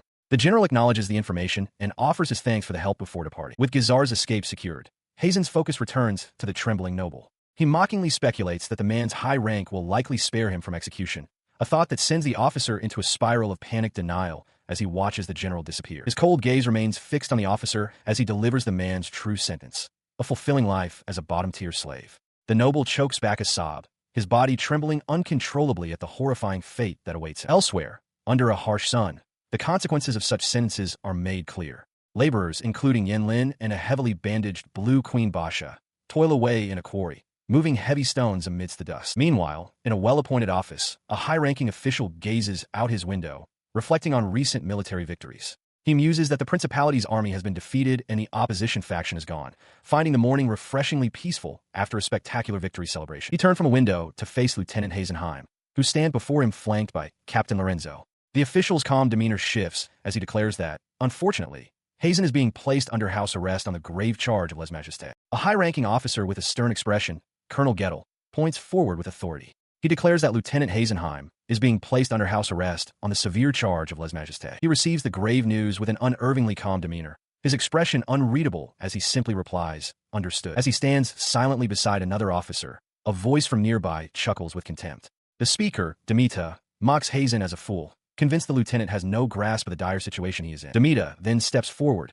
his face alight with smug satisfaction. He reminds Heimin that lèse-majesté is punishable by death, boasting that as his superior, his word alone is enough to condemn him. He then makes a vile offer, suggesting that if Heimin truly wants forgiveness, he should eat horse shit. In response, Heimin leans in close to Demoted's face, who is still chewing loudly. He quietly asks if his proximity has made Demoted angry, before stating flatly that he himself feels nothing. Unfazed, Demoted shuffles around Heimin with a condescending air, flanked by his associates. He theatrically asks if there is something Heimin would like to ask of him, drawing out the question to prolong the humiliation. He finally breaks his silence, stating there is just one thing. As he turns his head, Demoted lets out a dismissive, mocking laugh, anticipating further submission. With a look of utter disgust, Heimin covers his own mouth and nose. He informs Demoted that his breath reeks like sewage and requests that he step back while speaking.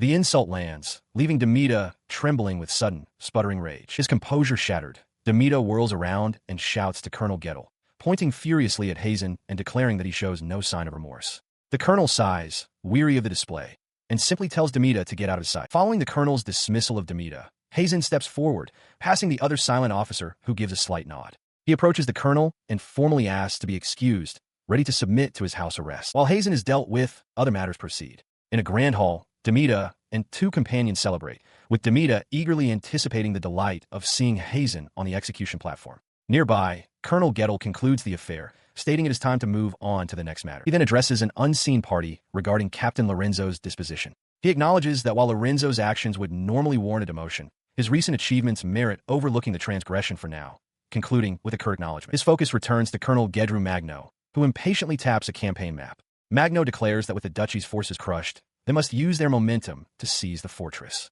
He fidgets, turning to Colonel Gettle to ask when Count Michel is expected to arrive. Colonel Gettle replies that such preparations are unnecessary. He delivers the startling news that the Algiad fortress has already fallen, captured by the Cuman tribe. The news sends Colonel Magno into a rage, his eye twitching. He shouts, in disbelief, cursing the Cuman tribe for seizing the fortress while Imperial forces were engaged with the duchy.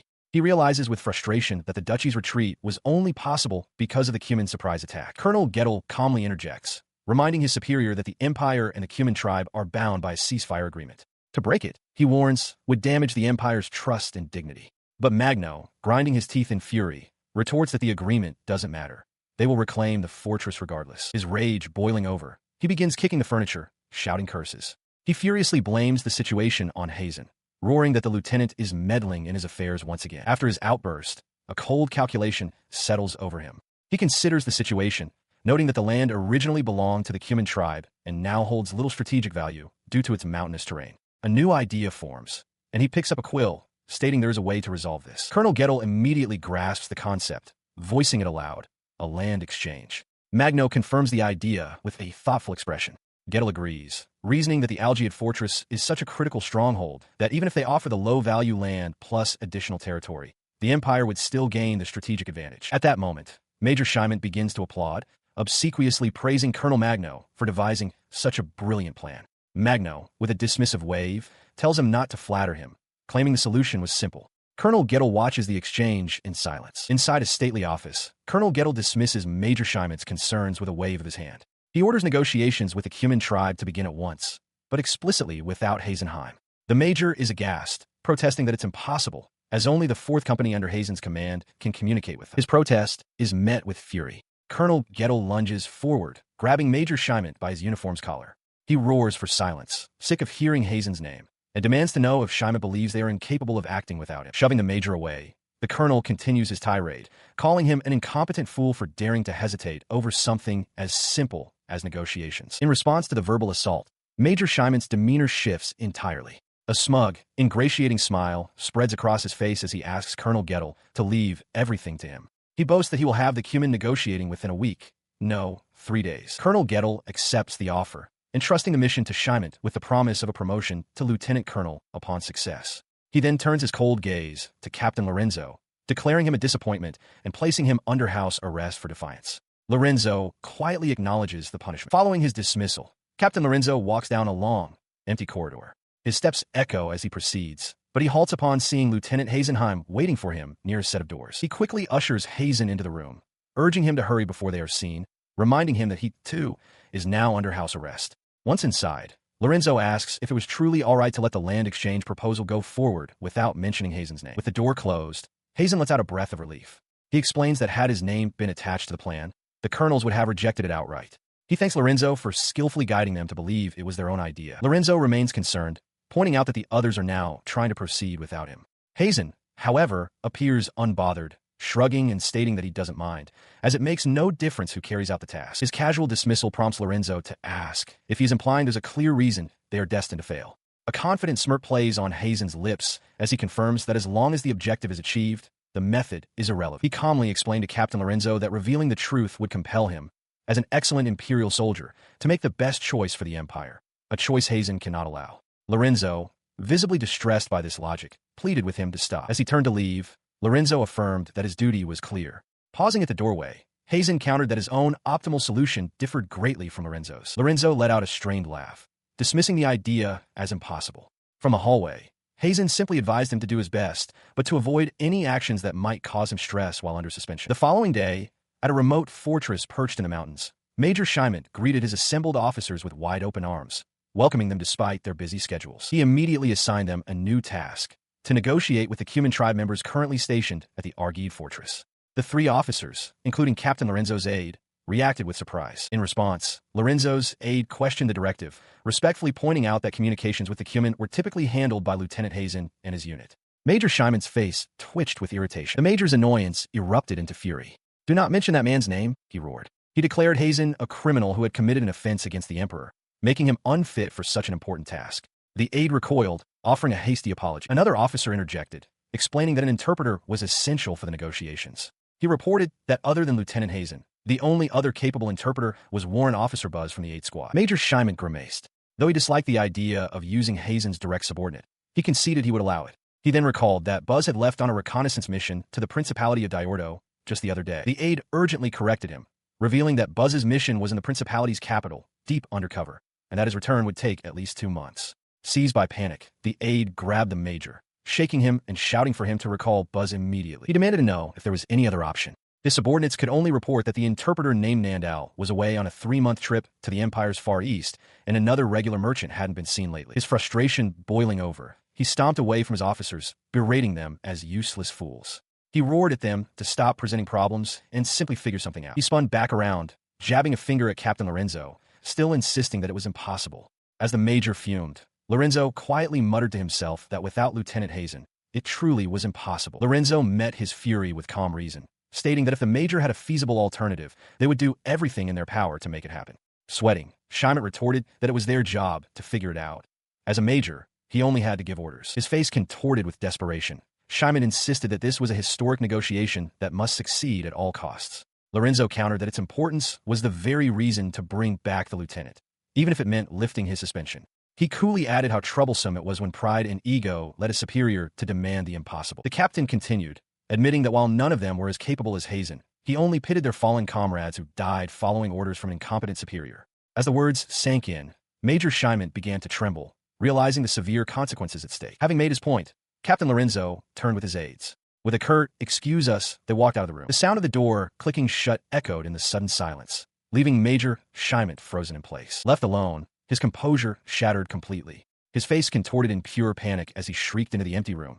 What do we do now? The full realization of his predicament sent him reeling backward. He knew that after making such a grand declaration, admitting failure would gravely disappoint the colonel and result in his recommendation for lieutenant colonel being revoked. He sprinted through the corridor, his mind racing. Reaching a door, he pounded on it furiously, shouting for Lieutenant Heimin to open up.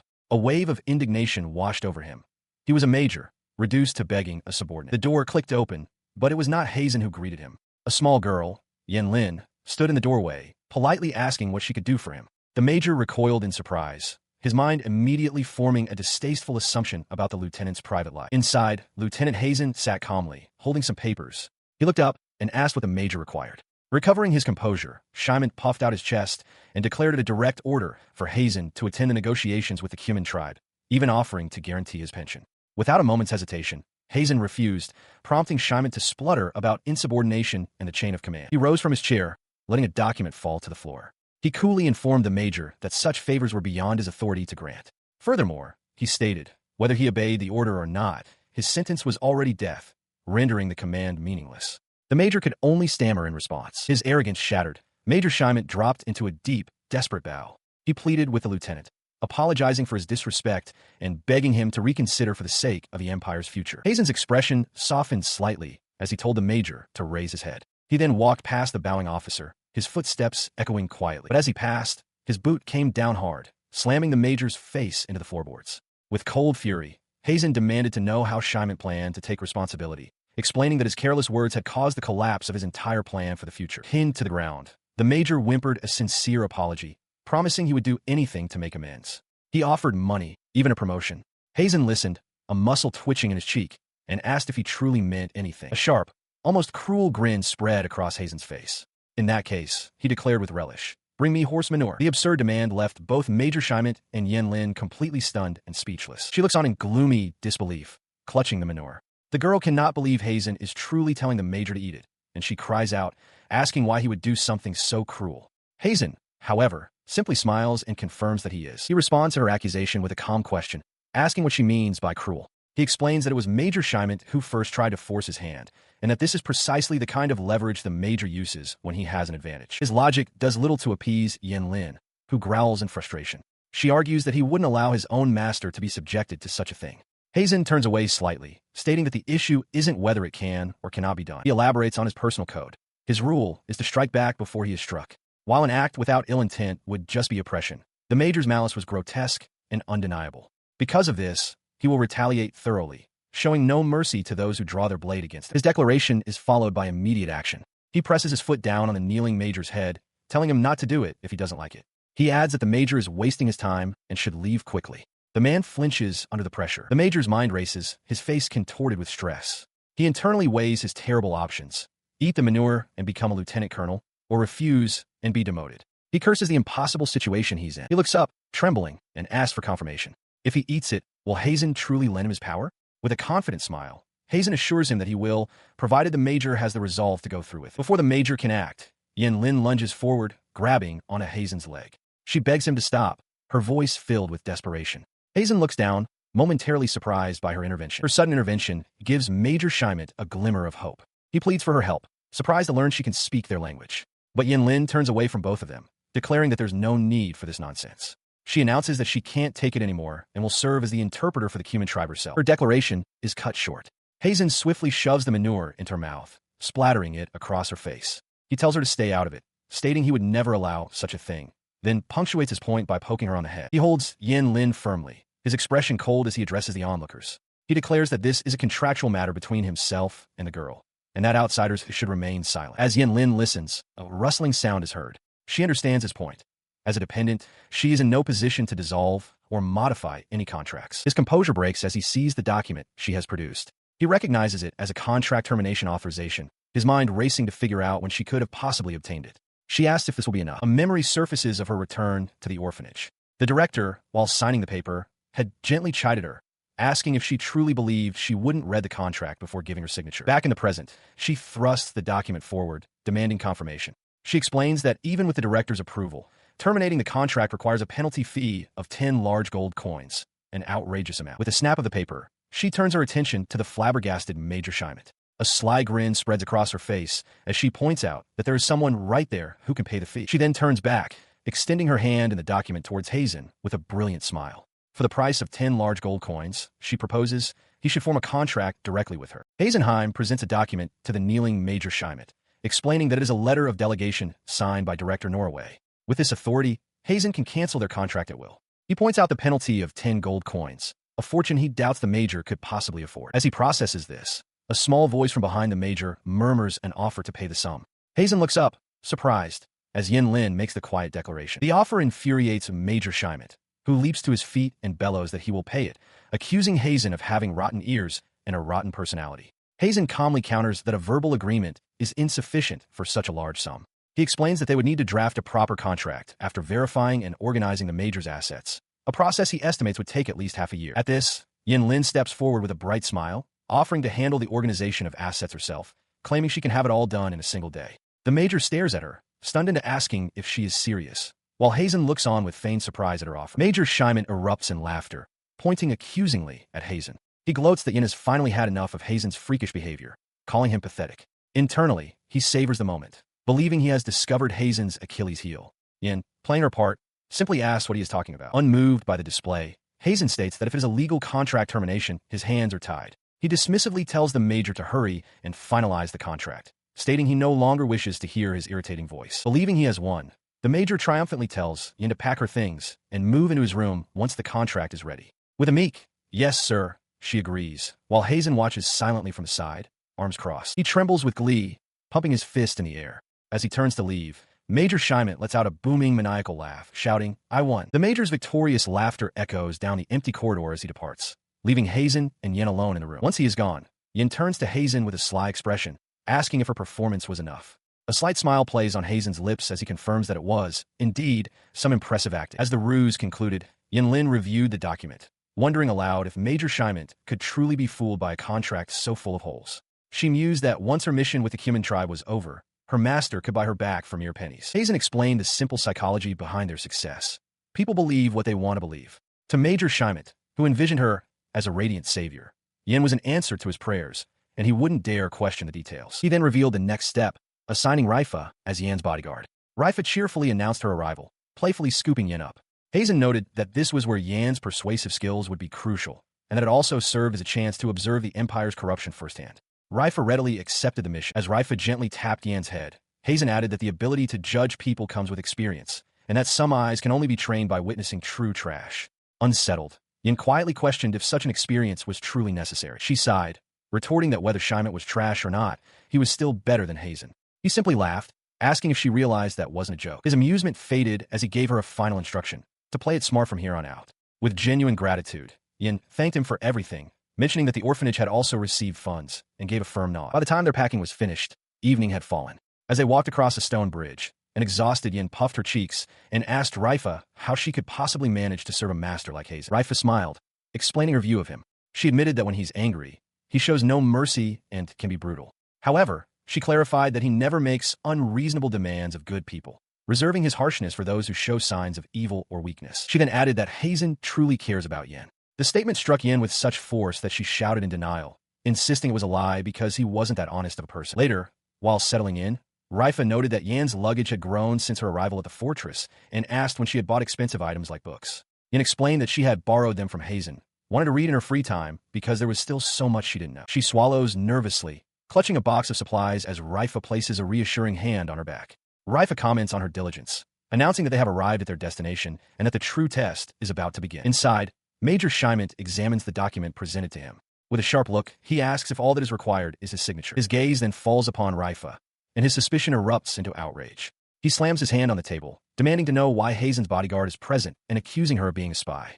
Lin timidly explains that Raifa is currently employed as her guard and also serves as a deterrent against the Cuman tribe. Raifa stiffens, internally cursing Heisen's annoying personality for putting her in this situation. Flustered, Major Heimin stammers an apology, his gaze lingering on her form. Lin observes his wandering eyes, thinking to herself how weird he is. To finalize the agreement, Lin presents a small pouch. She warns him that the 10 gold coins inside represent nearly his entire fortune, and that this is his last chance to refuse. Heimin scoffs, dismissing the sum as a small price for a promotion to lieutenant colonel, and smugly admitting he had saved that money for a bribe anyway. Declaring how seriously he is committed to this job, his quill scratches across the paper, sealing the contract with his signature. The following day, the group arrives at the massive Algiad fortress. Major Heimin complains about the absurdity of building such a structure deep in the mountains, calling it the work of the principality's scum. Beside him, both Raifa and Lin share a sense of foreboding. As they enter the fortress courtyard, a young human man named Kosaku calls out Lin's name and runs to embrace her. They share a joyful reunion, both relieved to see the other is safe. Major Heimin watches with disapproval, muttering about the impropriety of their public hug. Kosaku explains that in his culture, a hug is a simple greeting, a way for actions to convey meaning when words differ. Heimin laughs derisively, dismissing it as a fittingly indecent custom for a barbarian's dog. He scoffs at the idea they could understand him and orders Lin to follow. She is led before the Cuman leader, Blue Queen Basha, who greets her warmly. Lin immediately kneels in respect, offering her congratulations on their victory in a recent battle. She watches as Major Heimin stomps forward, his boots thudding heavily on the ground. Seeing his direct approach, she suggests that as the captain, he should greet the Cuman tribe in the same welcoming manner she had. He takes her advice with alarming enthusiasm, lunging forward and burying his face directly into Blue Queen Basha's chest. The surrounding Cuman warriors stare, utterly stunned into silence by the audacious act. His action provokes a horrified shriek from Lin, who demands to know what he is doing. From within the embrace, Heimin retorts that he is simply matching their culture, arguing that if a hug is a greeting for equals, then he is more than qualified. The sharp clang of a weapon being drawn cuts through the air. The sound comes from one of the queen's guards, Oribes, who brandishes a weapon crackling with energy. He furiously condemns the major's blatant disrespect toward their chieftain. His outrage spreads instantly. The other Cuman warriors raise their own weapons, their voices joining in a unified cry to kill the offender. Trapped in the escalating chaos, Lin's face drains of color. She believes it is all over, certain she will be killed alongside the foolish major, and sends a silent, desperate plea for the safety of Director Norway and the others. Before the warriors can strike, Blue Queen Basha raises a single, commanding hand. With quiet authority, she orders her people to stand down and freeze. With the immediate threat quelled, she turns to Lin, coolly instructing her to silence the annoying gnats.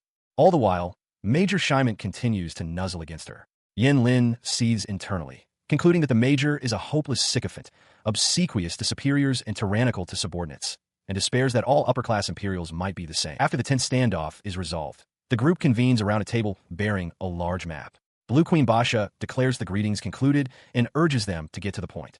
Lin concurs, formally stating their purpose, to propose a territorial exchange between the Empire and the Cuman tribe. The Queen looks at her shrewdly, asking if she had predicted this. She explains that while her mountain-dwelling people have no use for the proposed territory, she is well aware of its immense value to the Empire. With a determined glint in her eye, she asserts that she has no intention of selling it cheaply. As she listened, Major Heimin continued his tirade, remarking crudely that even a trash heap can have something that shines, referring to her as a decent bitch among barbarians.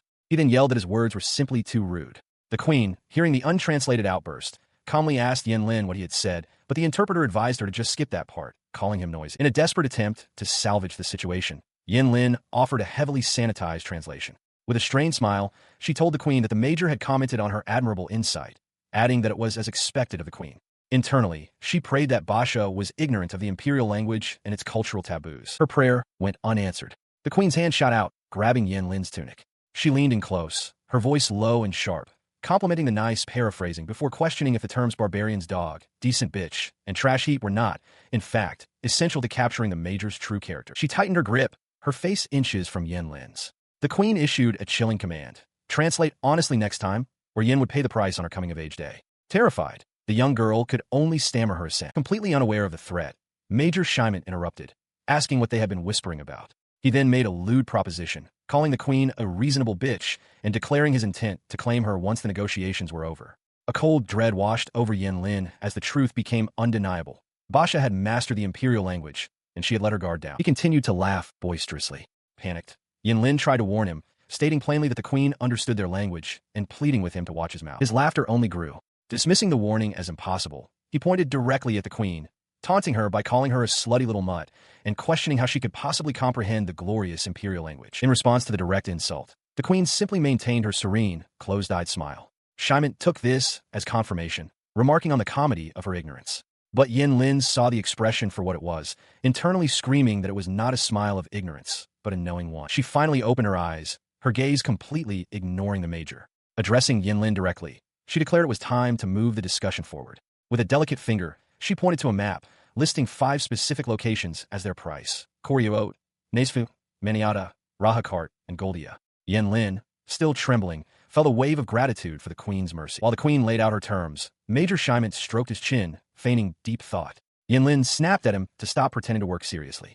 The major finally responded that he understood, declaring that the fortress was one they shed blood to seize and that they demanded lands of even greater value in return. As the negotiations began, Lin considered the empire's difficult position. While the fortress was vital, imperial soldiers were tasked with expanding their territory every year. It was a core policy, a decree that made losing any land, even a little, a significant political problem. She grew frustrated with herself, wishing she had finished reading the history of the empire's founding before falling asleep. The queen's choice of lands was puzzling.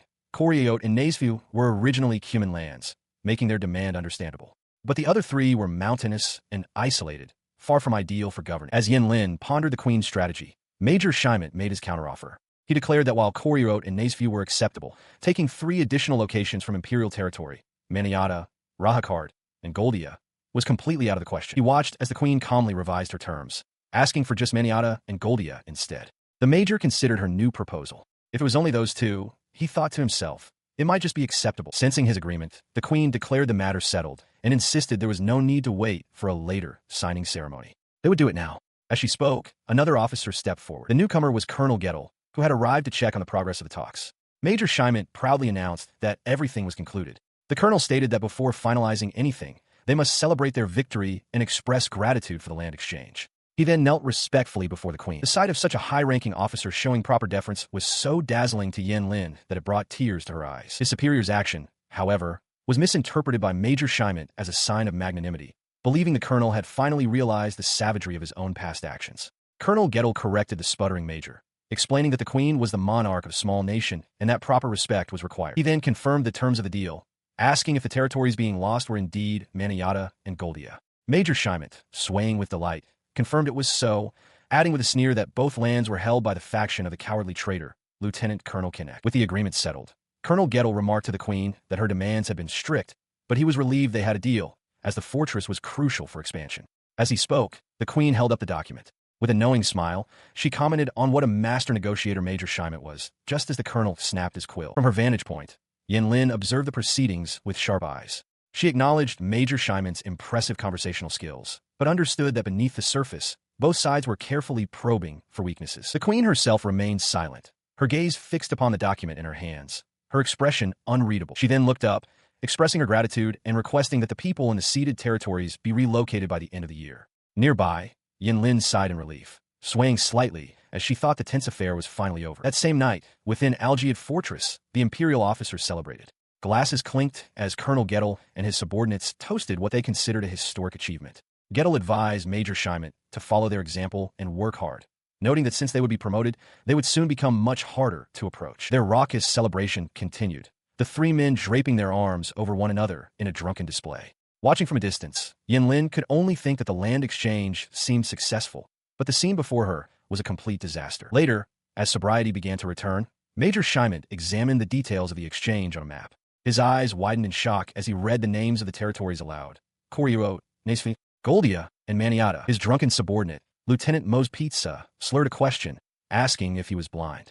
Ignoring him, a panicked Heimin grabbed the official document, shouting the name Maniata in disbelief and questioning if they had truly signed it away. He trembled as Colonel Gettle smugly confirmed it, boasting that he had come all the way there himself to sign the treaty. The realization hit Heimin with full force. This was a huge problem. His panic escalated as he roared the reason for his terror. Maniata is the sacred site where the 13th Emperor Shoukan's imperial tomb is located. His desperate cry was met only with the confused, drunken murmurs of his 2 superiors, who continued their celebration, utterly unaware of the catastrophe he had just described. An officer with Colonel Gettle's shouts in disbelief, questioning if the tomb of the 13th Emperor, Silgana, isn't located in Maniata. The revelation sends a shockwave through the room, leaving the colonel stunned and Lieutenant Mo Pizza utterly bewildered. Yen Lin also reacts with wide-eyed shock, understanding the immense gravity of the situation. She recalls that Emperor Silgana was one of the most renowned star emperors, a pivotal figure in the nation's history. To offer the land where such a person rests as a condition in negotiations with a small tribe will be a catastrophic blow to the honor of the empire's royal family. The weight of this realization causes Lieutenant Mo's Pizza to collapse, wheezing for air. He weakly asks the colonel what is so important about a simple tomb. His ignorance enrages Colonel Gettle, who grabs him by the uniform, trembling with fury. The colonel roars that if the central authorities find out, it won't just mean the confiscation of their territory. It will mean the inevitable execution of their entire clan. Mo's Pizza shudders in absolute terror. He begins to cough violently, pleading with the colonel to calm down. In his panic, Mo's Pizza begs to annul the agreement and burn the document to solve the problem, while the other officer tries to restrain the colonel. The officer forcefully stops him, demanding to know if he intends to drag the Empire's trust through the mud.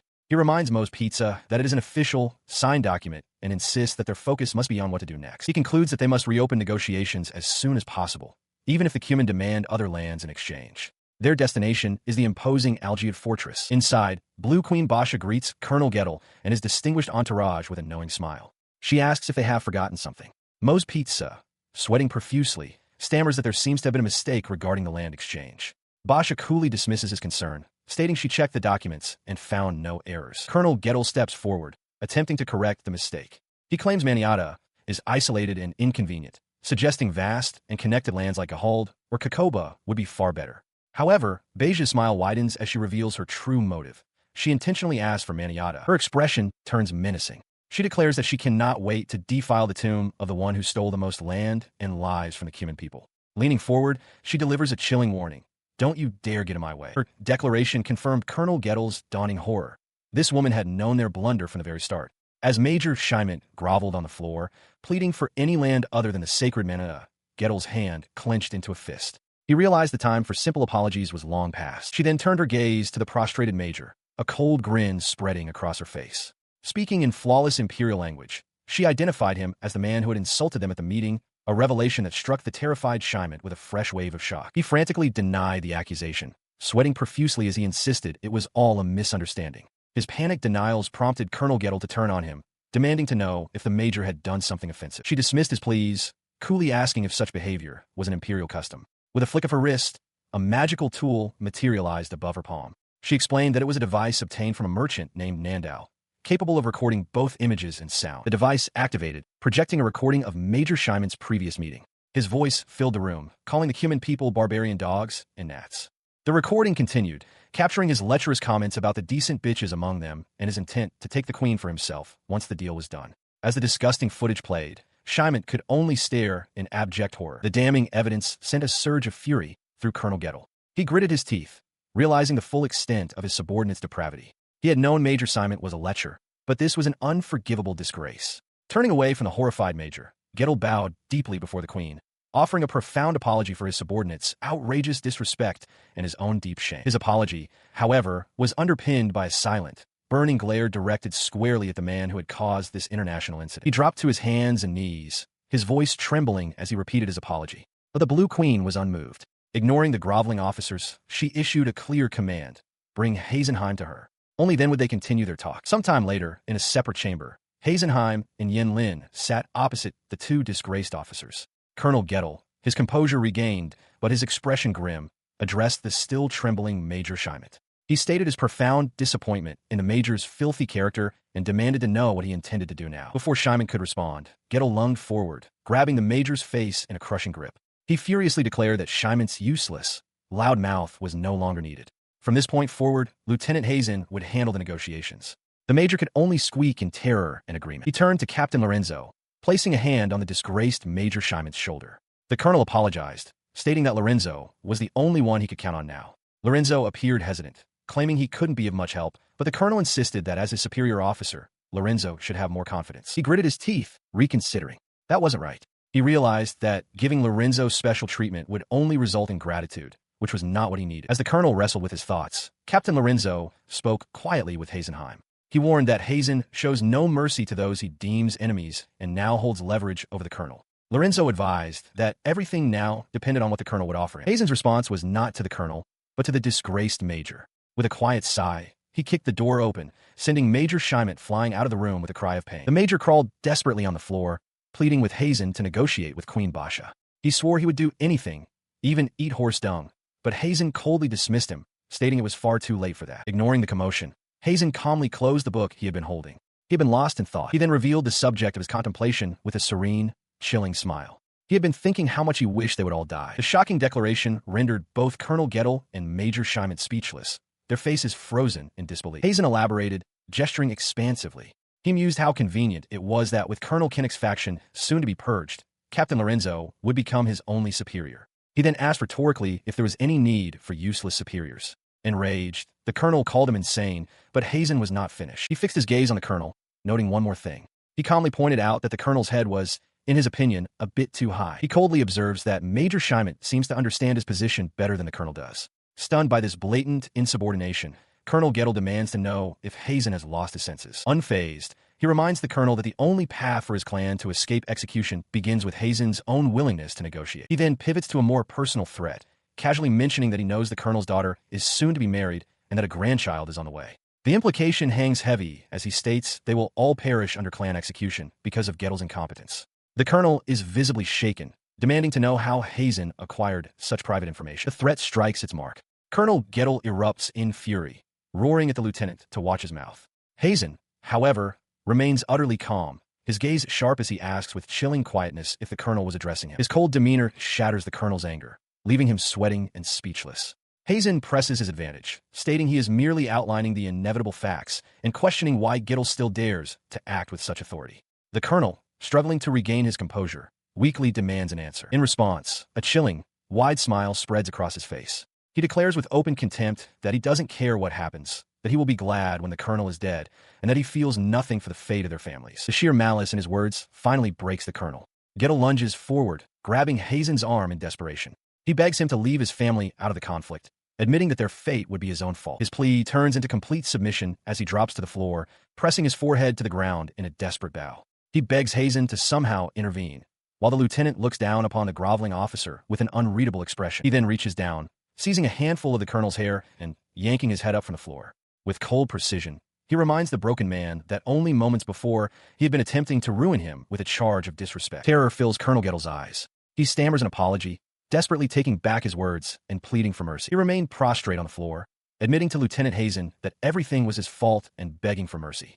Heisen, looking down impassively, stated that he was not a pleasure killer and demanded a reason why he should even negotiate. The desperate colonel, looking up from the floor, frantically offered a new bargain, a promotion to Major General for Heisen, instead of for Major Shite, who looked on in disbelief. Heisen considered the offer, touching his chin thoughtfully. He mused that as a second lieutenant, jumping 3 ranks at once was unrealistic, but Gettle insisted that it was nothing to worry about. His expression soured. He looked down at the officer and questioned why Gettle himself was getting promoted.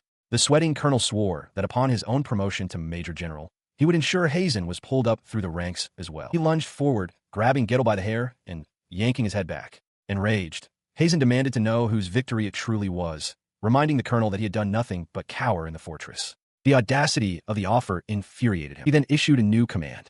When the promotion to Major General was offered, Gettle was to decline it. Furthermore, he was to push for Captain Lorenzo to be promoted to Lieutenant Colonel in his stead.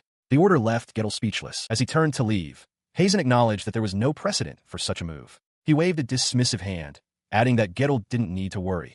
If he failed, he and his entire family would simply die. His threat hung in the air. Before Heisen could walk away, Gettle scrambled to his feet, shouting desperately that he would do it, promising to follow the orders exactly. The exchange had not gone unnoticed. Captain Lorenzo stepped forward, confronting Heisen about his methods. He declared that he had no intention of rising through the ranks in such a manner and asked if Heisen intended to run away again. He calmly explained that Lorenzo was witnessing the Empire's corruption firsthand. Comparing the nation to a great tree, Heisen stated that the rot had reached its very trunk.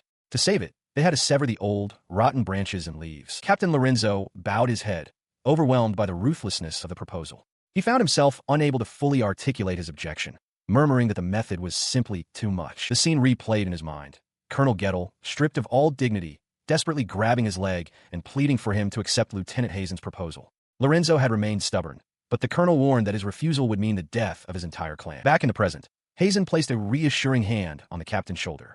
He told Lorenzo that he must realize he could no longer stand by and cling to his integrity while lamenting the Empire's future. He was now a part of it. The captain let out a weary sigh. Heimin continued his persuasion, casually suggesting that if Lorenzo still refused, he might just defect to the duchy, noting they were short-handed with General Gazar absent. Lorenzo turned back, conceding that letting Heimin go would be too great a risk for the Empire. He resolved to stay, if only to act as Heimin's watchdog. Their eyes met in a tense standoff. Lorenzo declared that while he would go along with the plan, he would never approve of these methods, or of Heimin himself.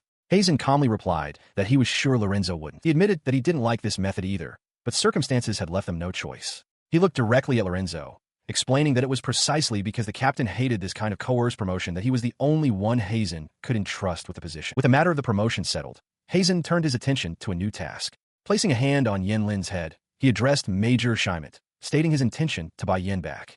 The startled Major quickly agreed, and they prepared to head to the fortress. He then presented a document to the Major, clarifying the terms. The 10 gold coins Heimin had paid were merely to cover a penalty owed. The actual buyback price for Yen, as stipulated in the contract, was 3 gold coins. Major Heimin's face lit up, eagerly agreeing to sell her for that price. The Major immediately protested, sputtering that the price was completely unreasonable. With his arms crossed, Heimin coolly asked if he didn't like it, then lowered the offer to 5 silver coins. As Major Heimin reeled in disbelief, complaining that the price was going down even more, Heimin remained unmoved. He lowered the price again. Fine, he stated flatly. Then 1 silver coin. His final, insulting offer leaves Major Heimin sputtering, utterly flustered and at a loss for words. Beside him, Yen Lin remained silent, her expression unreadable. As the Major flounders, a single thought burns through her mind with intense frustration. Every word he speaks only serves to lower her value even further. Before Heimin can protest again, Heimin steps forward with a warm smile, welcoming Yen back. The defeated Major finally concedes, shouting that he'll sell her for 3 large silver coins. With a calm expression, Heimin confirms the deal is struck. He glances over at Yen Lin, reflecting on how truly awful Heimin was to value her at such a paltry sum. The girl herself seems bewildered, her own sense of what is terrible completely breaking down in the face of the bizarre transaction. With that matter settled, he turns to Colonel Gettle, who is in the middle of signing a document. Heimin confirms the signature is complete and issues his orders. From now on, Gettle is to follow Captain Lorenzo's commands, and in return, his status as a decorative colonel of the fortress will be guaranteed. Nearby, a nervous Major Heimin asks what his own role will be. Heimin promises that if he fulfills his new duties, he too will become a colonel. Desperate for the promotion, Heimin grits his teeth and shouts his compliance. In response to his eager agreement, Heimin presents him with a thick, metal collar, ordering him to put it on. The Major's face falls, his initial confusion turning to shock and disgust. He looks down at the humiliated officer with a cold, superior gaze. Heimin explains his new station plainly. From this moment on, he is livestock, lower than a dog or a pig. Far from the fortress, within a grand, domed palace, another power receives news. The name spoken is Lord Barcia. Inside, Blue Queen Basha reclines as a warrior reports that Heimin's party has arrived. She muses aloud, surprised, admitting she had underestimated her people, never thinking they could actually influence Heimin's movements. Her scout, Oribes, watched silently from his post as the party she had been expecting made its way down the long, columned corridor. Lieutenant Heisenheim and the small girl, Yen Lin. When the guests finally entered her chamber, however, the sight that greeted her left her momentarily speechless, her eyes wide with disbelief as she could only stammer, "Wait." What? He greeted her with a calm smile, the sound of rattling chains accompanying his words. "It's been a while, Queen Basha. I'm glad to see you well." On the floor before him, on all fours and bound by a collar and chain, was Major Heimin.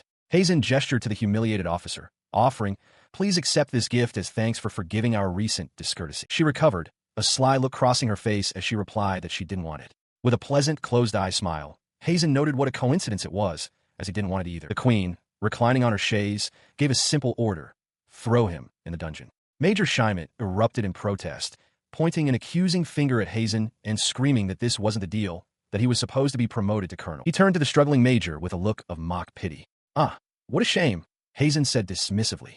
"If you had died here, you would have gotten a 2-rank posthumous promotion." As Heimin was dragged away screaming that he didn't want to die, Heimin turned his attention back to Basha.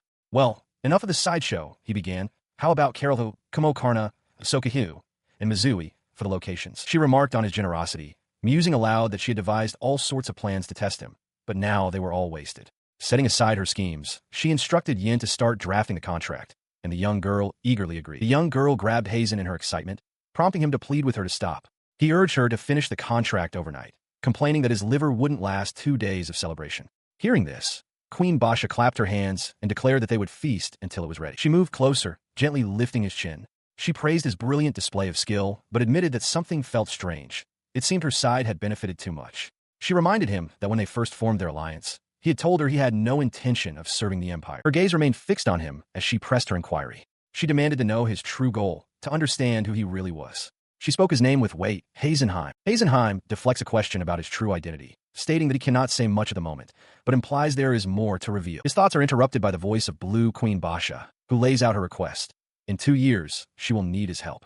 Until that time, she wants the human tribe to build more strength in the mountains. She accepts his unspoken agreement, noting that he isn't asking why. He retorts with a wry smile, reasoning that she wouldn't answer even if he did ask. Basha thanks him, declaring that the human never forget a debt.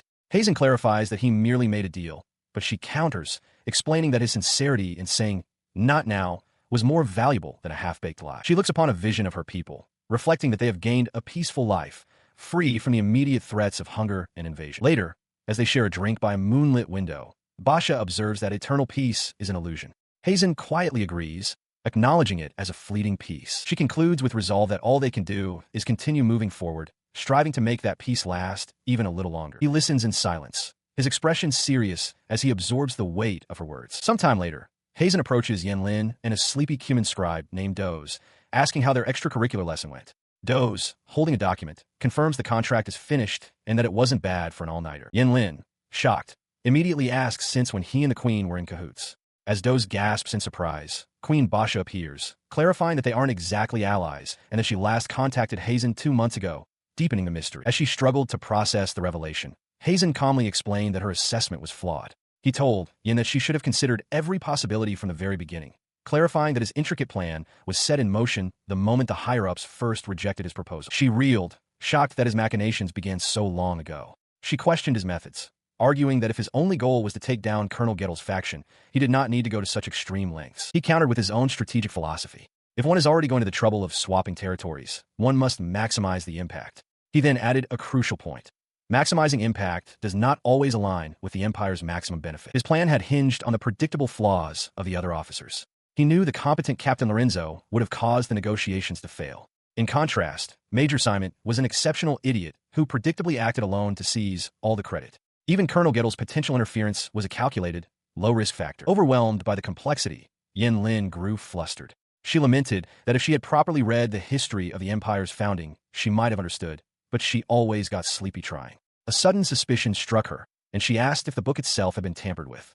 Heizen simply stated that her own lack of vigilance was another issue. He crossed his arms, continuing his lesson. He had never promised to spoon-feed her information and insisted she should have sought knowledge from other sources. Yen Lin retorted, reminding him that he was the one who told her to call him master and learn from him. Pouting with frustration, she tugged at her braid and asked him directly, what lesson was he truly trying to teach her? His gaze was steady as he delivered the core of his philosophy. The lesson was about humanity. He elaborated that the most unmanageable elements in the world are fools who have attained high positions. She considered this, acknowledging that Major Simon was an obvious scoundrel. However, she confessed that Colonel Gettel had always seemed like a normal officer to her. He conceded that Gettel had ability, but explained his critical flaw.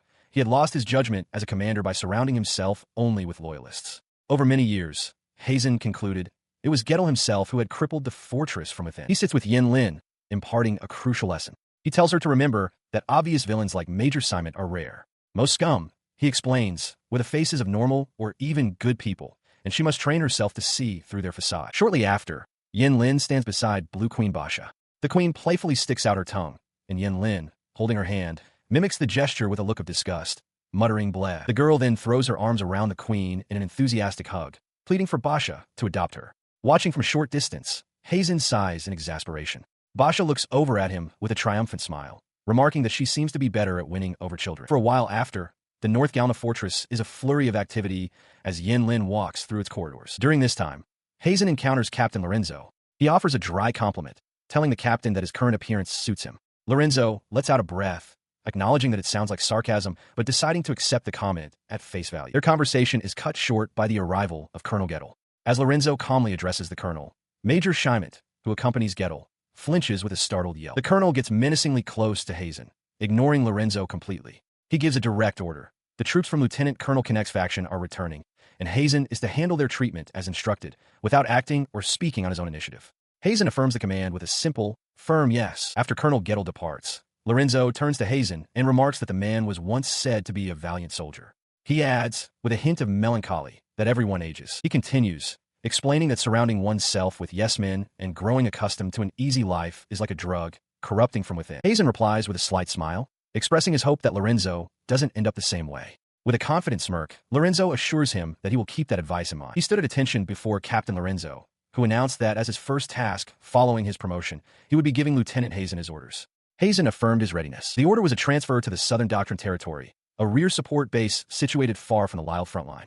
Lorenzo's intent was for Heimin to observe from a distance and build his moral compass, confident that the young lieutenant would surpass him in due time. Heimin accepted the assignment, wryly commenting on the colonel's toughness. Lorenzo confessed that his own stomach couldn't handle Heimin remaining at the fortress any longer. He added that he expected great things from Heimin as a civil officer, musing that Heimin would probably follow his own path anyway. As their conversation concluded, the door to the office was thrown open.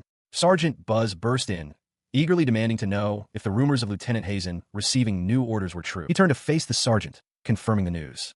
Buzz, noticing the captain, offered a quick apology for his abrupt entrance, but Lorenzo waved it off. Heimin then corrected the sergeant, informing him that Lorenzo was no longer a captain, but a lieutenant colonel. The news seemed to deflate the sergeant. With a downcast expression, he lamented that it was unfortunate to see Lieutenant Heimin go. His sorrow quickly turned to intense earnestness. Buzz leaned in close, insisting that his feelings were genuine. Heimin, slightly flustered, attempted to brush it off as flattery, claiming he wasn't the likable type. The sergeant pulled back, his expression one of pure sincerity. Placing a hand over his heart, he thanked Lieutenant Heimin, explaining that it was because of the lieutenant's fairness that he could finally take pride in his work. Unaccustomed to such heartfelt praise, Heimin averted his gaze, a bead of sweat forming on his temple. Nearby, Lieutenant Colonel Lorenzo observed the moment with a faint, knowing smile. He then turned back to the sergeant with a determined look. Heimin made a promise. If Buzz continued to improve and prove his capability, in 3 years' time, Heimin would personally see to his promotion from non-commissioned officer status.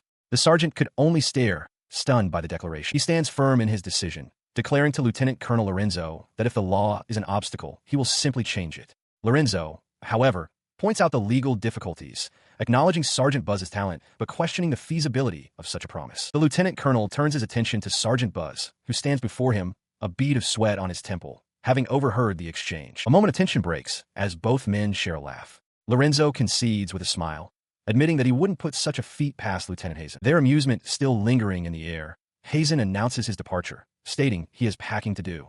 Buzz offers his assistance, but Heimin, slightly perplexed by their laughter, simply questions it before turning to leave. He declines the offer, reminding the sergeant that he is supposed to be in training right now. The sharp reminder seems to hit Buzz with the force of a physical blow. Later, inside an office, Heimin stands with a stack of documents, his gaze drifting out the window to the training grounds below. At a nearby desk, Yin-Lin diligently practices her writing. Noticing his presence, she looks up and addresses him as Master. He turns from the window, a faint, calculating smile playing on his lips as he acknowledges her. Her focus is shattered moments later by a shriek of terror as she reads the documents he's handed her. Unfazed, Heimin simply asks her to add another paper to the pile. The papers contain a devastating series of charges against Lieutenant Mo's Pizza, a formal complaint to the Ministry of Justice, a letter to his family urging his disownment, and accusations of crimes within the fortress, including aiding an escape. The consequences are dire, likely ending in high-class slavery for the disgraced officer. With his arms crossed and a satisfied smirk, Heimin remarks that Mo's Pizza should be grateful for a job befitting his stature. Yin-Lin, overwhelmed and furious, slams her fists on the desk, shouting that he is a heartless devil. He endures the long journey across a sun-scorched desert, his travel companion relentlessly poking him in the side. She chides him, reminding him that his next post is said to be harsher than his last, leaving no time for idle banter. After 15 days by horse, their destination comes into view, the fortified city of Doctrine Territory. Yin-Lin gasps in awe at the sight, while Heimin and his other companion, Doze, observe the settlement with stoic expressions from beneath their hoods. As their small party rides on horseback toward the city gates, they draw intense glares from the local populace. The reason for the hostility becomes apparent as a crowd of emaciated, desperate children swarms them, begging with outstretched hands. Heimin remains impassive, his face hidden in the shadow of his cloak. Ignoring their pleas, he and Doze ride onward, leaving the impoverished children behind in the dust. Having changed into his uniform within the administrative district, he observes a lavish government building. He notes the stark, undisguised wealth gap and grimly accepts that this opulent place is his new workplace. Inside, he formally presents himself, stating his name is Heimin and that he has been assigned as a mid-level civil officer. He internally reflects that Doctrine Territory is a strategic rear support base ruled by aristocrats, far from the front lines. While it should be safe, the condition of its people suggests otherwise. A man at a large desk acknowledges him, introducing himself as Vikarnal Ghana, the acting governor of the territory. He informs Heimin that an office has been prepared and instructs him to proceed. He processes this, confirming the man's identity. He internally calculates the hierarchy, realizing that the civil position of acting governor is equivalent to a colonel in the military, a significant rank. Upon entering his new office, he is met by a man who snaps rigidly to attention. The aide introduces himself as Gilman Wanoa, a mid-level civil officer secretary assigned to assist him. Heimin offers a simple, reciprocal greeting. He expressed his desire to begin working immediately, but his new secretary, Gilman Wanoa, informed him that it was time for greeting rounds. Gilman began listing the necessary visits, first to the acting governor's secretary, then the chief civil officer, and others after that. Heimin was taken aback by the sheer number of officials he was expected to meet. Gilman pressed on, explaining that greeting rounds were basic protocol and that to get his face known, they would also need to actively host banquets. He let out a weary sigh, internally lamenting what a hassle it all was. All he wanted was to get to work. As Heimin began writing at his desk, Gilman insisted that he couldn't get any work done without following protocol, arguing that nobody would even glance at papers from someone they didn't know. Heimin countered, questioning the point of such protocol if it only served to bog down the actual work. His thoughts shifted to the territory's strategic importance. Doctrine Territory was a crucial relay point for supplies heading to the frontline Lyld, across the vast Bahana Desert. His primary mission was to improve that very supply route. Yet, he couldn't ignore the immediate crisis. The city's populace was suffering, lacking sufficient food and water. Returning his focus to the conversation, Heimin conceded. He acknowledged that he understood and would take the advice, complimenting Gilman on being a good secretary. The sudden praise caught Gilman completely off guard. He recalled his own advice to Heimin, that one needed to get on a superior's good side to get work done, but also to present the facts without flattery. Heimin then handed him a stack of documents, stating that he simply didn't want his work to go to waste, and that this was his good attitude in action. Gilman looked down, stunned, at 3 detailed proposals for civilian aid and optimized supply routes to the front line. As Heimin began to walk away, Gilman scrambled after him, protesting that the flawless documents would never be approved. He insisted that mixing work with initial greetings was rude. Heimin, meanwhile, reflected on what a pain being a civil officer was. He stopped and turned, a confident look in his eyes. He told Gilman that he would give it a shot, reminding the secretary that as his superior, he took full responsibility for both his own actions and Gilman's work. He stands before a set of large double doors, announcing himself with formal precision as Heimin, the newly assigned mid-level civil officer. The doors open to reveal a lavish office where a portly, older man is lounging between 2 female aides. The man, senior civil aide Nyotai Ganmori, greets Heimin with a lecherous grin, slurring a welcome and acknowledging that he has heard of him. Ignoring the decadent scene, his gaze sharpens, noting the 2 aides while considering the territory's backed-up workload. He immediately tries to present his proposals for review, but Ganmori casually waves the documents away, telling him to forget about work for now. The senior civil aide taps his cigar on an ashtray, not even glancing at the papers. He expresses a desire to get to know the new officer personally over a nice, slow chat, a proposition that clearly catches Heimin off guard. Ganmori's smile widens into a greasy grin. He clarifies that while being eager for work is fine, he is more interested in what Heimin will bring him. Understanding the thinly veiled request for a bribe, Heimin calmly asks if this expectation extends beyond official duties, confirming that it is within his expectations. His interest piqued by the apparent compliance, the official leans forward in his chair with a creak, a greedy glint in his eyes. He eagerly asks if Heimin is suggesting they meet at a specific kind of place. He confirms that he means a place to talk over a meal. Observing that Ganmori appears to be quite the gourmand, Heimin offers to take full charge of the food arrangements himself. To entice him further, Heimin promises a feast featuring fresh, high-quality ingredients imported directly from North Galna.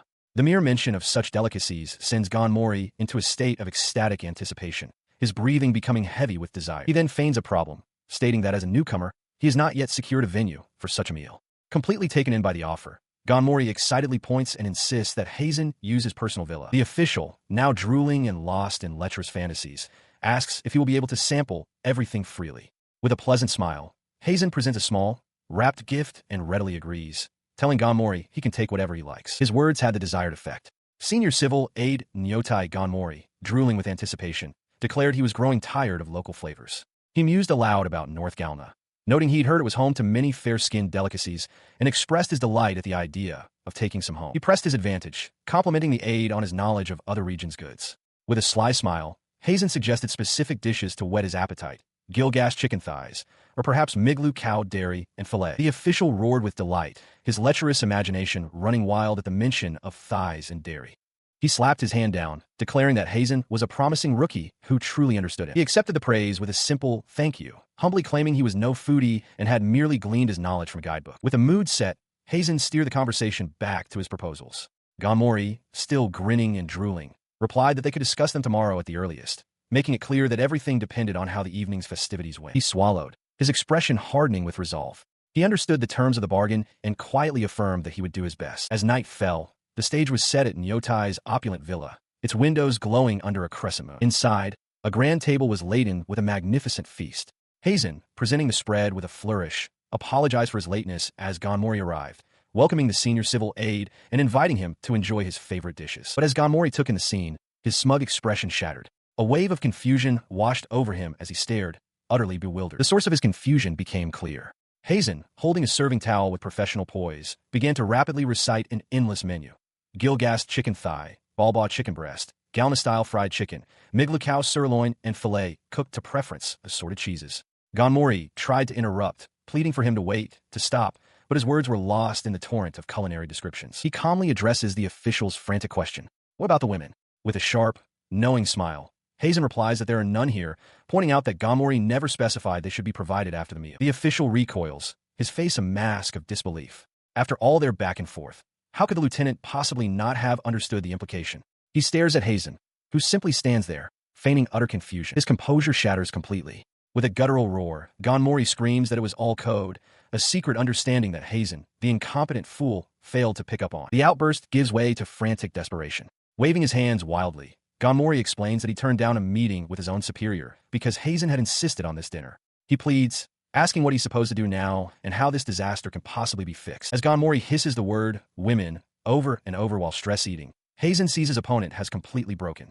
With a slight bow, he promises to arrange for them immediately and turns to leave, the door clicking shut behind him. Alone in the hallway, his calm facade remains, but his thoughts turn to the state of the administration. He reflects on the expected corruption, heavy taxes on the people, skimming profits, and widespread bribery among the nobility. This confirmation, however, is not a source of despair.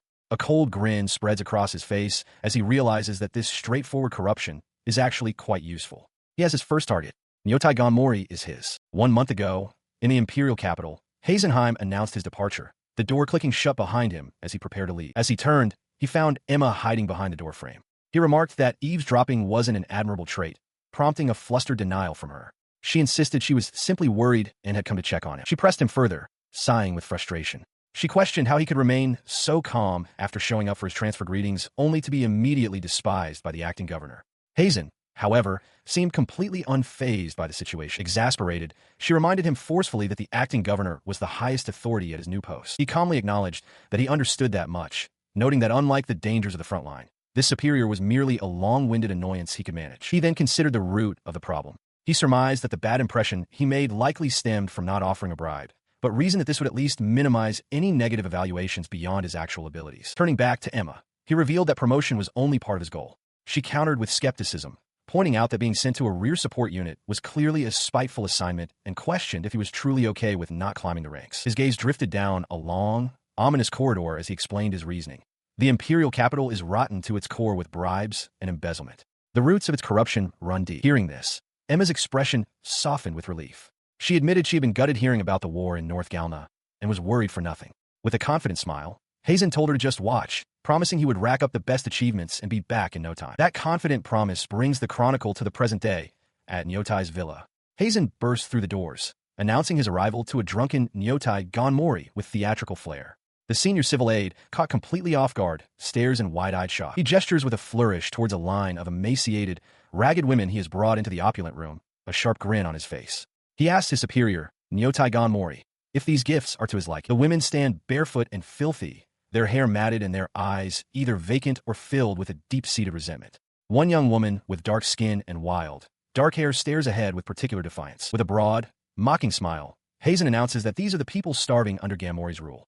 He grandly invites them to eat, and the starving women immediately fall upon a lavish feast spread across the table, devouring the food with desperate haste. The spectacle causes Ganmori to slam his fist on the table, his body trembling with rage. Clutching a wine bottle, he sputters, demanding to know what kind of game the young lieutenant is playing. His face contorted in fury, Ganmori points and bellows for his guards to kill the insolent joker.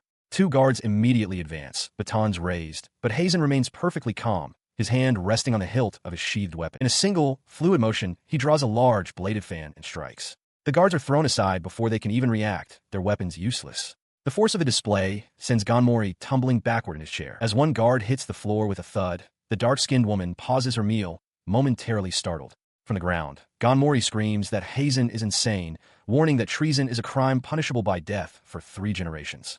Unintimidated, the woman simply resumes drinking. Before Ganmori can continue his tirade, Heimin moves with blinding speed, clamping a gloved hand over the official's mouth and cutting off his shout with a choked gasp. He forces the man's head down, his voice low and menacing as he tells him not to screw with him. He declares that the women are starving because of Ganmori's tyranny. Internally, Heimin smirks, thinking that while he didn't expect to take someone out on his first day, it's a good start. Releasing the terrified official, Heimin turns to the dark-skinned woman and asks for a name.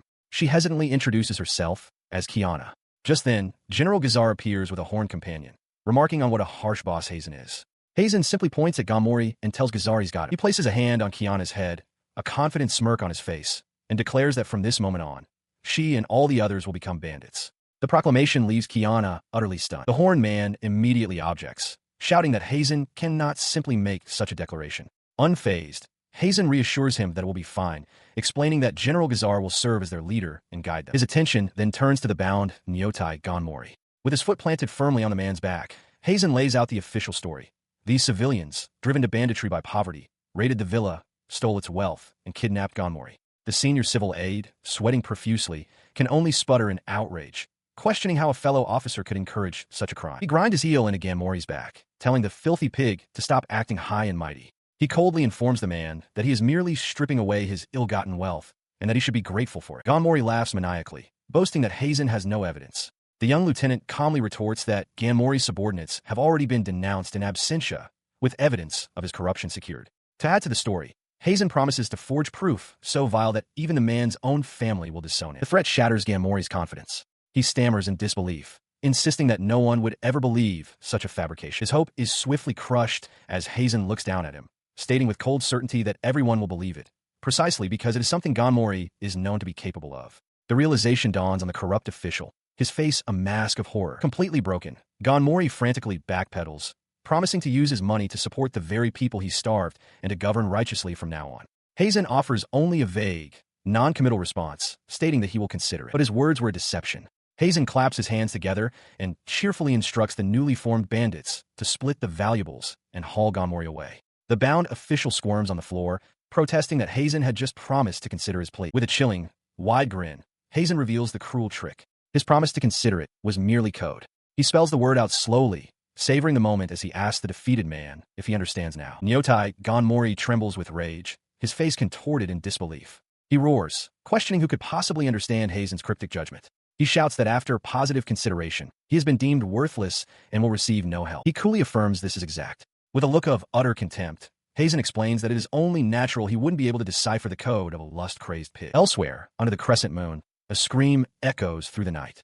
General Gazar sits casually with a bottle of wine as a line of captured citizens, now slaves, are marched past carrying goods. He remarks on being shipped off to a hellish place once again. The scene shifts to Heimin, now in conversation with Gazar. He describes the dire state of the region, noting that bribery, corruption, and hoarding are par for the course in its politics. He warns that people are being taxed to the brink of death, a situation so severe that it will soon cause the supply lines to the Lyle front line to stall. Gazar scoffs at the assessment, remarking that losing a war because of internal squabbles would be a pathetic joke. Their conversation is interrupted when Kiana, trembling, approaches Gazar to report that the cargo has been loaded. Gazar gives a simple acknowledgement as Heimin looks on. The general then reveals his immediate plans to Heimin.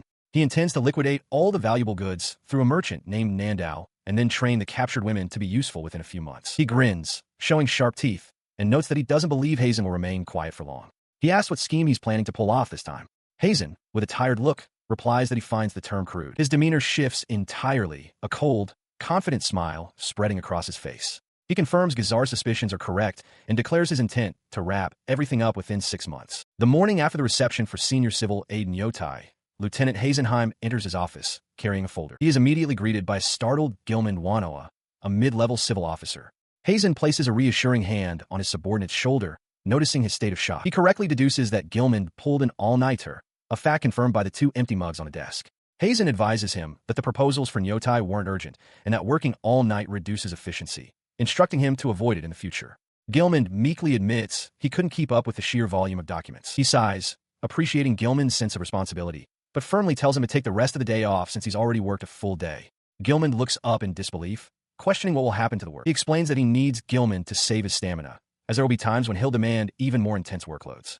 Understanding, Gilman excuses himself and plods wearily out of the office. As he walks away, Gilman sighs, contemplating the rare luxury of a full day off. His thoughts are interrupted by a tapping sound, and he turns to find a small child standing before him, prompting a startled shout. The child, Yin, turns to face him as Heimin approaches from behind.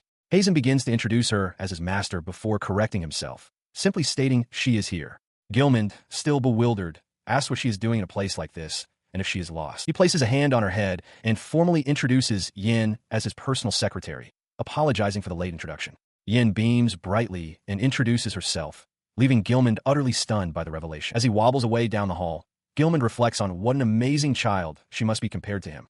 Heimin calls out, telling him that while he is plenty capable, he should never compare himself to her, because she is special. Back in the office, Yin puffs out her cheeks, complaining that Heimin is only nice to everyone else. He ignores her pout, instead focusing on the documents she's prepared. He asks about the supply route intel, marveling that she completed the ton of work so quickly and with better results than expected. He marvels at her efficiency. The child had breezed past all expectations. Yin Lin explains that she conducted interviews to gather information quickly, making sure to cross-reference any questionable details to ensure the report's reliability. As he studies the map she prepared, he notes that all 12 supply routes to the front line are detours. He muses that it must be for risk management, as a direct route would require passing through other countries. Yin Lin, noticing his intense stare, tells him he's being creepy and takes a cautious step back. He ignores her complaint, focused on the problem at hand. He asks if there's truly no direct route across the desert. Yin Lin confirms that it would be reckless, as there are no oases. She adds that even constructing one just to transport water would be astronomically expensive. His gaze drifts toward the window, a plan forming in his mind. He dismisses the need for water transport, stating simply that the water just needs to fall as rain. Yin Lin looks at him, bewildered. She argues that it's a desert precisely because it doesn't rain conveniently. Unfazed, Heimin declares that as a mage, he will figure something out. Her disbelief turns to shock. She retorts that not even the Empire possesses magic powerful enough to make it rain. Looking down at an image of suffering people, she quietly admits that seeing them makes her want to cling to any hope. He understands her sentiment. He observes that after all she has seen and heard in this parched land, she too wishes to save it. He agrees that they need quick impact measures, concluding that an oasis would bolster both supply route development and civilian stability. His thoughts turn to the people he needs for this endeavor. Without an oasis foundation, rain would just run off. He recalls entrusting people to General Gazar, but acknowledges it will take a month to make them useful for his purposes. Having made his decision, he turns to his secretary. He instructs Yin Lin to continue with her work, informing her that he is going to check on things elsewhere. Startled but compliant, she agrees. Meanwhile, in another office, Chief Secretary Scally Venice is in a state of panic. He furiously demands to know why there is still no contact with senior civil aide Nyotai. An aide rushes in with a report that Nyotai's villa may have been ransacked. Frantic, Scally searches for the previous day's visitor list, demanding to know who this Heisenheim is and who authorized his unrecorded meeting. He whirls on two female aides, shouting that the visit was only yesterday and demanding to know what is wrong with them. The two women look back, utterly bewildered, admitting that while they were there, they cannot recall anything about it. He bites his thumb, his mind racing with worst-case scenarios. If Nyotai was attacked, his survival is in question. He recalls Nyotai's frequent secret banquets, but they always knew his location. The chief secretary worries that if the worst has happened, Nyotai's personal secretaries will be jobless. His frantic thoughts are interrupted by a knock at the door. He grinds his teeth in frustration, wondering who could be calling at such a time. As the door creaks open, he recognizes the visitor and his suspicion flares. Heisenheim. The visitor, Heisenheim, stands in the doorway with a calm, almost smug expression. He announces that he is there to inquire about the progress of the proposals he submitted the previous day and asks if senior civil aide Nyotai is available. Scally is visibly startled by the direct question. Beside him, one of Nyotai's aides whispers a confirmation of the visitor's identity. Recovering, Scally offers a strained welcome. He gestures towards a chair, his voice sharp with an underlying sting. He informs Heimin that they happen to have business with him as well, inviting him to sit. After a cup of tea is placed before Heimin, Scally formally introduces himself as the chief secretary to senior civil aide Nyotai. He then states bluntly that they have lost all contact with Nyotai since the previous night. Heimin, looking concerned, asks if the matter has been reported. His composure shatters. Scally slams his hands on the desk and leans forward, shouting that their investigation revealed Nyotai's villa was attacked on the very same night Heimin met with him. He glares at the seated lieutenant, calling him brazen. Heimin, however, remains completely unfazed. He calmly replies that he doesn't find the situation particularly odd. He explains that on the front line, it's a daily occurrence for colleagues and superiors to vanish, whether from desertion, assassination, or friendly fire. Matscali slams his hand on the desk again, incensed. He retorts that this is the capital, not the front line. He points to a document, declaring that Heimin's meeting record is the only one that is completely blank, questioning if Heimin thinks he can be silenced so easily. He responds with a disarming smile, conceding the point. Then, he provides a simple explanation for the blank report. The two ladies, Nyotai's aides, were sound asleep for the duration of the meeting. He adds that he even tried calling out to them, to no avail. Behind him, the two aides are shown slumped over in their chairs, deeply unconscious. His calm explanation was met with fury. Chief Secretary Matscali slammed his fist down, demanding to know if Heimin thought such an excuse would fly. He lunged forward, accusing Heimin of controlling the aides with magic. He met the accusation with a confident, almost mocking smile. He questioned the chief secretary's claim, asking for proof of magic. Heimin then reminded Matscali that, besides meeting records, it was the aides' responsibility to document everything. The chief secretary growled in frustration, his fist clenched tightly at his side. He declared himself appalled at the quality of Nyotai's personal secretaries, accusing them of shifting blame with mere circumstantial evidence. One of the aides, the one with light-toned hair, interjected.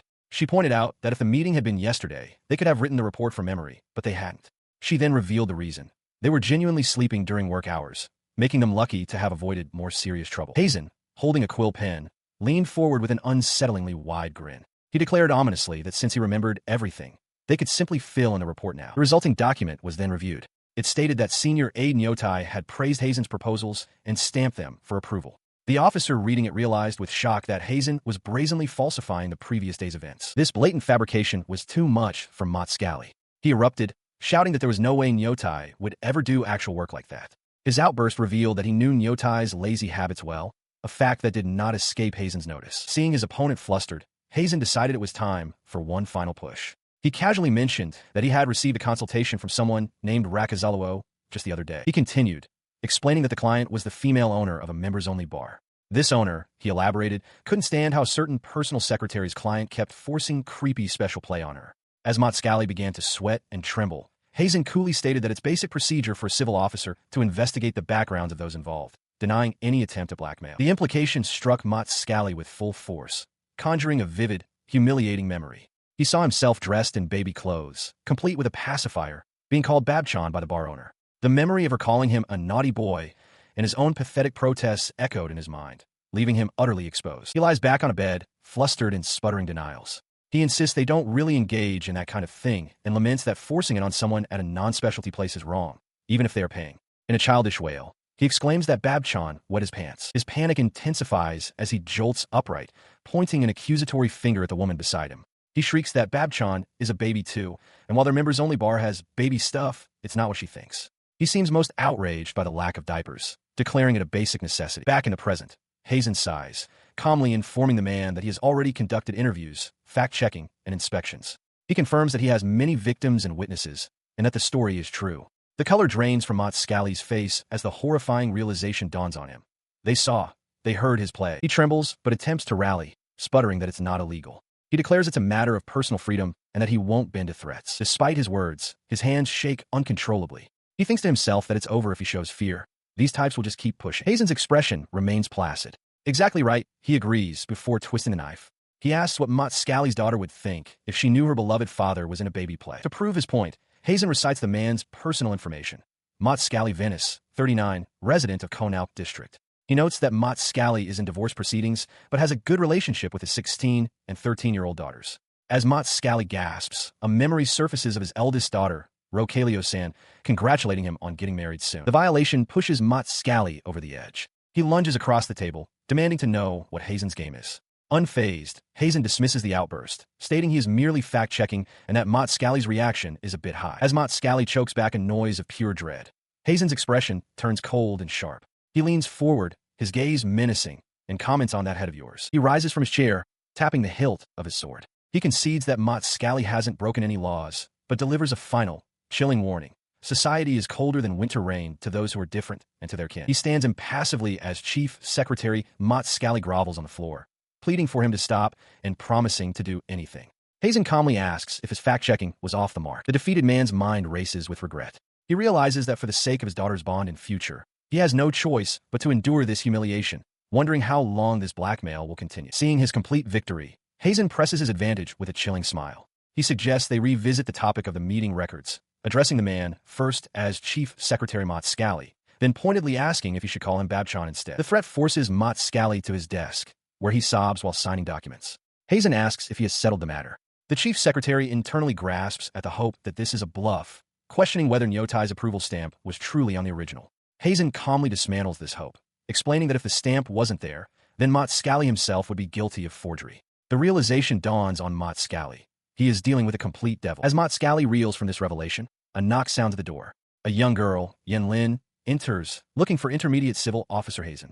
Heimin cheerfully greets her, casually calling Matscally Babchan, which horrifies the chief secretary. He then gestures between the two, introducing Yin as his private secretary and coolly announcing his intention to hire Matscally as a second one. He instructs them to greet each other, leaving both Yin and the chief secretary speechless with shock. Recovering slightly, Matscally objects, declaring that he is Nyotai's private secretary.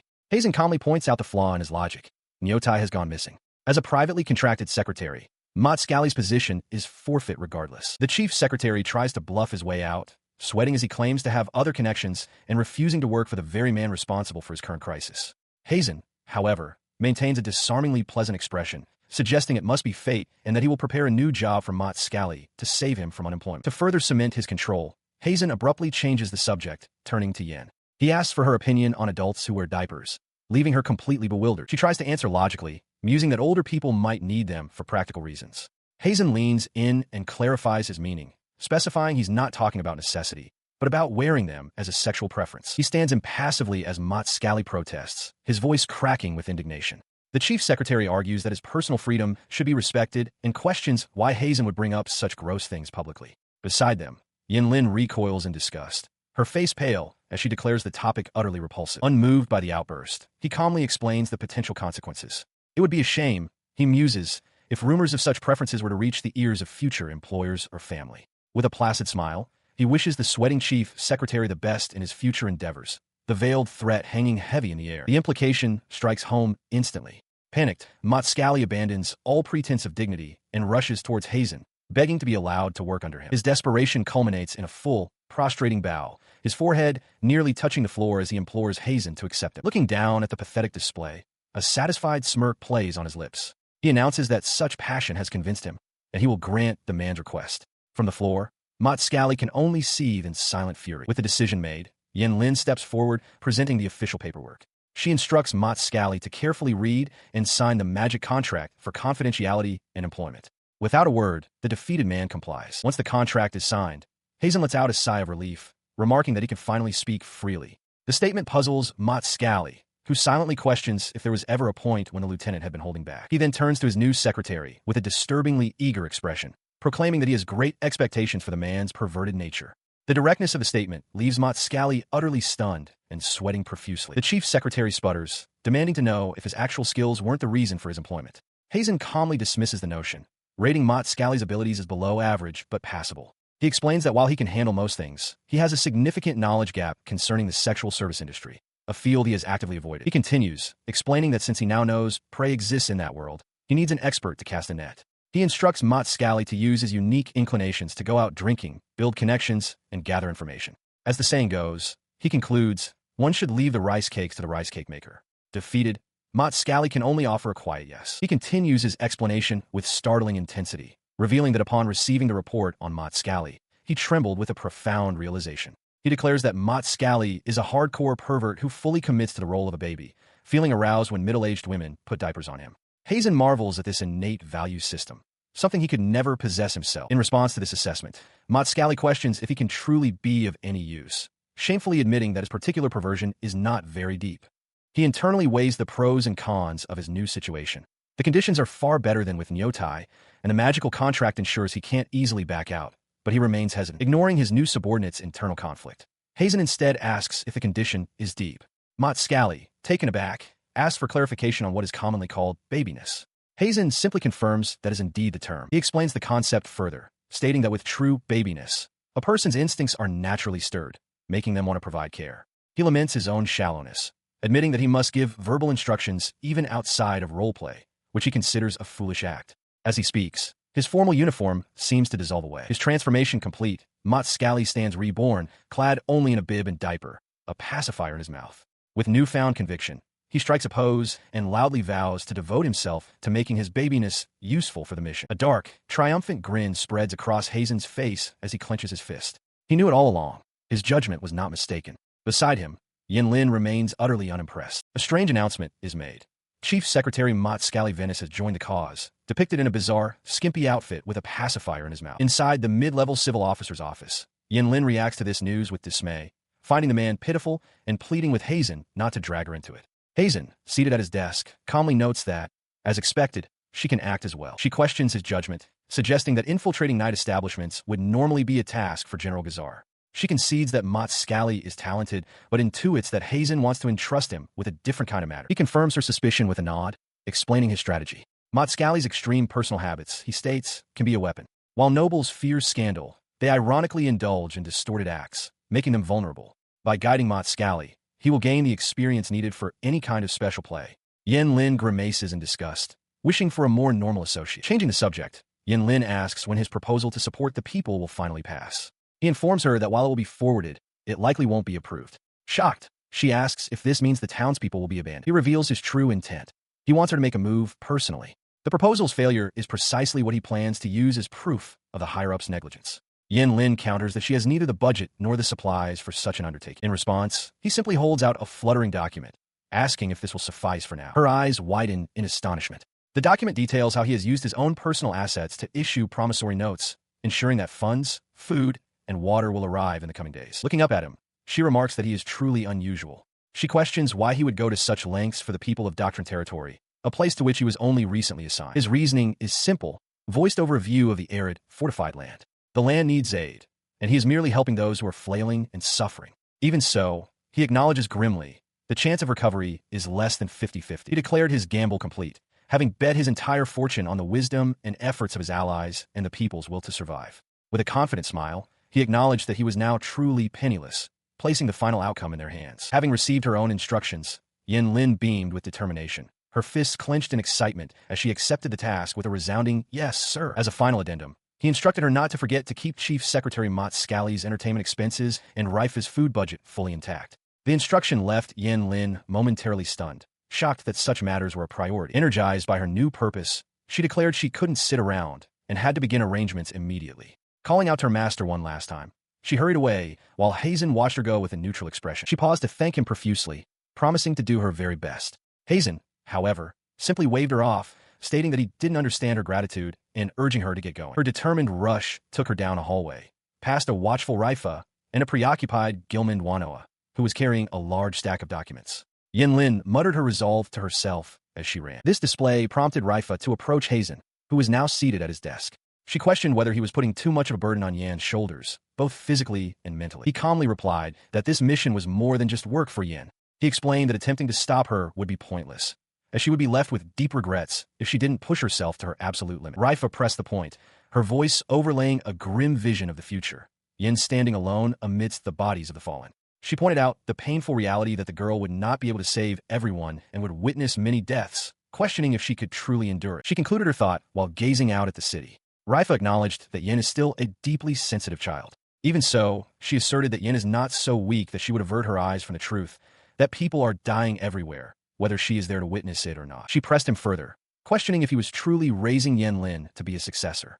Heisen flatly denied it, stating that he didn't have that kind of leeway. Her expression turned grave. She reached across the desk and grabbed his gloved hand, her gaze intense as she told him to remember this moment. He met her stare, his own face unreadable. She maintained her grip, leaning over the desk with a knife resting on the surface between them, underscoring the gravity of her words. He finally responded, his voice calm and assured. He clarified that he had no intention of making the girl his substitute and expressed complete confidence in her ability to handle the mission, trusting his own judgment. Hearing his conviction, she seemed to relent with a sigh. Changing the subject, she informed him that a letter had arrived from someone named Nandao.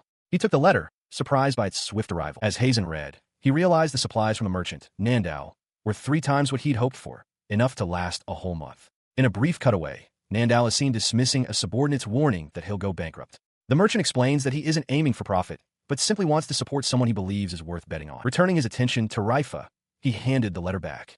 He declared his reply and assigned her a new role, to be Yen Lin's support and guardian. A wide, pleased smile spread across her face as she accepted, remarking on his incredible generosity. His expression then hardened, and he clenched his gloved fist with a sharp crack. He announced his own plan to skip meals and divert the savings to the cause, but issued a stern order. If Yen Lin tries to imitate him, Raifa is to make her eat, even if it requires force. She waved away his self-sacrificing notion, insisting that he must eat as well. She pointed out that in a famine of this magnitude, one person's portion would make no real difference. He looked down at his hand, a subtle, knowing smile on his face. He clarified that his goal was different. The act of self-denial was a kind of ritual, a preliminary magical step designed to heighten the power of one's wish. He calmly tells Raifa that she can eat as well, prompting her to slam her hands on the table in protest. She insists she is not that much of a glutton, complaining that she's starting to act like Yen. 2 days later, this peaceful moment is interrupted. A flustered civil officer, Gilman Wanoa, rushes to Heimin with a report. He explains with urgency that complaints have arisen concerning the large-scale charity work Yen is conducting for the people. He takes the document and questions the nature of the complaints, wondering what could be wrong with helping people. Gilman clarifies that the finance department views it as an act of undercutting their authority. Heimin considers this, noting that since the donation is personal and not illegal, he fails to see why it warrants such a fuss. His expression hardens as he realizes the implication. Yan's donation must be inconvenient for the finance department for some reason. Deciding to address the matter head-on, he instructs Gilman to take him to them. The nervous officer snaps to attention and agrees. As they walk down a long, stately corridor, Gilman hesitantly calls out to him. Heimin turns his head slightly, asking what is on his mind. The young officer looks at him earnestly, stating his belief that Heimin is in the right. He adds a somber warning, however, that what is right does not always prevail. His warning hangs in the air as they arrive before the imposing, ornate entrance to the finance department.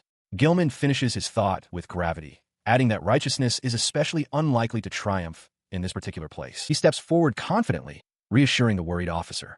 Heimin advises him that if one truly believes they are in the right, then they must stand firm with confidence. His confidence is immediately met with furious opposition. A stout, red-faced official named Munou confronts him, grabbing his own tie in agitation. He bellows that providing aid to the people is the sole responsibility of the finance department, and warns that by not going through him, Heimin is causing serious problems. The finance officer's rage only escalates. Jabbing a finger at Heimin, he dismisses the charity as a hopeless, virtue-signaling stunt typical of young people. He furiously demands that Heimin take the circumstances of the department into account. He calmly explained his position, acknowledging the desire to avoid unnecessary expenses, but insisting that saving the people is a necessity. Given the state of the city, he continued, it was difficult to believe the finance department was functioning properly at all. The officer, taken aback, asked if that was truly what he meant. Heimin confirmed without hesitation that it was exactly how it sounded. A vein throbbed on Guminou's temple as he sputtered, demanding to know if Heimin was directly blaming the finance department. As the finance officer continued to stammer in disbelief, Heimin's expression suddenly shifted.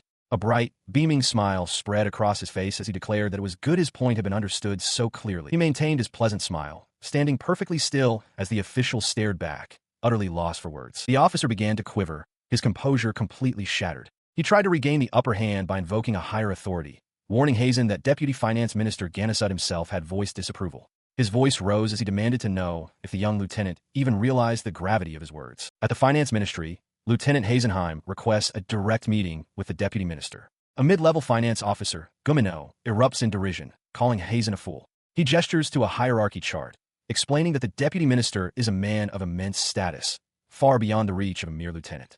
Heimin calmly counters that an appointment should be possible regardless of rank, but Munou dismisses the law, declaring that they have their own rules and customs. The officer puffs out his chest, insisting that the Deputy Minister is far too busy and offering to relay the message on Heimin's behalf, effectively stonewalling him. Unfazed by the refusal, Heimin turns to his aide, Secretary Gilman. He calmly states that he will simply request a meeting through Senior Administrator Moldot instead.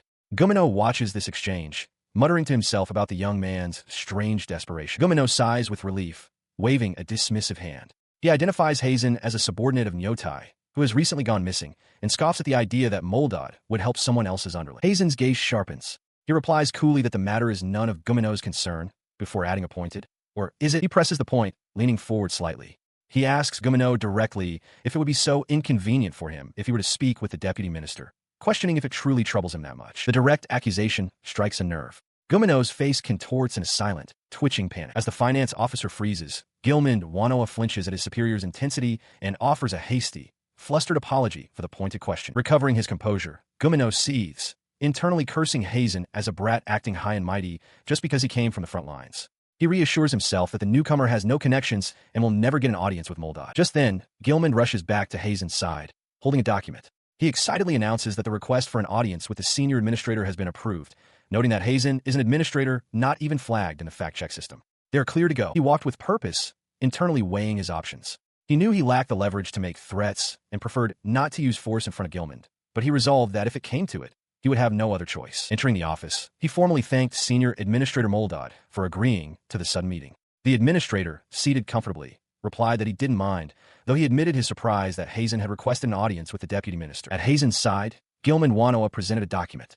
Heisen explained the situation, stating that the deputy minister had apparently raised objections to his personal charitable donations.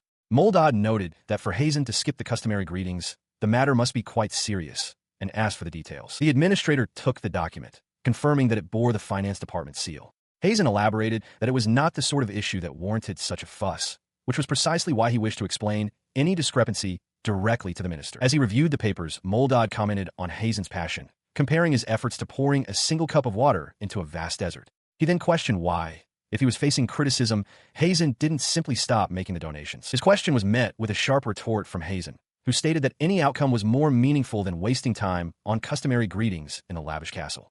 Moldad chuckled, acknowledging that Heisen's words had a sting to them. Leaning forward with a knowing smirk, the administrator changed his tone. He warned that while Heisen could insist on his own way for now, passing his proposal would require the finance department's cooperation. This path, he cautioned, carried a high chance of ruining everything. Heisen's expression hardened in defiance. He declared firmly that he had no intention of antagonizing the department, but neither would he back down simply out of fear of conflict. Moldad's calm demeanor faltered slightly at the young officer's unwavering resolve. With a deep sigh, Moldad leaned back in his chair, the wood creaking under the movement. He admitted with a smile that he was weak to such displays of determination. He agreed to help, but warned that the preparations he could make would only last about 5 minutes, cautioning Heisen not to expect too much. The administrator then stood, explaining his role. He saw himself as a buffer between stubborn upper management and a capable, motivated newcomer, a fitting position for a self-proclaimed second-rate middle manager. He then turned to Heisen and asked if that arrangement was acceptable. He stood by his senior administrator Moldad, waved off his compliments, suggesting they would be better directed at someone like Nyotai. Heisen admitted his surprise that an official of Moldad's standing was even present. With a brief exchange over, Moldad gestured for them to proceed. As they walked down the corridor, Moldad mentioned a rumor he'd heard. Nyotai had gone missing, and things were running much more smoothly in his absence. He confessed to feeling something similar himself, which seemed to catch Heisen off guard. Taking the opportunity, Heisen asked if Vice Minister of Finance Ganasud was truly the sort of person to object over a simple donation. The administrator paused, explaining that the issue was not the act itself, but a matter of stature. He elaborated that in their society, no one had ever sacrificed their personal wealth to save the people, even when it was clearly the right course of action. He continued, pointing out that Heisen, a young outsider and a mere newcomer, had done just that. Moldad warned that there would inevitably be powerful individuals who would perceive this unprecedented generosity as a personal slight against them. Turning back, Moldad asked if this cynical reality had disappointed him. Heisen replied firmly that it had not, stating that he looked up to Moldad as his superior. The administrator laughed, questioning why anyone would admire someone so self-admittedly small. Heisen's expression remained intense as he clarified that he respected Moldad precisely because he was willing to admit his own weakness. Now walking along an open-air colonnade, Moldad remarked with some amusement that Heisen had attached himself to him in a strange way. He promised to try and live up to the flattery, but advised the young man not to overdo it. Their conversation was abruptly interrupted by a loud bang from below. Standing on a balcony with Gilman Wanoa, Heisen looked down to see an enraged man inside a room, slamming his hand against the window. A confident smirk played on Heisen's lips as he watched the display. In stark contrast, the man inside, Vice Minister Ganasud, was drenched in sweat, his face contorted in a sputtering rage. Inside the office, Ganasud slammed his fist down, roaring Heisen's name. A stern, high-ranking official seated before him calmly addressed the vice minister, then turned his attention to the balcony, inquiring about the identity of Moldad's companion. The stern official recognizes the young man before him. Azin, Hayes, you're the newcomer who spent his own fortune to aid the people. He then gestures toward another man, Finance Officer Munou, inviting him to join. Munou, however, is already agitated, whirling on Heisen and demanding to know why he is there. He calmly asks if he has somehow caused offense, stating that his action was a personal donation and not something for the finance officer to comment on. Munou retorts that this is correct, but reveals he received a document from Heisen that very morning. The deputy minister interjects, explaining that the document in question stated that Vice Minister of Finance Ganasud had objections to the donation. He asks Munou for an explanation, but the finance officer begins to sweat and whistle nervously, claiming it is the first he has heard of it. His denial is immediately countered as Administrator Moldod presents the document, confirming it bears the official seal of the finance department. The deputy minister takes the paper, his eyes narrowing as he recognizes his own signature and furiously demands to know the meaning of it all. Cornered by the evidence, Munou erupts, shouting that it must be a forgery or that someone else ordered it. His accusation is swiftly dismantled by Gilman Wanoa, who points out that Munou himself handed him the document that morning. This sends Munou into a further rage, screaming for silence and repeatedly denying any knowledge as Administrator Moldod calmly notes that the paperwork still appears to be his. The deputy minister examines the document, dismissing it as the usual poor quality work from Munou and identifying a habitual writing mistake. Heimin adds that the forgery is practiced, suggesting other documents have been faked as well. The realization dawns on Munou that he is being framed for a serious crime in front of two powerful officials. With the situation clear, the deputy minister orders an immediate investigation of Guminou's office. He tasks Heimin and Gilman with observing the search to ensure no foul play occurs from either side, leaving Munou to fidget nervously in the center of the room. He then sets a strict time limit on the proceedings. He can only spare 10 minutes. If nothing is found by then, the matter will be dropped. Heimin agrees that 10 minutes is sufficient. He turns to his secretary and gives the order, "Let's search, Gilman." His aide snaps to attention, ready to begin. He immediately began his search, pulling books and papers from a high shelf with a clatter. As Gilman sat calmly at the desk, the sweating finance officer Munou watched in disbelief, wondering why Heimin was focused on that particular spot. His seemingly random search was, in fact, a calculated strategy. He had instructed Gilman to check the desk that Guminou's eyes had darted to first, while he himself would search the bookshelf the finance officer had conspicuously ignored. Heimin voiced his suspicion that if his hunch was correct, they would find proof of more than just the forged document. The strategy paid off almost instantly. Outside the office, Munou was still complaining to the impassive deputy minister about the disgrace of using superiors to threaten other departments. His protests were cut short as Gilman emerged, triumphantly holding up his findings: half-written duplicate documents and a false bottom from a drawer containing forged seals. While Gilman secured the evidence of forgery, Heimin continued his own search inside. Munou, now in a full-blown panic, screamed for him to stop. Ignoring the pleas, Heimin confirmed his suspicion, noting that the item he held also contained a hidden compartment. He tossed aside more documents, his focus unwavering. Senior Administrator Moldod, observing the chaos, asked if Internal Affairs Officer Heimin was still looking for something. Guminou's desperation escalated. He shrieked that whatever Heimin was looking for was unrelated, admitting fault for the forgery and begging someone to stop the search. His persistence yielded a far darker secret. As Heimin pulled a specific document from the pile, Moldod's eyes widened in shock, identifying it as a slave trade contract. The deputy minister's expression hardened. Heimin noted grimly that while this contract alone was sufficient evidence, a continued search would likely uncover even more. The damning revelation sent Munou into a desperate flight. The finance officer tried to bolt from the room, but Heimin moved with startling speed. A sharp click of his heel preceded his lunge, and he forcefully slammed the fleeing man against the bookshelf, pinning him as Moldod confirmed he'd found it. With Munou subdued beneath his boot, Heimin silenced the man's frantic denials of involvement with a firm stomp. As the finance officer protested that he was being framed, Senior Administrator Moldod looked on in astonishment. He asked Heimin how he knew about the slave trade connection, a realization dawning on him. The Internal Affairs Officer had been searching for this specific crime from the very start. With the corrupt official Munou exposed, Deputy Minister 1, arms crossed, demands to know how Heimin uncovered his involvement in the slave business. Heimin explains that Munou mentioning the deputy minister's name was the immediate giveaway, a typical sign of a small-time crook. Kneeling on the floor, the defeated deputy finance minister Ganasud mutters that at first, he believed the deputy minister's disapproval was genuine. He continues his line of reasoning, questioning why Munou would impersonate the deputy minister and try to stop his donation if the disapproval was real. Heimin points out that the deputy minister had expressed no actual disapproval at all. As Heimin finishes, Senior Administrator Moldod elaborates on the grim economics of the slave trade. He explains that the most efficient way to create slaves is to drive people into complete despair through hunger and poverty, as simply maintaining them in that state generates profit.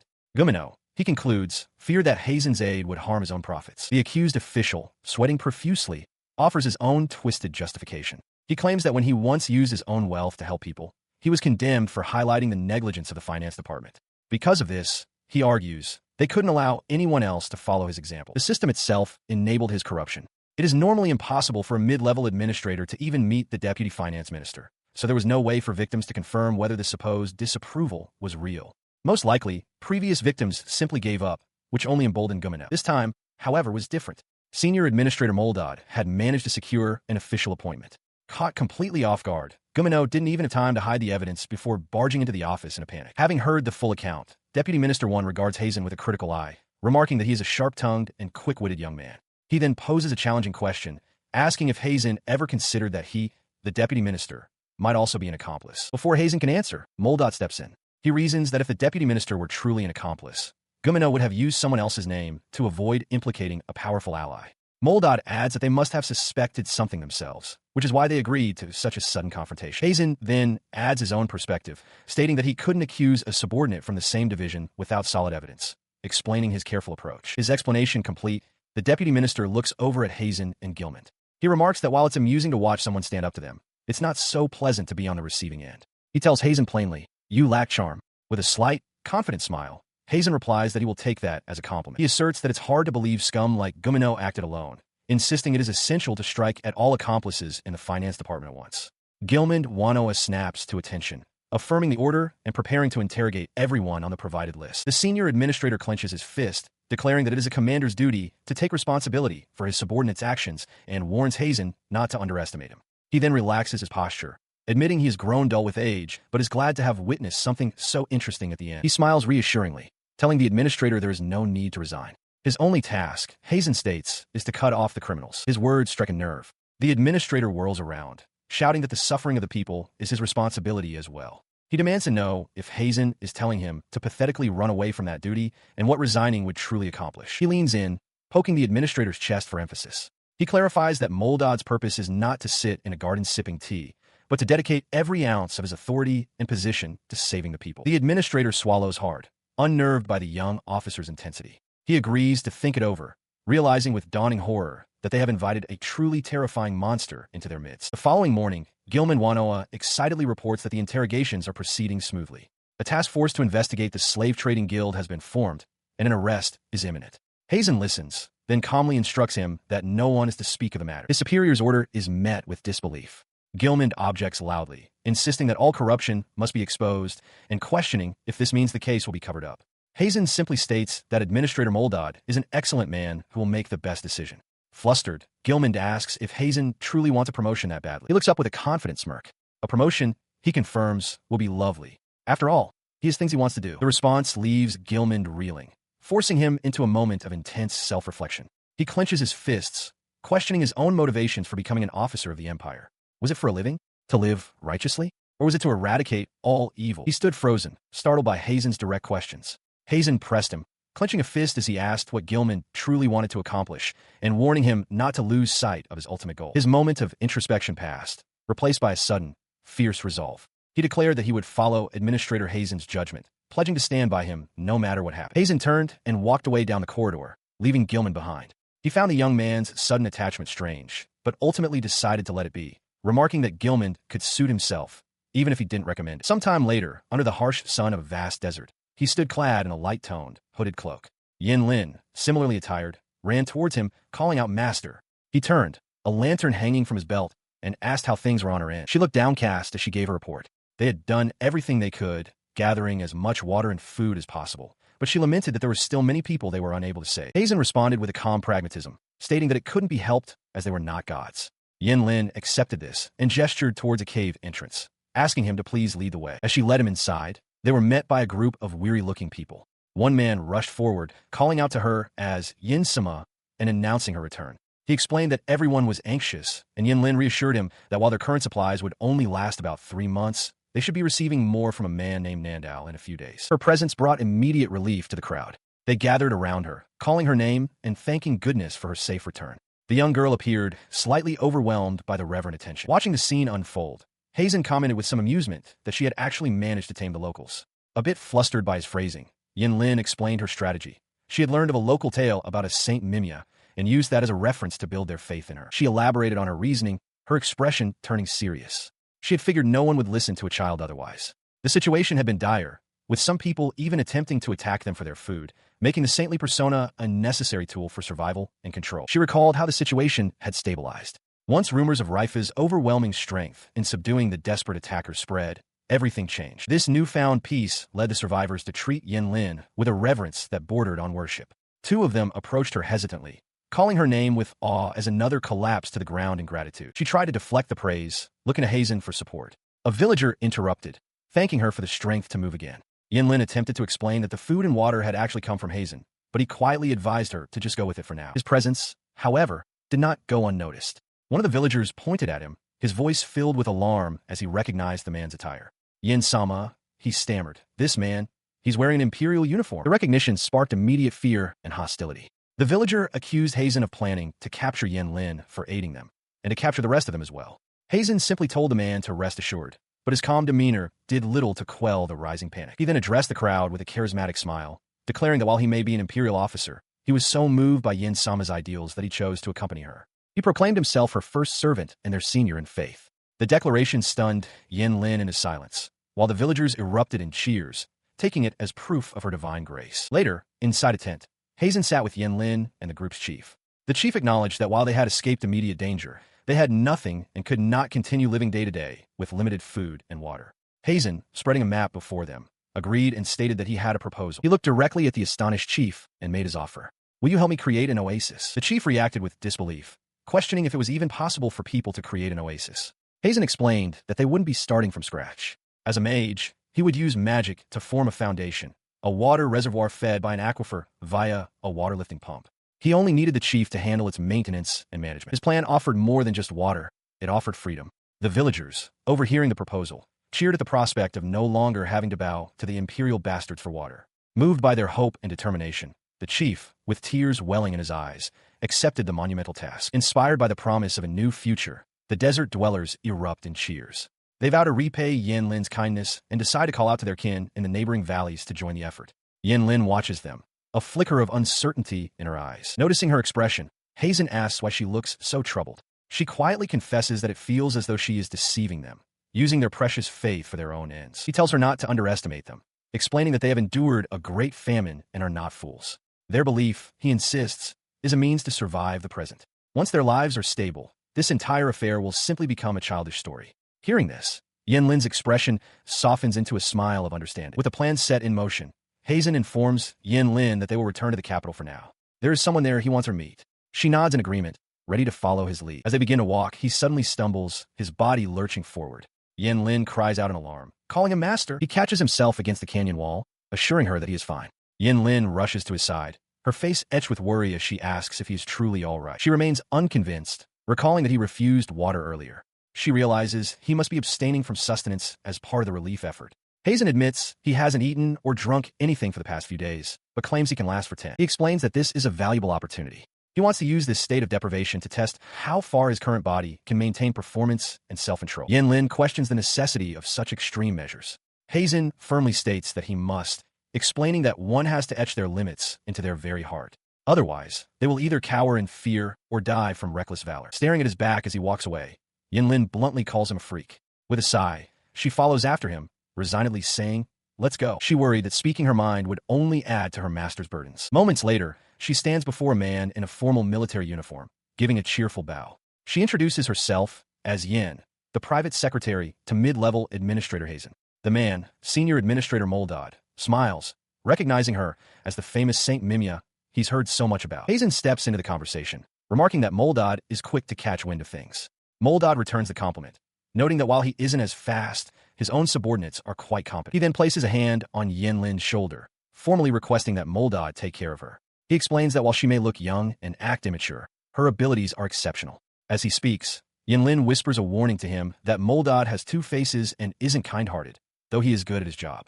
Heimin gently takes her wrist to quiet her, causing her to let out a small gasp. In response to Heimin's formal introduction, Moldad laughs heartily, agreeing that as long as she's good at her job, that's all that matters.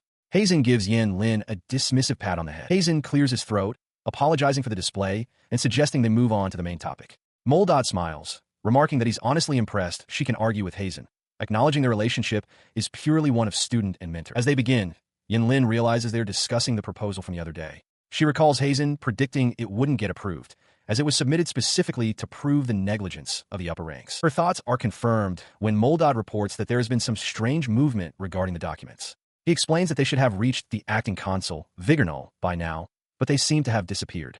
Heimin is taken aback, impressed that Moldad managed to track the proposal all the way to the top level. Continuing his explanation, Moldad describes the acting consul as a man who makes decisions swiftly, is meticulous in his groundwork, and is highly competent. However, He cautions that their perspectives don't always align. He concludes that Vigernal is a man who prioritizes national interests above all else. Hearing this, Heimin sighs and asks why, if someone like that is at the top, things are still so bad. Moldod can only offer a nervous laugh in response. He states his request plainly to Senior Administrator Moldod, asking him once more to arrange a meeting with Acting Consul Vigernal. The administrator agrees, but warns him that this will be the first and last time he provides such assistance. He advises Heimin to act on his own convictions rather than seeking favor, and instructs him to return the next day. A sharp grin spreads across his face as he readily accepts the terms. He thanks Moldod, stating that the administrator's willingness to stand at the forefront makes his own path clearer, and that they will face the challenge together. Moldod, slightly flustered, cautions him not to overdo it. The following day, Moldod accompanies him to the meeting. As they stand before their host, the senior administrator formally introduces himself and thanks the man for his hospitality at a recent exchange meeting. Seated behind a grand desk, Acting Consul Vigernal greets Moldod warmly, glad he enjoyed the gathering. His gaze then shifts to Heimin, correctly identifying him as the author of the proposal in question. The acting consul offers his assessment, praising the proposal for being both rational and devoted to the people, two qualities he finds admirable. Heimin offers his thanks for the kind words. Despite the praise, he delivers a significant caveat. Tapping his fingers on the desk, he explains that due to the project's large scale and financial strain, he must consult with his superior. An answer, he states, will take at least half a year. Heimin immediately protests, shouting that the delay is far too long. Unfazed by the outburst, the acting consul simply looks up with a calm, knowing smile, stating that the delay is perfectly fine. His cryptic response leaves Heimin bewildered, prompting him to ask what the acting consul means by that. Turning his back on them, Vigernal delivers his final verdict. He declares that the proposal will be rejected, adding condescendingly that Heimin is too young to understand the reasons why. He stood impassively as acting consul Vigernal looked at him with a wry smile. The consul acknowledged that Heimin had certainly stirred up a mess, but confidently assured him that he would take care of it. The consul then began a condescending history lesson, explaining that since Heimin was new, he likely didn't know that the Empire had first taken control of this scarcely inhabited land to use as a supply base for the Lyle front lines. He continued, recounting how people and goods began to flow through the area, leading locals to start trading amongst themselves. The Empire allowed them to settle, on the condition that they pay taxes. But, Vigernal added with disdain, they had the audacity to rebel. Vigernal concluded his tale by stating that after the rebellion was suppressed, the Emperor graciously permitted the people to remain, as they claimed they couldn't survive in the desert. The consul declared that he himself was moved by such generosity. His lecture then turned directly to Heimin. He advised the young man to broaden his perspective and cast away any foolish sense of justice. The people, Vigernal explained, are to be kept alive, but never allowed to thrive. In that moment, Heimin understood. The heavy taxes were deliberately imposed to keep the locals from ever gaining power. With a patronizing pat on the shoulder, Vigernal framed the entire affair as a good lesson. He encouraged Heimin not to be discouraged and to continue bringing forth new proposals. As they walked away, Senior Administrator Moldod observed aloud that acting consul Vigernal is certainly an intelligent man, but trailed off, struggling to articulate a fundamental flaw he perceived in him. A sudden realization struck Heimin, and he finished Moldod's thought in his own mind. His perspective is narrow. At that exact instant, Vigernal's eye shot open in fury, his fist clenching as if he had somehow perceived the silent judgment. A stark assessment hangs in the air. His perspective is narrow. The judgment lands with jarring effect. Acting Consul Vigernal Ghana is taken aback, utterly confused. Beside him, Senior Administrator Moldod flinches, demanding to know what Internal Affairs Minister Heimin means by his sudden outburst. His eye twitching with irritation, Vigernal asks if he misheard, questioning who exactly Heimin is calling narrow-minded. With unnerving calm, Heimin confirms that he is, of course, referring to the acting consul himself. He continues his critique without hesitation, declaring Vigernal's tax rate adjustments to be terrible. He explains that the consul's policy of using only punishment without any reward is ineffective and fails to extract the maximum possible revenue from the populace. This approach, he elaborates, intentionally weakens the people to make them easier to control, but it has backfired. The territory's tax revenue has steadily declined, and now even the scarce river water is controlled by the Empire, strangling the life from the land and its inhabitants. He dismisses it as the thinking of a petty bureaucrat content with merely fulfilling obligations. Vigernal retorts angrily, jabbing a finger forward. He insists that the city's role is not to prosper, but to serve as a stable and safe relay point for the front lines. His anger turning to skeptical curiosity, Vigernal picks up Heimin's proposal, asking if it will truly increase tax revenue. Heimin lays out his plan on a map, convert the current, winding supply route into a direct one, cutting expenses. For that, he explains, they need people to live in the desert, as roads naturally form where settlements exist. He scoffs at the notion, calling it delusional. Raising his finger emphatically, Vigernal declares that people cannot live in the desert, reminding Heimin of the many years that have passed since the last rainfall. His confident dismissal is met with a simple, world-altering statement. As Vigernal stares in disbelief, Heimin calmly states, then we'll just make it rain. He envisions the result. If people can live in the desert, logistics and trade will flourish. There will be no need to pay tolls for detours through other nations.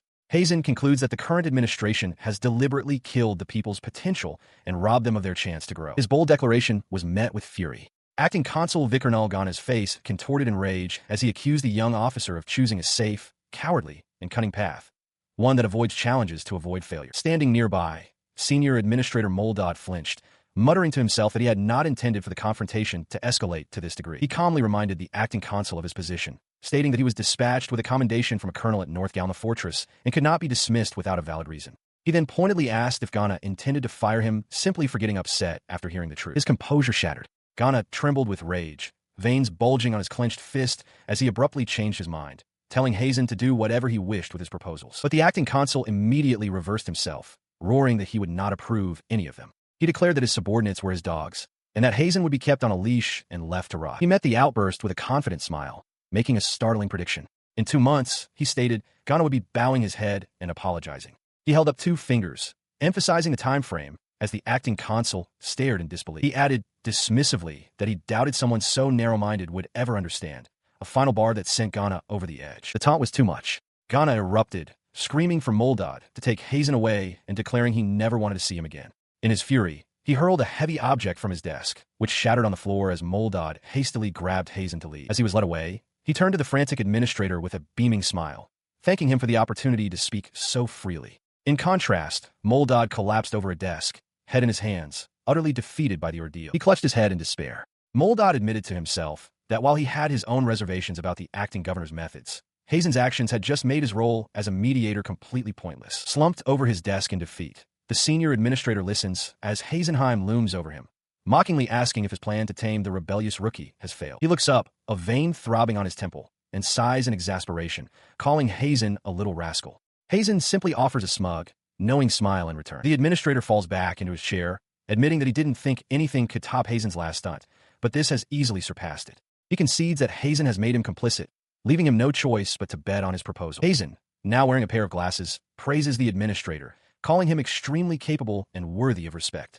He acknowledges, however, that his methods are admittedly forceful. The administrator, still pouting with his cheek resting on his hand, questions if this is how Heimin expects to earn trust. Heimin calmly replies that cooperation based on aligned goals is sufficient, reassuring him not to worry, as he doesn't fight battles he can't win. Later that night, a blindfolded and thoroughly intoxicated Chief Secretary Scally stumbles through the streets, bottle in hand, loudly slurring praises for Minister Heimin. From a doorway, Gilman Wanoa and another officer watch with concern. His drunken wandering leads him into a long, dark corridor. He pauses, sensing something amiss in the oppressive silence. Elsewhere, Heimin is hard at work at his desk, writing furiously. As he sets his quill down, a drop of ink falls from his gloved fingertip. Lin approaches from behind, calling out to her master. He turns, his face shockingly gaunt and his eyes sunken and bloodshot. He asks what's wrong, but his appearance horrifies Yin, who shouts his name again, aghast that he could even ask such a question. She tearfully explains that he hasn't eaten anything for nearly 10 days and begs him to at least drink some water, terrified that he will die. From the doorway, Rifa peeks in, her own expression laced with concern as Heimin weakly tries to wave off the worry. Inside a dimly lit room, Chief Secretary Scally, looking disheveled with a blindfold askew on his head, apologizes profusely to Heimin. He explains that night establishments operate on trust and require regular spending. Heimin, his expression cold, cuts him off to ask for a progress report. He places a hand on Scally's shoulder, acknowledging his point but delivering a quiet warning. While Scally is free to proceed for now, he must be prepared to face consequences if he fails to produce results in the mid to long term. As Heimin turns and walks away, Scally informs him that the receipts for outside expenses are on the desk, wishing him well. Internally, however, the chief secretary is trembling with fear. Later, under the light of a full moon, the scene shifts to a vast desert. Heimin and Lin, both wrapped in cloaks, ride a large beast across the dunes. They look down upon a large encampment of people gathered around a bonfire. Heimin confirms that the people have assembled as planned and entrusts Lin with the next step. She approaches the gathering on foot. The tribe's chief steps forward to greet her, expressing gratitude for her arrival in their barren land. Another villager marvels at how the chief managed to gather so many of their people. The chief explains that they traveled using a magical beast known only to them as Rada, which is perfectly suited for the desert. Lin notes that everyone is starving, yet they refrain from eating the beasts. The chief affirms this with solemn pride, stating they will only kill Arata when they themselves are at the end of their lives, for the beasts are their very way of life. He and his people then prostrate themselves on the sand before Yanlin. On behalf of his tribe, the chief offers everything they have to the one they call the Lady Saint. She is taken aback by the gesture, refusing their offer. Yanlin reminds the chief of a promise they had made, but he, looking pained, insists that he cannot accept it. Her expression becomes serious and direct. She tells the chief that there is a specific request that only he, with his deep knowledge of the desert, can possibly fulfill. Elsewhere in the camp, some villagers spot a massive, white, skeletal structure in the distance and wonder what it is. Nearby, Heimin explains to an unseen party that he had his servant build several such structures throughout the desert. The villagers are unsettled by the strange sight, though one reasons that if a man is Yin-sama's servant, he surely means no harm. Standing before the desert nomads, Yanlin explains the purpose of the large, man-made structure. She tells them it will collect rainwater, which will serve as a primer to draw up groundwater.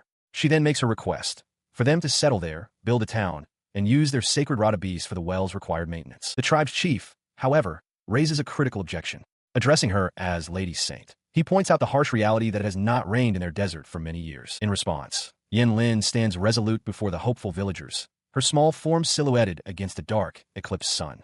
She makes a bold promise, declaring that rain will pour down for the next few days and implores them to believe in her. Her words move the chief and his people to their knees in profound gratitude. As they thank her, Yanlin clutches a small vial and thinks to herself that everything is proceeding exactly as her master had scripted. Meanwhile, atop one of the massive runic structures, Heimin holds a device connected to the glowing glyphs carved into the ground. He looks out over the desert, quietly questioning if this is truly how things should be. His thoughts are interrupted by Yanlin, who runs across the sand dunes towards the structure, calling out for her master. He does not seem to hear her. Sweat drips from his brow as he bows his head, his mind consumed by a dark incantation. Curse the heavens, hate the earth, look to the sky, and bless the gift of life. Suddenly, the runes on the ground erupt with brilliant light. Startled, Yanlin lets out a cry as the vial in her hand begins to react to the surge of power. The immense energy channels through Heimin, his eyes glowing with an intense, otherworldly light as he unleashes the spell. A colossal beam of energy tears through the darkness, shooting from the magic circle into the sky. The name of this formidable magic is revealed, Tears of the Chaos God. His spell sent a brilliant pillar of light into the night sky, momentarily eclipsing the moon. In the desert below, Yanlin fell backward in astonishment. The tribe's chief and his people looked up, bewildered by the sudden flash and the darkness that followed as clouds began to gather. Moments later, the sky opened. Lightning split the churning clouds as a heavy downpour began. The villagers stared in disbelief, their long-awaited salvation finally arriving. Yanlin, with tears welling in her eyes, understood that this was the power of the Lady Saint she had been promised. Standing at the center of his creation, Heimin felt the rain on his face, mingling with the tears that traced paths down his cheeks. The immense power he had unleashed left him trembling and utterly spent. Elsewhere, inside a fortified building, the impossible rain hammered against the windows. Vikarnal Ghana stared out in shock, declaring it impossible. In a cell below, Kiana pressed her hand against the glass, her eyes wide with worry as she recognized the magic and called out for her master. Back in the desert, his strength finally gave out. Heimin collapsed, but Yanlin rushed forward, catching him before he hit the ground. She desperately pleaded for him to open his eyes. As his consciousness faded, he murmured that it had been raining just like this on that fateful day as well. His mind was flooded with old regrets, the memory of creating a monster, the helplessness of being unable to free it, and the solemn vow he made to end the path that creature walked with his own 2 hands. All the while, Yanlin's frantic cries of his name echoed in the downpour. He stirred, his eyes fluttering open to see Yanlin weeping over him. With a weak voice, he asked why she was crying. His expression filled with pain as he then asked if she hated him. Her grief turned to frustration. She grabbed his face with both hands, sobbing as she declared that she did hate him. Not for who he was, but because he was cold, mean, and had the worst personality imaginable. She continued her tearful tirade, hiccuping that on top of all that, he wouldn't even allow her to worry about him. Through her tears, she called him a big, dumb dummy. Heimin could only lie there and listen, his expression unreadable. As the rain continued to fall, the desert chief approached them, lantern in hand. Seeing the state they were in, he spoke calmly, suggesting that since they were all hungry, they should talk things over with some food. This is a story about a certain mage, before a stall laden with produce. The merchant Nandal confirms the young officer's intent. He understands that the man wishes to purchase food from him, and readily agrees. Heimin, however, corrects him with a placid smile. He clarifies that he will be the one selling, offering the food at an exorbitant 600 times the market price. The merchant recoils in utter shock, his face paling as he stammers, unable to comprehend the absurd figure. The number hangs in the air as winged coins seem to flutter away from his grasp. This interaction triggers a memory of a tale from long ago, of a famous wizard. In an age when the Black Sea was deemed impassable, This wizard stood against a monstrous, horned beast, conjuring a magical sigil to protect fleeing villagers. With a surge of power, the wizard's spell struck true, felling the massive creature and saving the terrified people. In the aftermath, one of the villagers he saved approaches him, laughing heartily. He claps the wizard on the back, apologizing for ever doubting that he was a genuine wizard. The wizard explains to the group of farmers that he has come to the countryside seeking an heir. While they know little of such things, one man mentions a rumor of a child beyond the mountain who can hear spirits. Intrigued, the wizard asks him to elaborate. Following the lead, he arrives at a small village. As a local woman greets him, the wizard presents a small, carved object that begins to glow brightly, its light drawing the immediate, intense focus of a young, dark-haired boy nearby. The boy, however, seems unimpressed, casually levitating several stones as he remarks that city wizards must not be very skilled. He claims to have seen through the wizard's earlier levitation trick. The wizard is stunned, wondering how a self-taught child in such a remote place could possess such insight. Revealing his purpose, the wizard states he is searching for someone with talent to study under him, and that the boy shows promise. To prove his power, he conjures a swirling vortex of energy in his palm. The boy, who had been so dismissive, is struck speechless, realizing he has no choice but to acknowledge the man's power. He calmly addresses the struggling boy, ignoring the shocked gasps of the other villagers. He states his intention to first speak with the boy's parents and requests to be led to them, a small orb of light swirling around his raised finger. That same evening, the wizard speaks with the boy's mother. He explains that her son, Ash, possesses both talent and sense, and that he must study in the capital. The mother seems uncertain, questioning if he truly intends to make her son a wizard. Ash, however, glares with suspicion, declaring to his mother that the man is definitely a criminal. He reassures them, saying there is no need to rush the decision. He informs the mother and son that he will be staying in the village for a few days and that they can find him at the inn when they are ready. Later, while settling in at the inn, a thought crosses his mind. He recalls hearing that this region had suffered from an epidemic the previous year and wonders if this particular village had somehow escaped its grasp. Deciding there is no point in dwelling on it, he dismisses the thought and prepares to rest for the night. The next day, however, the strangeness of the village becomes undeniable. As he walks through the streets, he overhears peculiar, disjointed conversations. A woman lamenting her husband's bad back, another cheerfully greeting the village itself. A sense of unease begins to settle in. A sudden, chilling realization strikes him. He observes the villagers and understands that their speech and actions are all perfectly patterned, as if they are puppets. Something, or someone, is controlling them. His gaze sharpens, landing on the boy standing beside his mother. With dawning certainty, the wizard identifies the source of the illusion.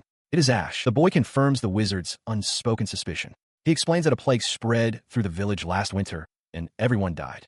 The village chief sent letters to the capital asking for help, but the only ones who answered the call were thieves pretending to offer aid. He looks towards the woman he calls mother, his expression filled with a desperate hope. He asks the wizard if learning magic from him would grant him the power to become a wizard who can cure diseases. He looked upon the boy, but the wizard's heart was not filled with pity for the child's plight. Instead, it swelled with joy at the discovery of a budding, prodigious talent. Placing a gloved hand on the young boy's head, he vowed that this power would surely be nurtured. Having accepted the wizard's offer, the boy known as Ash turned his back on his silent village. He walked away from the still, reanimated bodies of his family and neighbors, leaving them scattered beneath the trees to follow his new master. Under the wizard's guidance, Ash's talent grew at an incredible rate. The training, however, was exceptionally harsh, prompting the wizard's own daughter to protest. She confronted her father, demanding to know why he was so uniquely strict only with Ash. Despite the difficult training, he grew close with the wizard's daughter, a development that pleased the old master.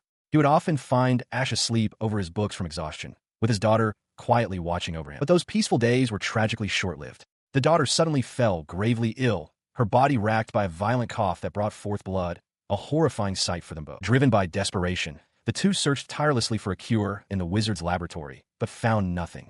As the wizard slammed his fist down in despair, Ash could only cry out his master's name in frustration. Then, after a period of frantic, solitary effort, Ash emerged. He was gaunt and pale, his skin cracked, and one hand twisted into a monstrous claw. Panting, he held up a vial, declaring he had made a medicine that would prevent her death. His master took the vial, but his expression shifted to one of dawning horror. He recognized the dark contents for what they truly were, realizing with a tremor that this was no cure. It was a forbidden drug that granted immortality, created from human flesh, blood, and soul. The medicine was never used on the daughter. All that remained was a former boy who had abandoned his humanity, his form twisting into something monstrous, and a lone wizard. The memory fades, leaving the man now known as Heimin in the present day, standing alone and gazing into a glass, the weight of his past reflected in his somber eyes. He sat alone on the wooden porch, reflecting on a wizard's curse, to be a monster that never dies, never ages and only keeps watching loved ones perish. His somber thoughts were interrupted by Yen Lin, who asked with wide-eyed concern if he had wanted to save that monster. Holding a glass, Heisen's face darkened as he thought to himself that the wizard should have killed it instead. He turned away, dismissing her question. He claimed to have said too much, but then conceded that perhaps, as long as there was hope, he had wanted to become that hope himself. With a gentle poke to her forehead, he told her that both the boy and the wizard had worked hard enough for one day. It was time for her to sleep. She drifted off instantly, slumping against him. As he held the sleeping girl, he resolved that, for now, she did not need to know the whole truth. In that moment of quiet resolve, a flamboyant, horned demon materialized with a flourish, calling out a name and declaring it all a misunderstanding. The darkness within Heizen had summoned the demon Berzelius, who seemed shocked to find Heisenheim holding the girl. The demon struck a dramatic pose, proclaiming his arrival to be perfect, divine timing. Unimpressed, Heizen coolly asked if he should be sent back if he was busy. Berzelius eagerly clasped his hands, readily agreeing to the task Heizen presented, to seal a part of the sleeping child's memory. His eyes narrowed into a glare. He issued a sharp reminder to the demon, warning him of the consequences should he dare to tamper with her memory recklessly. The demon chuckled nervously, swearing he would never do something so terrible to the disciple of the one who had enslaved the demon Lokiel. As he spoke, he began to conjure a glowing magical seal above Yen Lin's forehead. Inside a dimly lit room, Heisenheim presents a small, ornate key that glows with a dark energy. With a gentle expression, he asks Rifa to please keep it with her. The scene shifts to Rifa's face, her features etched with sorrow as tears mix with the heavy rain pouring down around her. A voice calls her name. Returning to their conversation, she explains with a sad smile that she was happy. She was glad that Yen truly cared for Heisen's well-being and that he had finally opened up, which she felt had shrunk the distance between them all. His expression hardens under the lamplight. He looks at her intently and asks if she will make all of that as if it never happened. Meanwhile, Yen Lin sleeps soundly, her mind processing the recent events. She understands that her memory isn't truly erased, but simply unnecessary for now. She knows she must first learn magic using the staff, believing that different systems of magic will someday become hints for her own growth. Back in the downpour, Rifa closes her eyes in pain and asks why he must give the key to her. Heizen looks away, his gloved fist clenched, and states that at the time it's needed, he is certain he will not be by Yan's side. His gaze is downcast, but his voice is firm with grim certainty. He declares that they will oppose each other. Because of this inevitable future conflict, he insists that she, Rifa, is the one who should hold the key. Her bare hand reaches out to accept the small key from his gloved fingers. With quiet resignation, she agrees, saying she understands. Elsewhere, a young man with slicked back hair stares out a window at the pouring rain, running his hands through his hair in agitation. He curses aloud, frustrated to think that it really rained by coincidence. A man with a weary, irritated expression knocks firmly on a set of double doors, announcing his presence to acting administrator Vigernal. Inside, Vigernal dabs sweat from his forehead, apologizing for the trouble caused by the persistent rain. The visitor, a stout man introduced as Chief Internal Officer Dagal, pants for breath and asks what business has brought Vigernal to him. He explains that his visit is about the newcomer, Heisenheim. Vigernal notes that Heisen's actions are causing concern in other departments as well, his words punctuated by a mental image of the chaos surrounding the young officer. He clarifies that he doesn't want to be misunderstood. He has high expectations for Heisen. However, he warns that if Heisen continues to work so selfishly, his considerable abilities will ultimately be wasted. As Dagal listens, Vigernal suggests that he should therefore go ahead and demote him. The chief internal officer seems to understand, asking if that is indeed the plan. A sly, malicious grin spreads across his face. With a low laugh, Vigernal tells Dagal that if that's what he thinks is best, then he should do it. Dagal's expression softens into a pleased smile at this empowerment. Vigernal continues to chuckle, declaring that for Heisen's own growth, he will guide the young man with tough love. The two officials stand together by a large window, watching the rain pour down. Dagal laughs softly and agrees, stating that he will leave the matter entirely to Vigernal. Emma collapses onto her bed in the junior civil servants' dormitory, the clock showing a late hour. A month has passed since the heavy rains in the Doctrine territory, and the relentless work at the imperial capital has left her utterly drained. She finds solace in a letter from Heisen, noting how dutiful he is to write. As she rummages through her belongings, she reads his account of the situation. He has spent a fortune, yet managed to secure water and food supplies for the next 2 months despite the scorching heat. The scale of his achievement leaves her breathless. She marvels at how he single-handedly managed a famine affecting 100,000 people, accomplishing feats that seem to defy all logic and imagination. Looking at his portrait, she feels a surge of hope. Based on the official evaluations, she is certain that if his monumental contributions are properly recognized, a promotion to the Central Command is inevitable. However, the reality of the situation soon hits her, prompting a frustrated, echoing scream of why that rings out from her window into the night. The cause of her distress traces back to a week after the heavy rains in the Doctrine territory. There, Chief Administrator Dagal, acting on behalf of the busy governor, delivered a shocking notice to Heisen. He was being demoted from his position as a mid-level civil administrator. He receives the news with a chilling, stoic acceptance. Without a word of protest, he simply acknowledges the order and turns to leave, leaving the flustered official calling out in confusion at his lack of reaction. He is met with a sneer from the administrator, who is mid-meal and visibly perspiring. The man taunts him, questioning why he doesn't even seek an explanation for such a blatant demotion, assuming the silence is a sign of sulking. He pauses at the threshold, his hand on the door. He calmly states that while the demotion itself does not bother him, there is one final matter he feels compelled to address. He delivers a cold warning with a sharp, piercing gaze directed back at the administrator. He tells the man that peeping on others is a distasteful habit and suggests, with quiet intensity, that he should put an end to it. He remains perfectly composed, his voice steady as he describes the vile presence he felt watching through the wall. Dagal, caught off guard, breaks into a cold sweat, stammering a denial that rings hollow even to his own ears. The accusation hits home, and the stout official erupts in a fit of impotent rage, ordering the young lieutenant to get out. As the door slams, Dagal is left alone, grinding his teeth in fury at the sheer audacity of the man who should be groveling. He stands in the hallway, adjusting his collar with a thoughtful hum, seemingly unaffected by the explosive confrontation.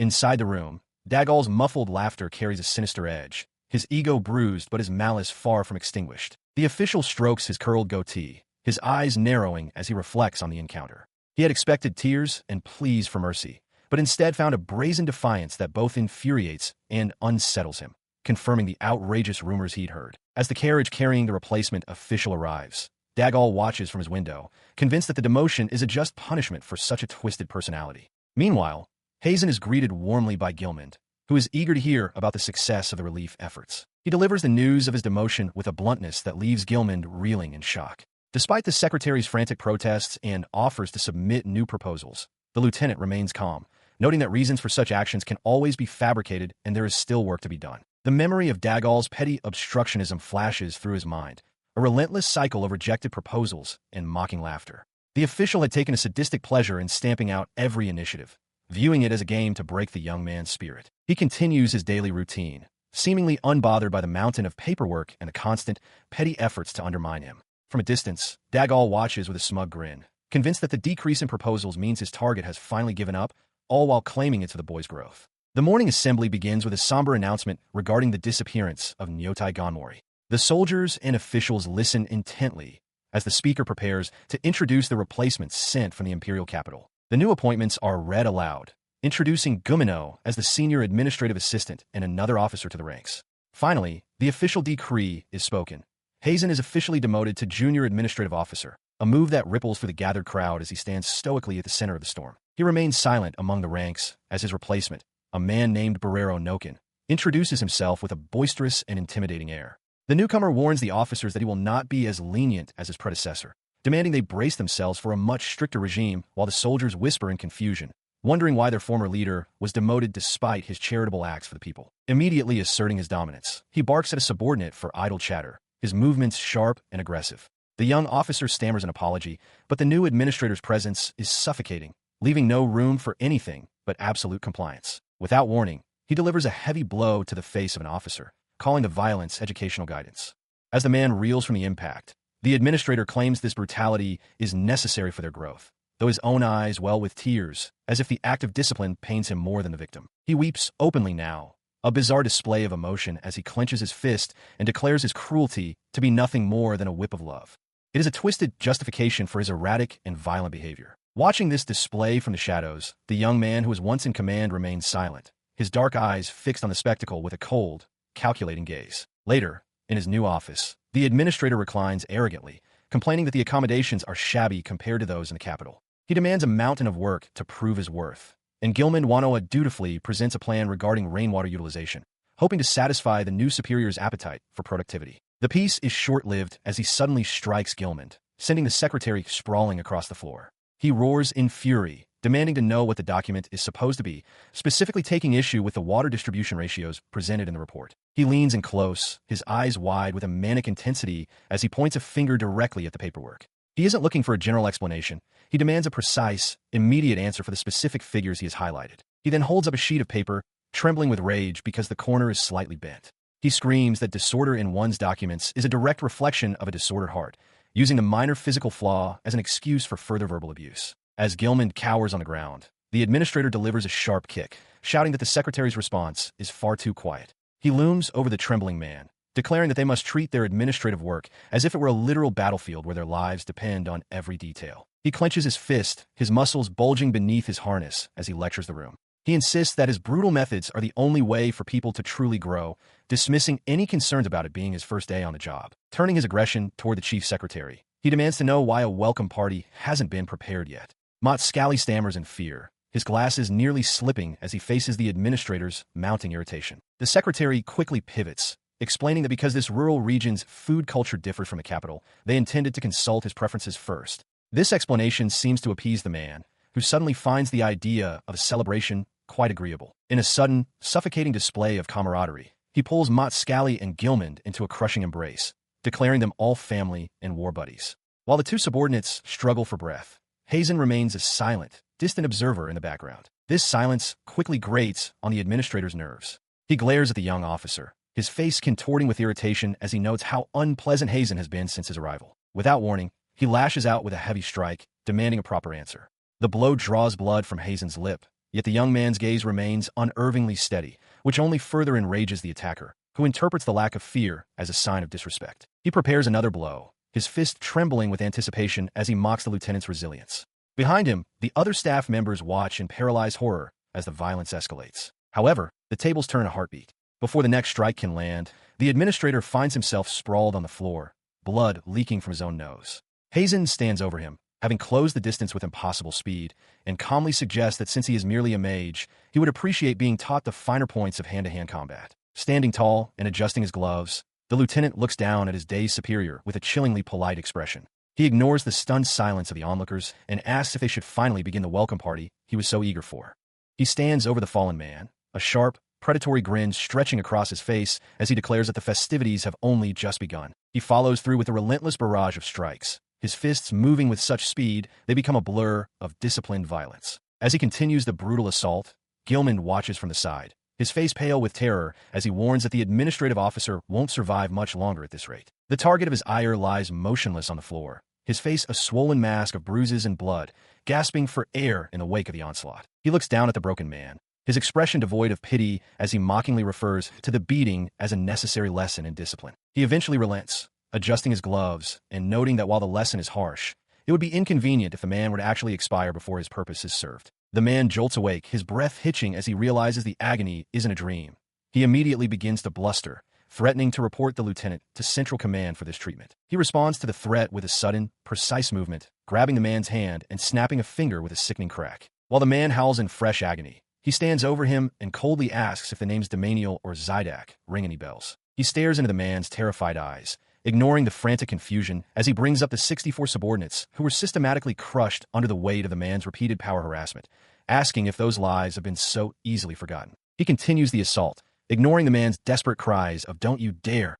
and accusations of lying. The lieutenant notes that while he expected the Central Command to send harassment agents, Barrero was an easy target to investigate because his scum-like nature was so blatant. Looming over his broken opponent, the young officer declares that the man is perfect material. He reveals a chilling plan. He will train Barrero until he becomes a completely compliant puppet superior, a prospect that leaves the victim trembling in a waking nightmare. To ensure the interrogation continues, he douses the unconscious man with a bucket of liquid, jolting him awake with a scream. He explains that he is using a specific spell that heals physical wounds but leaves the agonizing pain intact, a method that requires more effort but is far more effective for his purposes. Ignoring the victim's pleas for mercy and promises of repentance, the lieutenant's smile only widens. He coldly informs the man that he will cast the healing spell repeatedly, over and over, until his spirit finally shatters. He maintains his physical dominance, pinning the man to the floor with a boot while dismissing his apologies as mere lies to escape the moment. He knows that once the pressure is off, a man like this will only return to victimizing others, and he has no intention of letting that happen. Turning his attention to his subordinates, he dismisses Gilman for the day, noting that it is already closing time. He then instructs Scally to arrange a specific venue for the next stage of his plan. The chief secretary quickly catches on, adjusting his glasses with a knowing click as he promises to find a location suitable for a noisy welcome party that can accommodate any kind of play. The chosen venue soon features a bubbling pot of what is known as hell stew, a concoction of desert migratory bird eggs simmering in Rada's milk, filling the air with a thick, pungent steam. Back in the interrogation room, the victim finds himself completely paralyzed, his limbs bound by an invisible magical force. The lieutenant presents a spoonful of the steaming stew, mockingly inviting him to enjoy this specialty of the doctrine territory. With a sadistic cheer, he forces the scalding food into the man's open mouth, telling him not to hold back. The victim's screams of agony echo through the room as the training begins in earnest. He continues the torment, pouring a bottle of potent liquor down the man's throat. Barero's screams of agony echo through the room as the liquid burns, a cruel addition to the scalding meal he was just forced to consume. He watches as the broken man coughs violently, trying to deflect blame by insisting that his past victims were simply too weak to endure his guidance.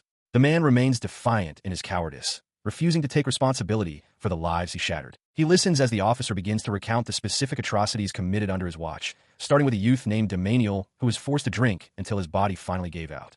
The weight of his past crimes begins to press down on him. He continues to listen as the list of victims grows, mentioning Zydak, a man who was lynched by a mob for daring to speak out against the corruption, and countless others who were left with permanent, life-altering injuries. He stands tall amidst the evidence of such cruelty, revealing that there are over 60 documented cases of similar abuse, each one a testament to the man's unchecked malice and the systemic failure of his leadership. He acknowledges that while he doesn't deny the effectiveness of violence in reshaping a person's perspective, he is merely applying the same principles the man once used on others to achieve his own ends. He reaches out with a chillingly calm demeanor and places a hand on the man's shoulder, promising that this training will inevitably lead to a profound change in his character, just as it did for his victims. He suddenly seizes the man's face with a firm, unrelenting grip, his voice dropping to a low, dangerous tone as he demands an admission that his past actions were fundamentally wrong and unjustifiable. He ignores the man's desperate pleas for mercy as he begins to sob, promising never to repeat his mistakes, and instead asks a cold question about whether his victims were granted the same leniency when they begged for their lives. He trembles as the officer corrects his plea, recalling that the victims were never allowed to simply beg for forgiveness, but were instead forced to express gratitude for their guidance.